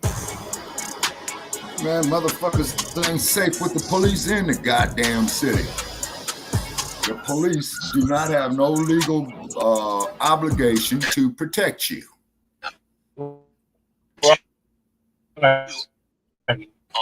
NYPD. How do we stop? Because the police are policy enforcers. We need to secure the border, Stuart. We need more border personnel. Did you hear going to? Now, whether or not you agree with that statement, one thing's for sure, we've got elevated levels of crime because people don't really seem to care what happens to them after they attack the police. And in this story, 2 dangerous individuals robbed a police officer of his personal vehicle when he was off duty. It all happened at 11:30 in the evening as the officer was sitting in his 2020 BMW, which was black. And the criminals who approached the officer may have thought they were just going through a normal carjacking, which they'd probably done before. Either way, these crooks, they approached the black BMW the officer was sitting in with their weapons drawn, and when the officer tried to draw his weapon, they knocked it out of his hand, disarming him. And then they demanded his keys, got in the car, and sped off into the night. But wait until you hear how heavily armed these thugs were. Jose Rivera and Jomar Crespo are charged with criminal possession of a machine gun, firearm, among other charges. Police say the 2 men approached the officer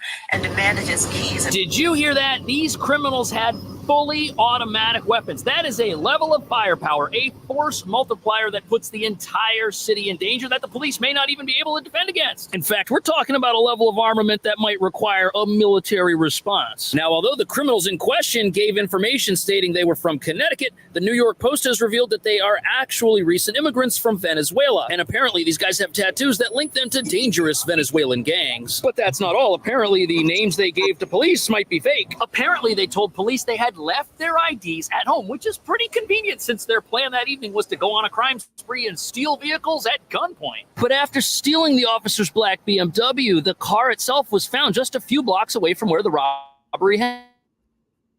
They had ditched it, and police were able to track down the vehicle because when it was stolen, inside was one of the officer's Apple devices. So they just pulled it up on one of his other phones and found out where the car was. And after finding the abandoned vehicle on a side street in central Harlem, police were able to find the criminals nearby. And the reason this is so frightening is because even though these people identified themselves to the police, we have no way of knowing if what they told the police was accurate. And that's because apparently before people enter the United States, they have a habit of discarding their identification. Some, though, are dumping their IDs altogether.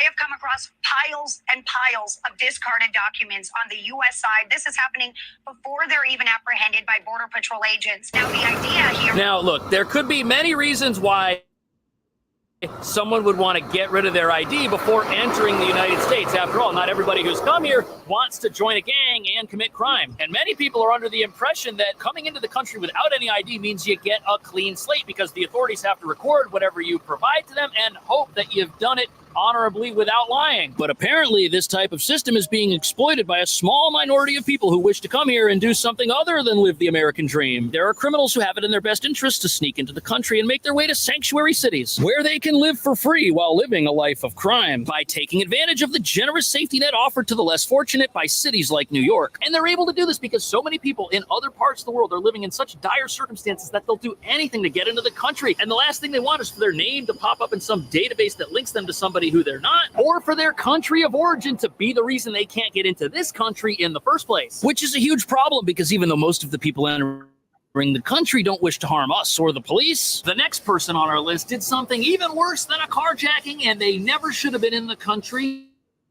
to begin with.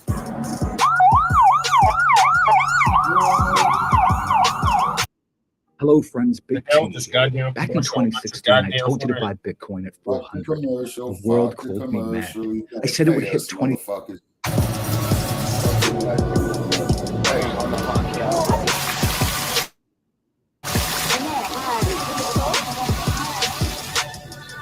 So here we are in a public park in New York City, an environment that you'd think would be safe because this is a place where people go to relax. They've got their guard down. But sadly, New York City's lawless environment now means that places like this could be some of the most dangerous anywhere in town.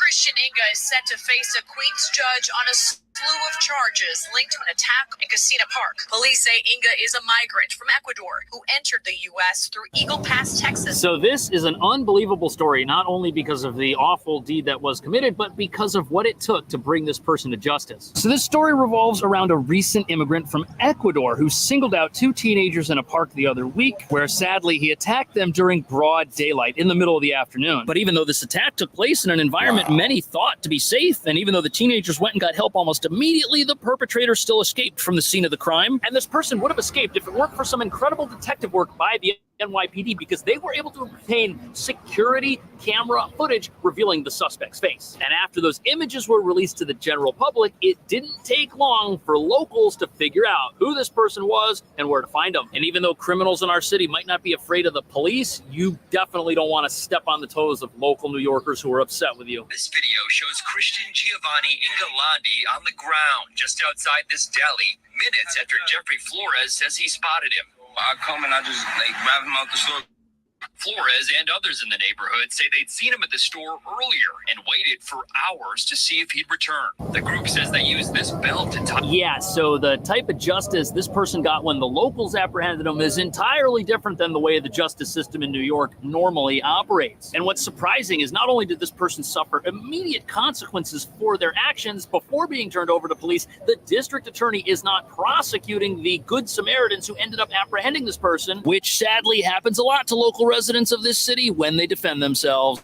But once the images of this suspect were released, local residents realized that this is something after the attack took place before anybody had been arrested. 24-year-old Jeffrey Flores recognized Inga when the NYPD released these clear photos of the 25-year-old riding away on a bicycle. He really tried to run for his legs, but he couldn't. Inga was known to buy. You know, I hate to say this, but in New York City with our progressive justice system, had the police been the ones to find this guy and had they been a little rough with him when they brought him in, he may have in fact been released. But since it wasn't the police that he had to deal with, things didn't turn out that way. And people are referring to the locals that caught this guy as heroes of the neighborhood, which they are, and which they should be commended for. We waited 7 hours, all day, all night for him. This man, who goes by Forge and didn't want to give his real name, says Ingolandi likely would have gotten away if not for him and about 6 other people who helped detain him. You know what we do? You know, if angry New Yorkers weren't more frightening than the police we have here, I doubt we'd be hearing about any of this. But not only did the locals do their own detective work and set up their own sting operation, they were able to hold on to this guy and keep him in one place until the police arrived to take him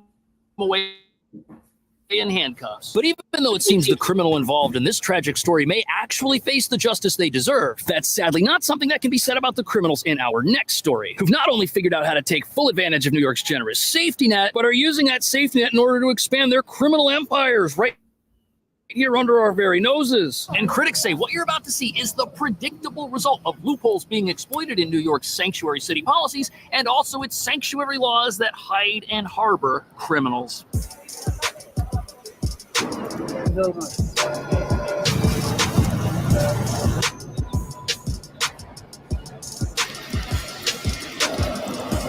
So we've seen a spate of some very brazen cell phone robberies in New York City that's been attributed to a Venezuelan gang called Tren de Aragua, which has its origins at a prison outside of Caracas. A number of the gang members escaped in September 2023 when the Venezuelan government raided the prison. Yeah, that's definitely not great news, and I don't think that's information that's being widely broadcasted. And it's kind of scary, to be honest with you, because we keep hearing about crimes being committed at our border, and we keep hearing about the work that's being done down there, but we don't hear about the crimes that are being committed in other countries, which may have a direct impact on the stuff that our country's experiencing. But to hear that a Venezuelan prison break happened right before our border became overwhelmed does not exactly inspire insane levels of confidence. And although Customs and Border Patrol are operating much like the NYPD here, doing the best they can with the limited resources at their disposal and the limited scope of their mission, is it outrageous to think that the systems we have at the border are not 100% perfect and that some of the bad guys aren't able to slip through the cracks? And to make matters worse, it seems like the wrong people are doing everything they can to take advantage of a system that's trying to do the best for people who need it. And those would be the people fleeing poverty, trying to leave a dangerous environment and start over. But look at this. The 19-year-old who was arrested just a couple of weeks ago after attacking the police admitted that he had been recruited by a Venezuelan crime gang here in New York with the goal of committing snatch and grab attacks, going after purses, iPhones, and apparently the criminal in this story has one of those tattoos that links him back to this same dangerous gang, which is currently working to expand its sphere of influence here in New York City. Law enforcement says they are infiltrating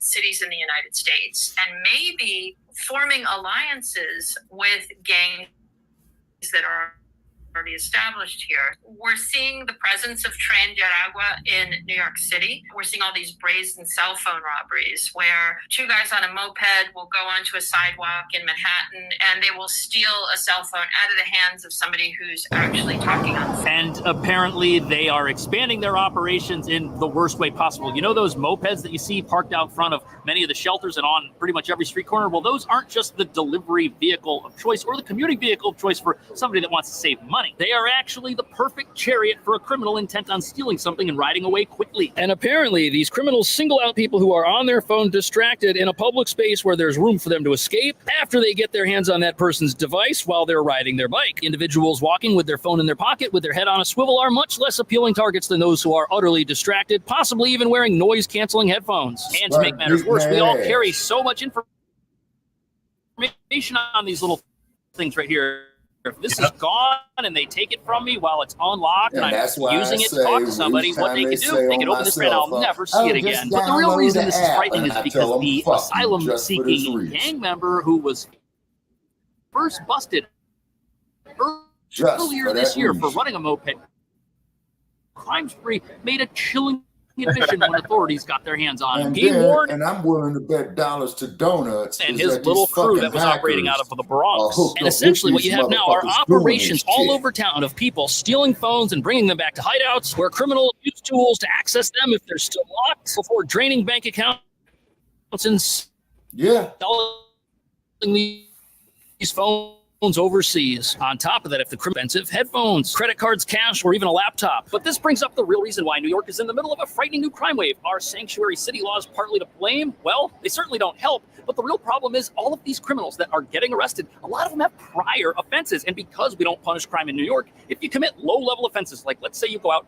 and you shoplift and you steal and you break into the subway and you use that without paying, well, our laws aren't going to lock you up. They're not going to incarcerate you. So you get plenty of practice being a low-level criminal so that when you decide to graduate to the big leagues and do stuff that's really bad, you already have experience evading the police, evading capture, stealing things to make a living off the books. It's a horrible system, and it's the laws that protect criminals that are the real issue. If those laws were tough, people would not come here to exploit our safety net and live lives of crime. But that's exactly what's happening. And unless New York City decides to do something about it, is that true? What should New York City do to get a handle on its crime wave? Let me know. Thank you for watching. I'll see you in the next video.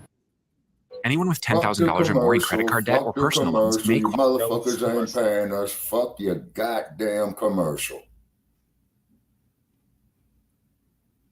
So as you can see, the illegals is running amok in NYC. Oh yeah. Well, like I said, is that if some of the motherfuckers came up with their heads bashed in for robbery, okay, that'll send a message. Start bashing the motherfuckers in their head. And start taking videos of you stomping the motherfucker. Right? Let's start making examples of it. Yeah, see, all you got to do, man. Now, with me being an old bastard, here's what I know.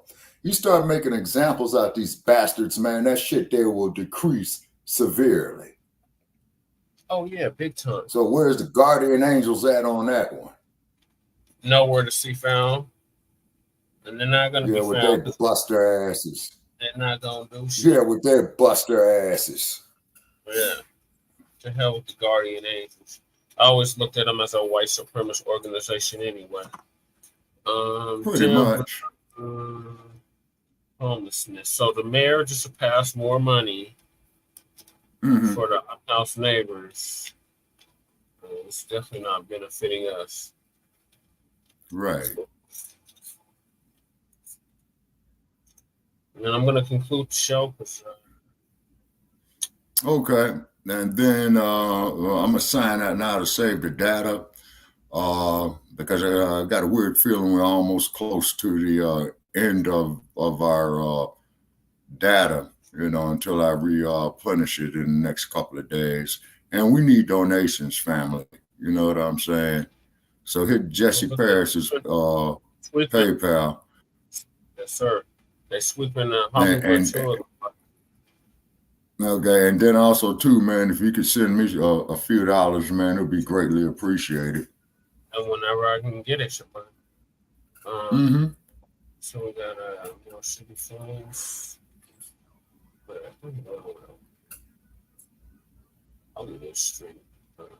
Oh, they're taking the planters down. Oh, this is in Southern California. Yeah, I was saying like they're taking a what down in Southern California, Brother Che? The planters. What do you mean, specified planters? Taylor Jordan tells us business owners say they were forced to take matters into their own hands after their complaints fell on deaf ears. Okay. Let's see what's happening in LA. Cleanup crews clearing. That's downtown Los Angeles right there. These need to stay. The removal comes with some controversy. Local business owners put these garden bed planters out in early May to deter homeless encampments. Imagine bodies and trash for weeks on weeks. And I can't even do my job when they're here, you know, because they're like threatening people. They say this is what it used to look like for over 2 years along West Sunset Boulevard. The street covered with homeless encampments and trash. Businesses say the city of LA did not fix the problem. It just brings a lot of nasty stuff to the area. Plus, there's a high school right across the street. I mean, as a kid, they shouldn't be subject to that, you know? That would be Hollywood High School.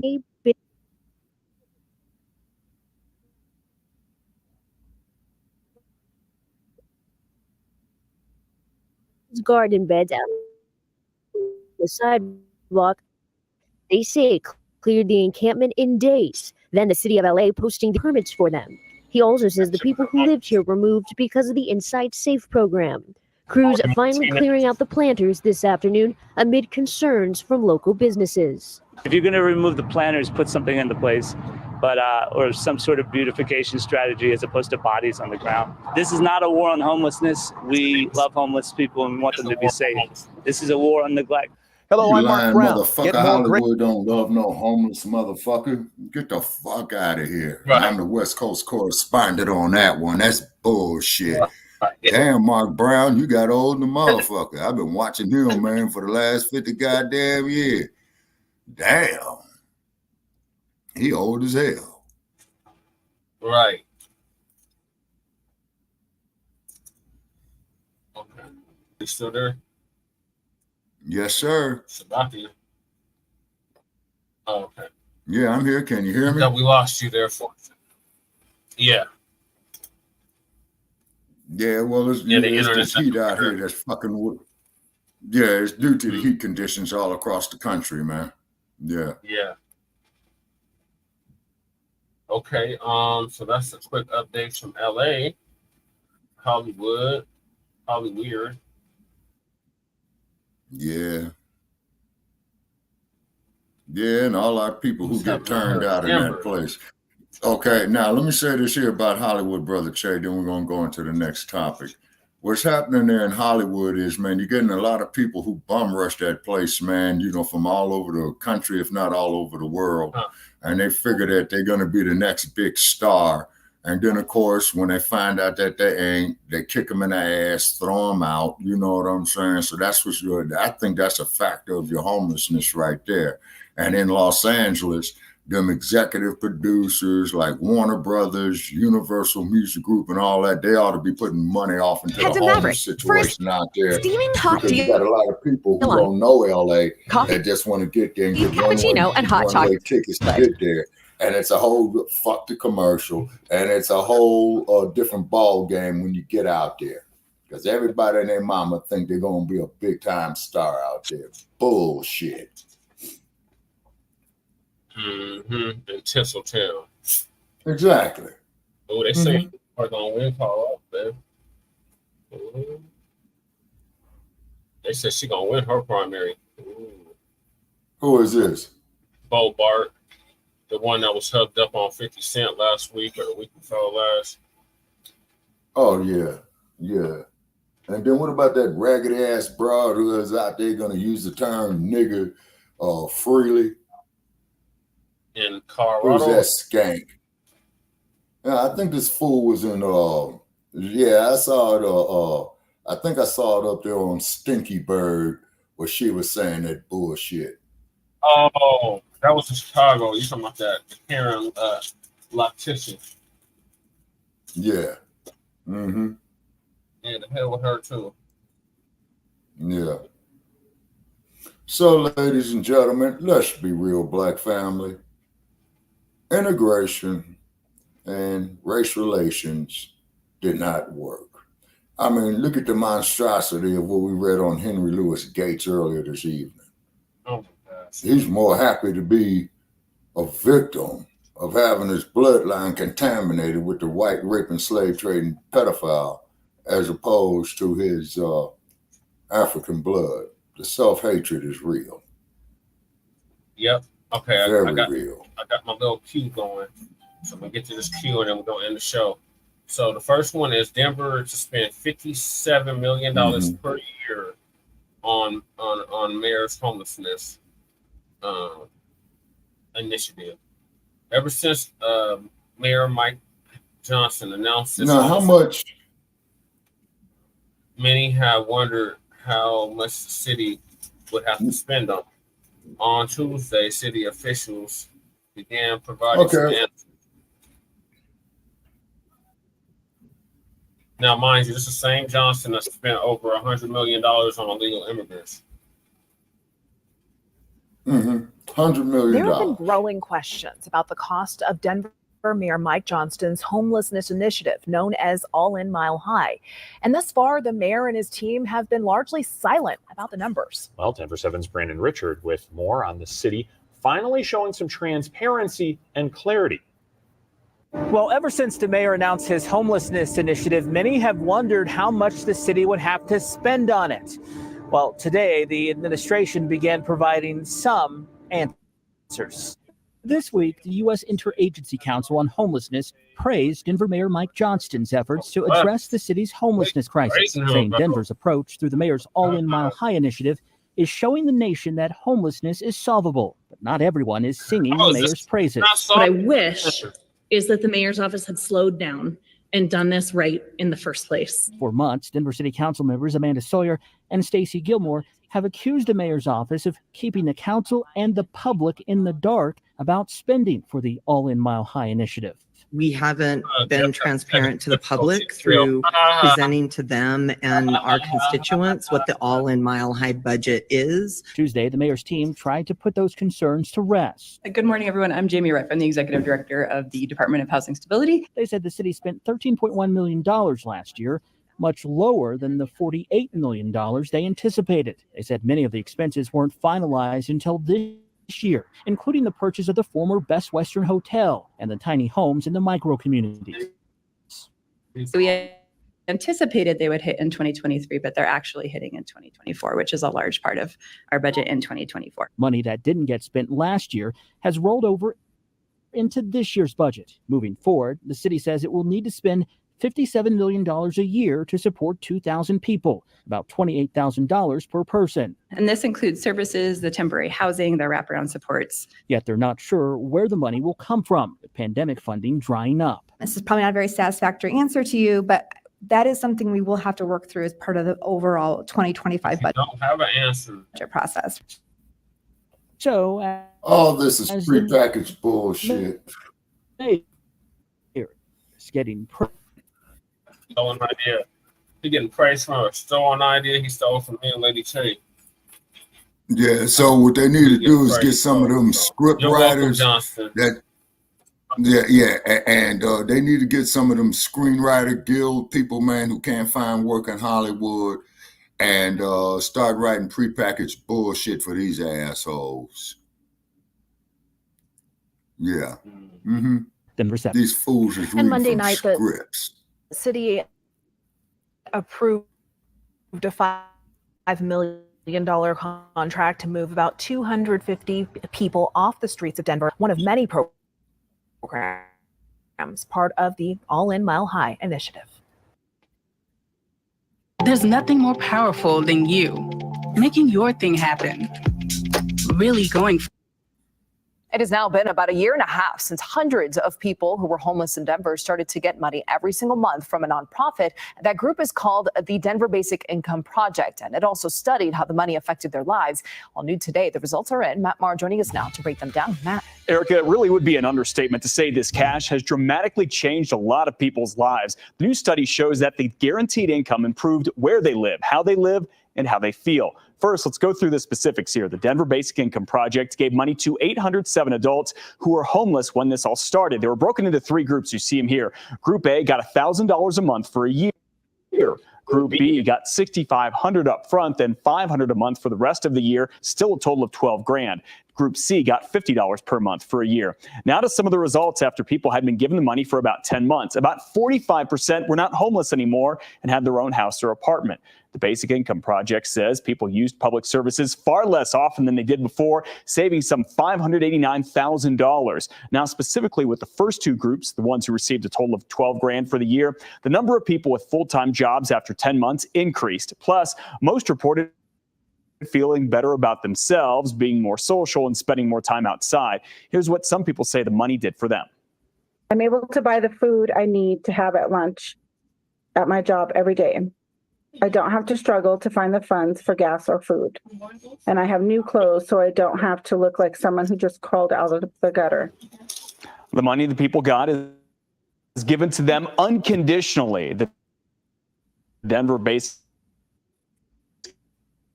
Income Project raises it and does not dictate what the people do right now, and not sure if that can happen. We'll keep you posted. Erica? All right.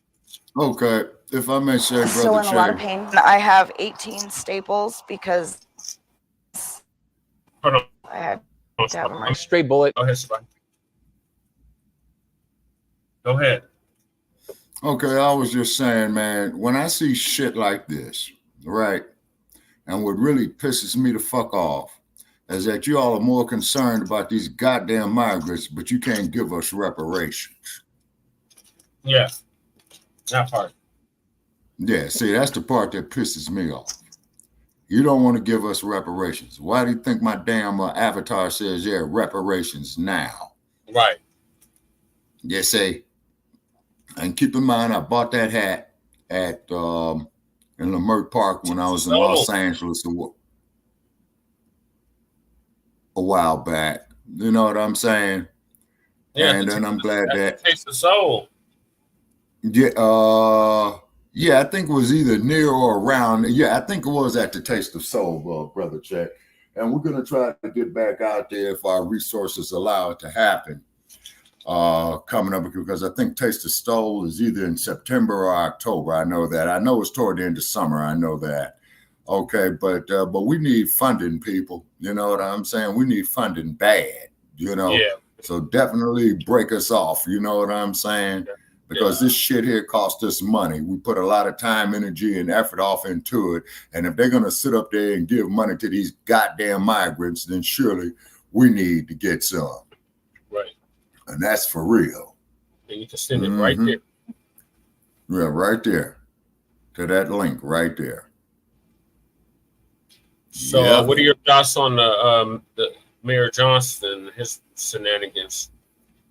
Okay, well, then it seems to me if Mayor Johnson is so liberal with the taxpayers' money, he should be opening up the mayor's mansion, man, you know, to house some of the homeless. You know what I'm saying? Right. Well, he's not Goddamn governor of Colorado needs to open up the governor's mansion to do the same thing. He swept people outside of the governor's mansion. Wow. Wow. And this is why, ladies and gentlemen, come this election cycle, I will use the sample ballot as a doormat. And the only person I'm voting for any political office, if I am able to and qualify for it, is Jesse Parrish for the Colorado State Assembly. The rest of you no good, sorry-ass, black-ass politicians, you motherfuckers especially, can kiss my ass. Now, why do I feel this way?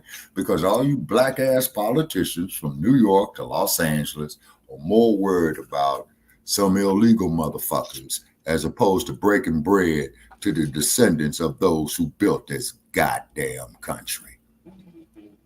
And I approve of the message. Yep. And if you don't dig it, call in tonight at Shabaka's Black Experience Enhanced. 516-418-5996. Press 1 and you'll be you'll be able to speak live on the air. Please watch your languages because our guest host tonight, you know, doesn't prefer any profanity. And then if you do, you'll be shown the door. You know how we do it, Brother Che. Yeah. Eject button. You know what I'm saying? And we hate to be like that. But we're not going to sit up here and be disrespected because we don't go up there and disrespect other people's platforms. That's right, Shabaka. Okay, so I'm going to let the queue continue since Jeff Barton's having technical difficulties. Great. Okay. Great. Oh, yeah. Great news. Okay, Brother Che, what I'm going to do, I'm going to have to sign off right now.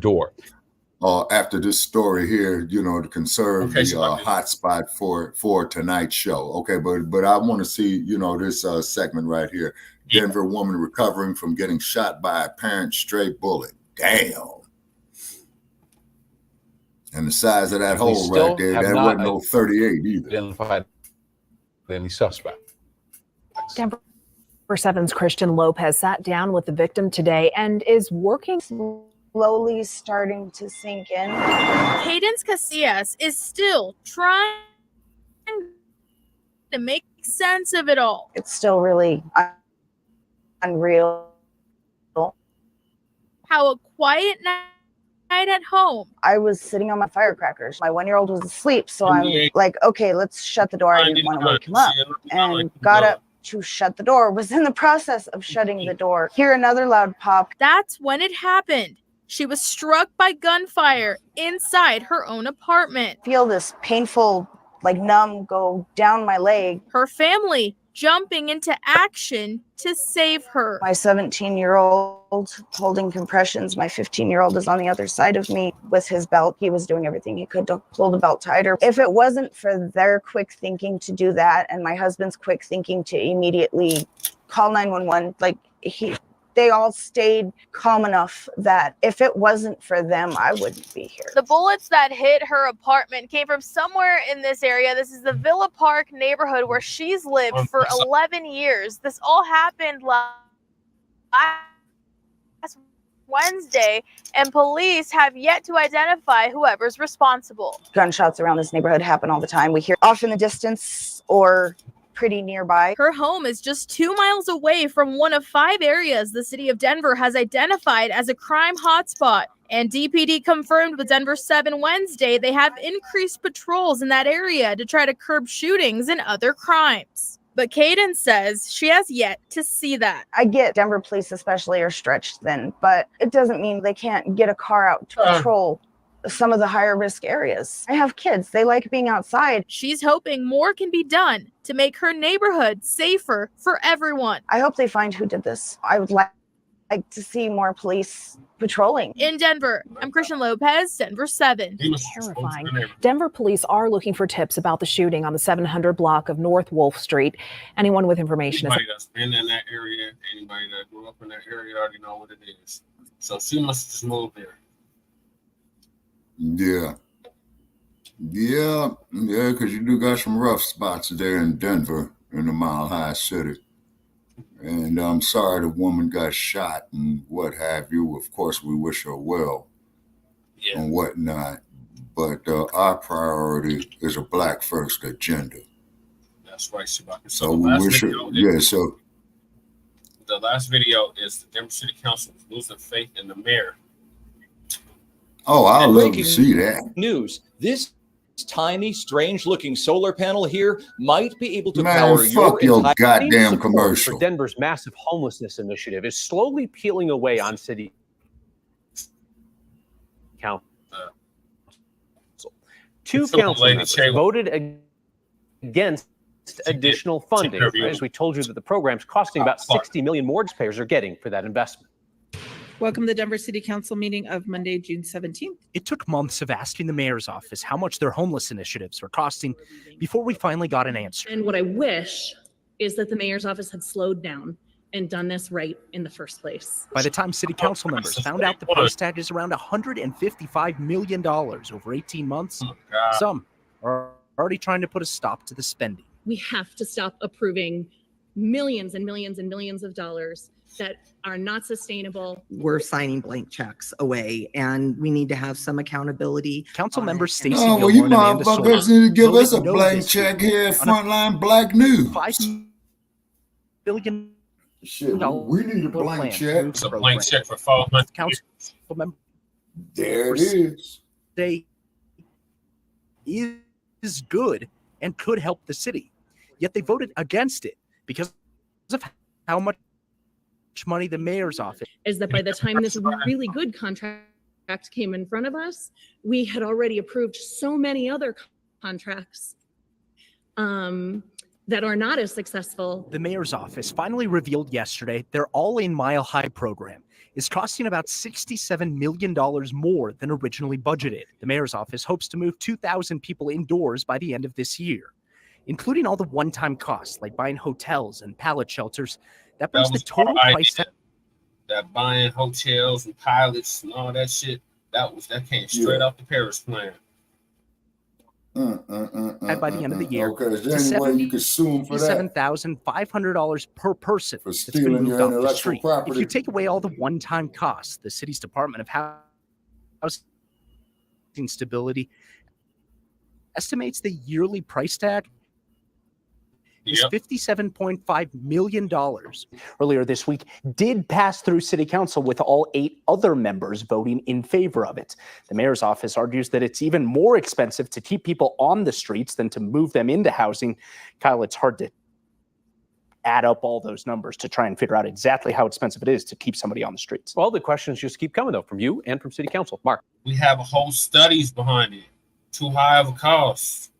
There's been several studies done on this. Like, I don't know why they're playing stupid. Like, we've been saying this for the longest. It costs more to keep somebody on the streets than it is to house them. That's why we say housing is a human right. Yeah, it is. Yeah, you're right. But yeah, housing is a basic human right. Just like you got the right to go to the bathroom.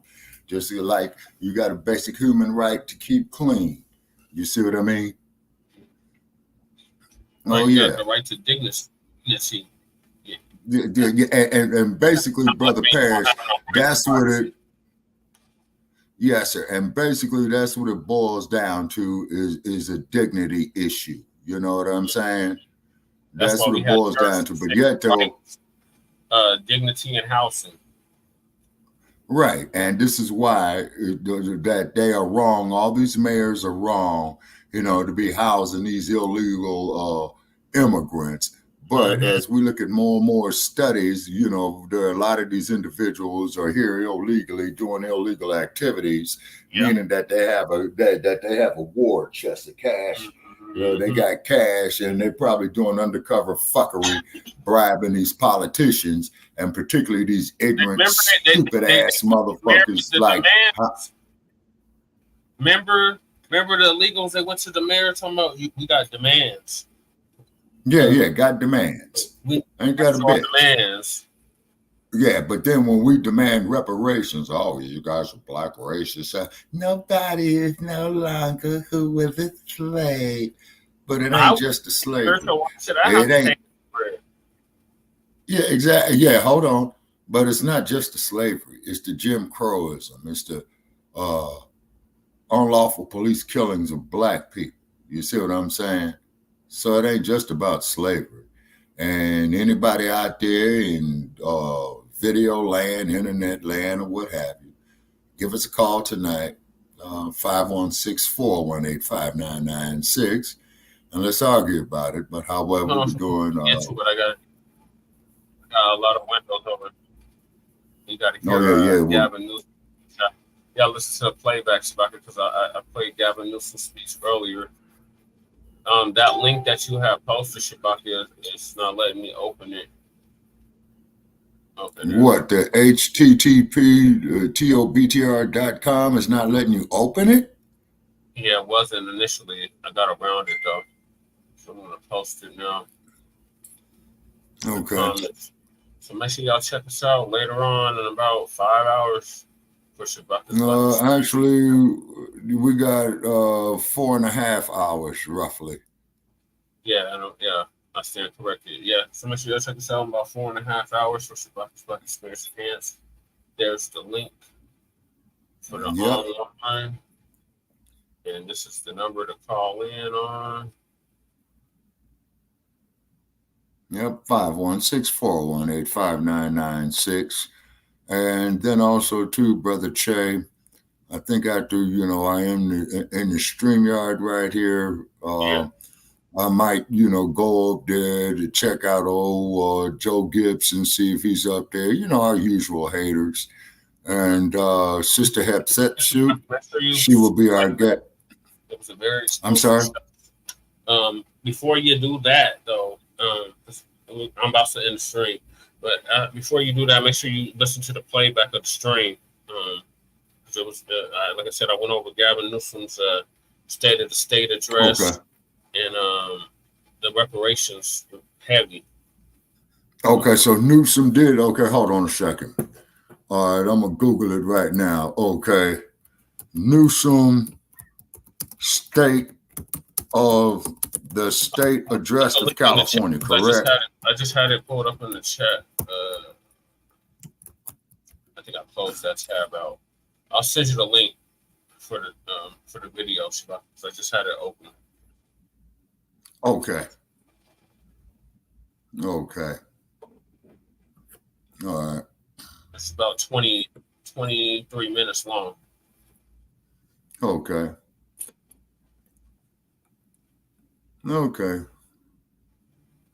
And just seeing a quick note, Boozy badass cuts off ankle monitoring celebratory video as he awaits to hear of his federal charges. Wow. That had just happened today? Yeah, I think so. And then also too, we got a story here. Well, wait a minute. This is that story was posted. Check the private chat for the Oh, okay. That's the link for that. Okay, let me see if I can copy and paste it. Okay. Control C. Okay, I got it copied and pasted. Okay. Yeah, so join us in about 4.5 hours for self-identity and knowledge of self on Sha'Carri's Black Experience Enhanced. Season 8, episode 51. I believe so. Yes, sir. We will have our guest host, Sister Hepset, discussing what is self-identity, what is knowledge of self, why is self identity important. Why is knowledge itself important? And this episode is for those 18 years of age or older. I'm about to go in and do a little work on this before we go live. But yeah, that's a good startup for that. So join us then, Black family. In the meantime, make sure y'all like and subscribe to all our platforms, Frontline Black News on YouTube and Facebook, The Revolutionary Agenda on YouTube and Facebook, and last but certainly not least, Shabaka's Black Experience Enhanced on Facebook and Twitter, now X.com. So peace, love, and reparations and separations from the mile high income in a legal migrant flooded city where it is a toasty 98 degrees. Oh man, you all got goddamn cold weather going on, man. It's 111 degrees out in this motherfucker right now in this desert. And then also too, Joe Gibson, we're still waiting for you to take our invitation to come out here, particularly like on a day-to-day, Joe. And we will go out there and sit in the sun with no umbrella.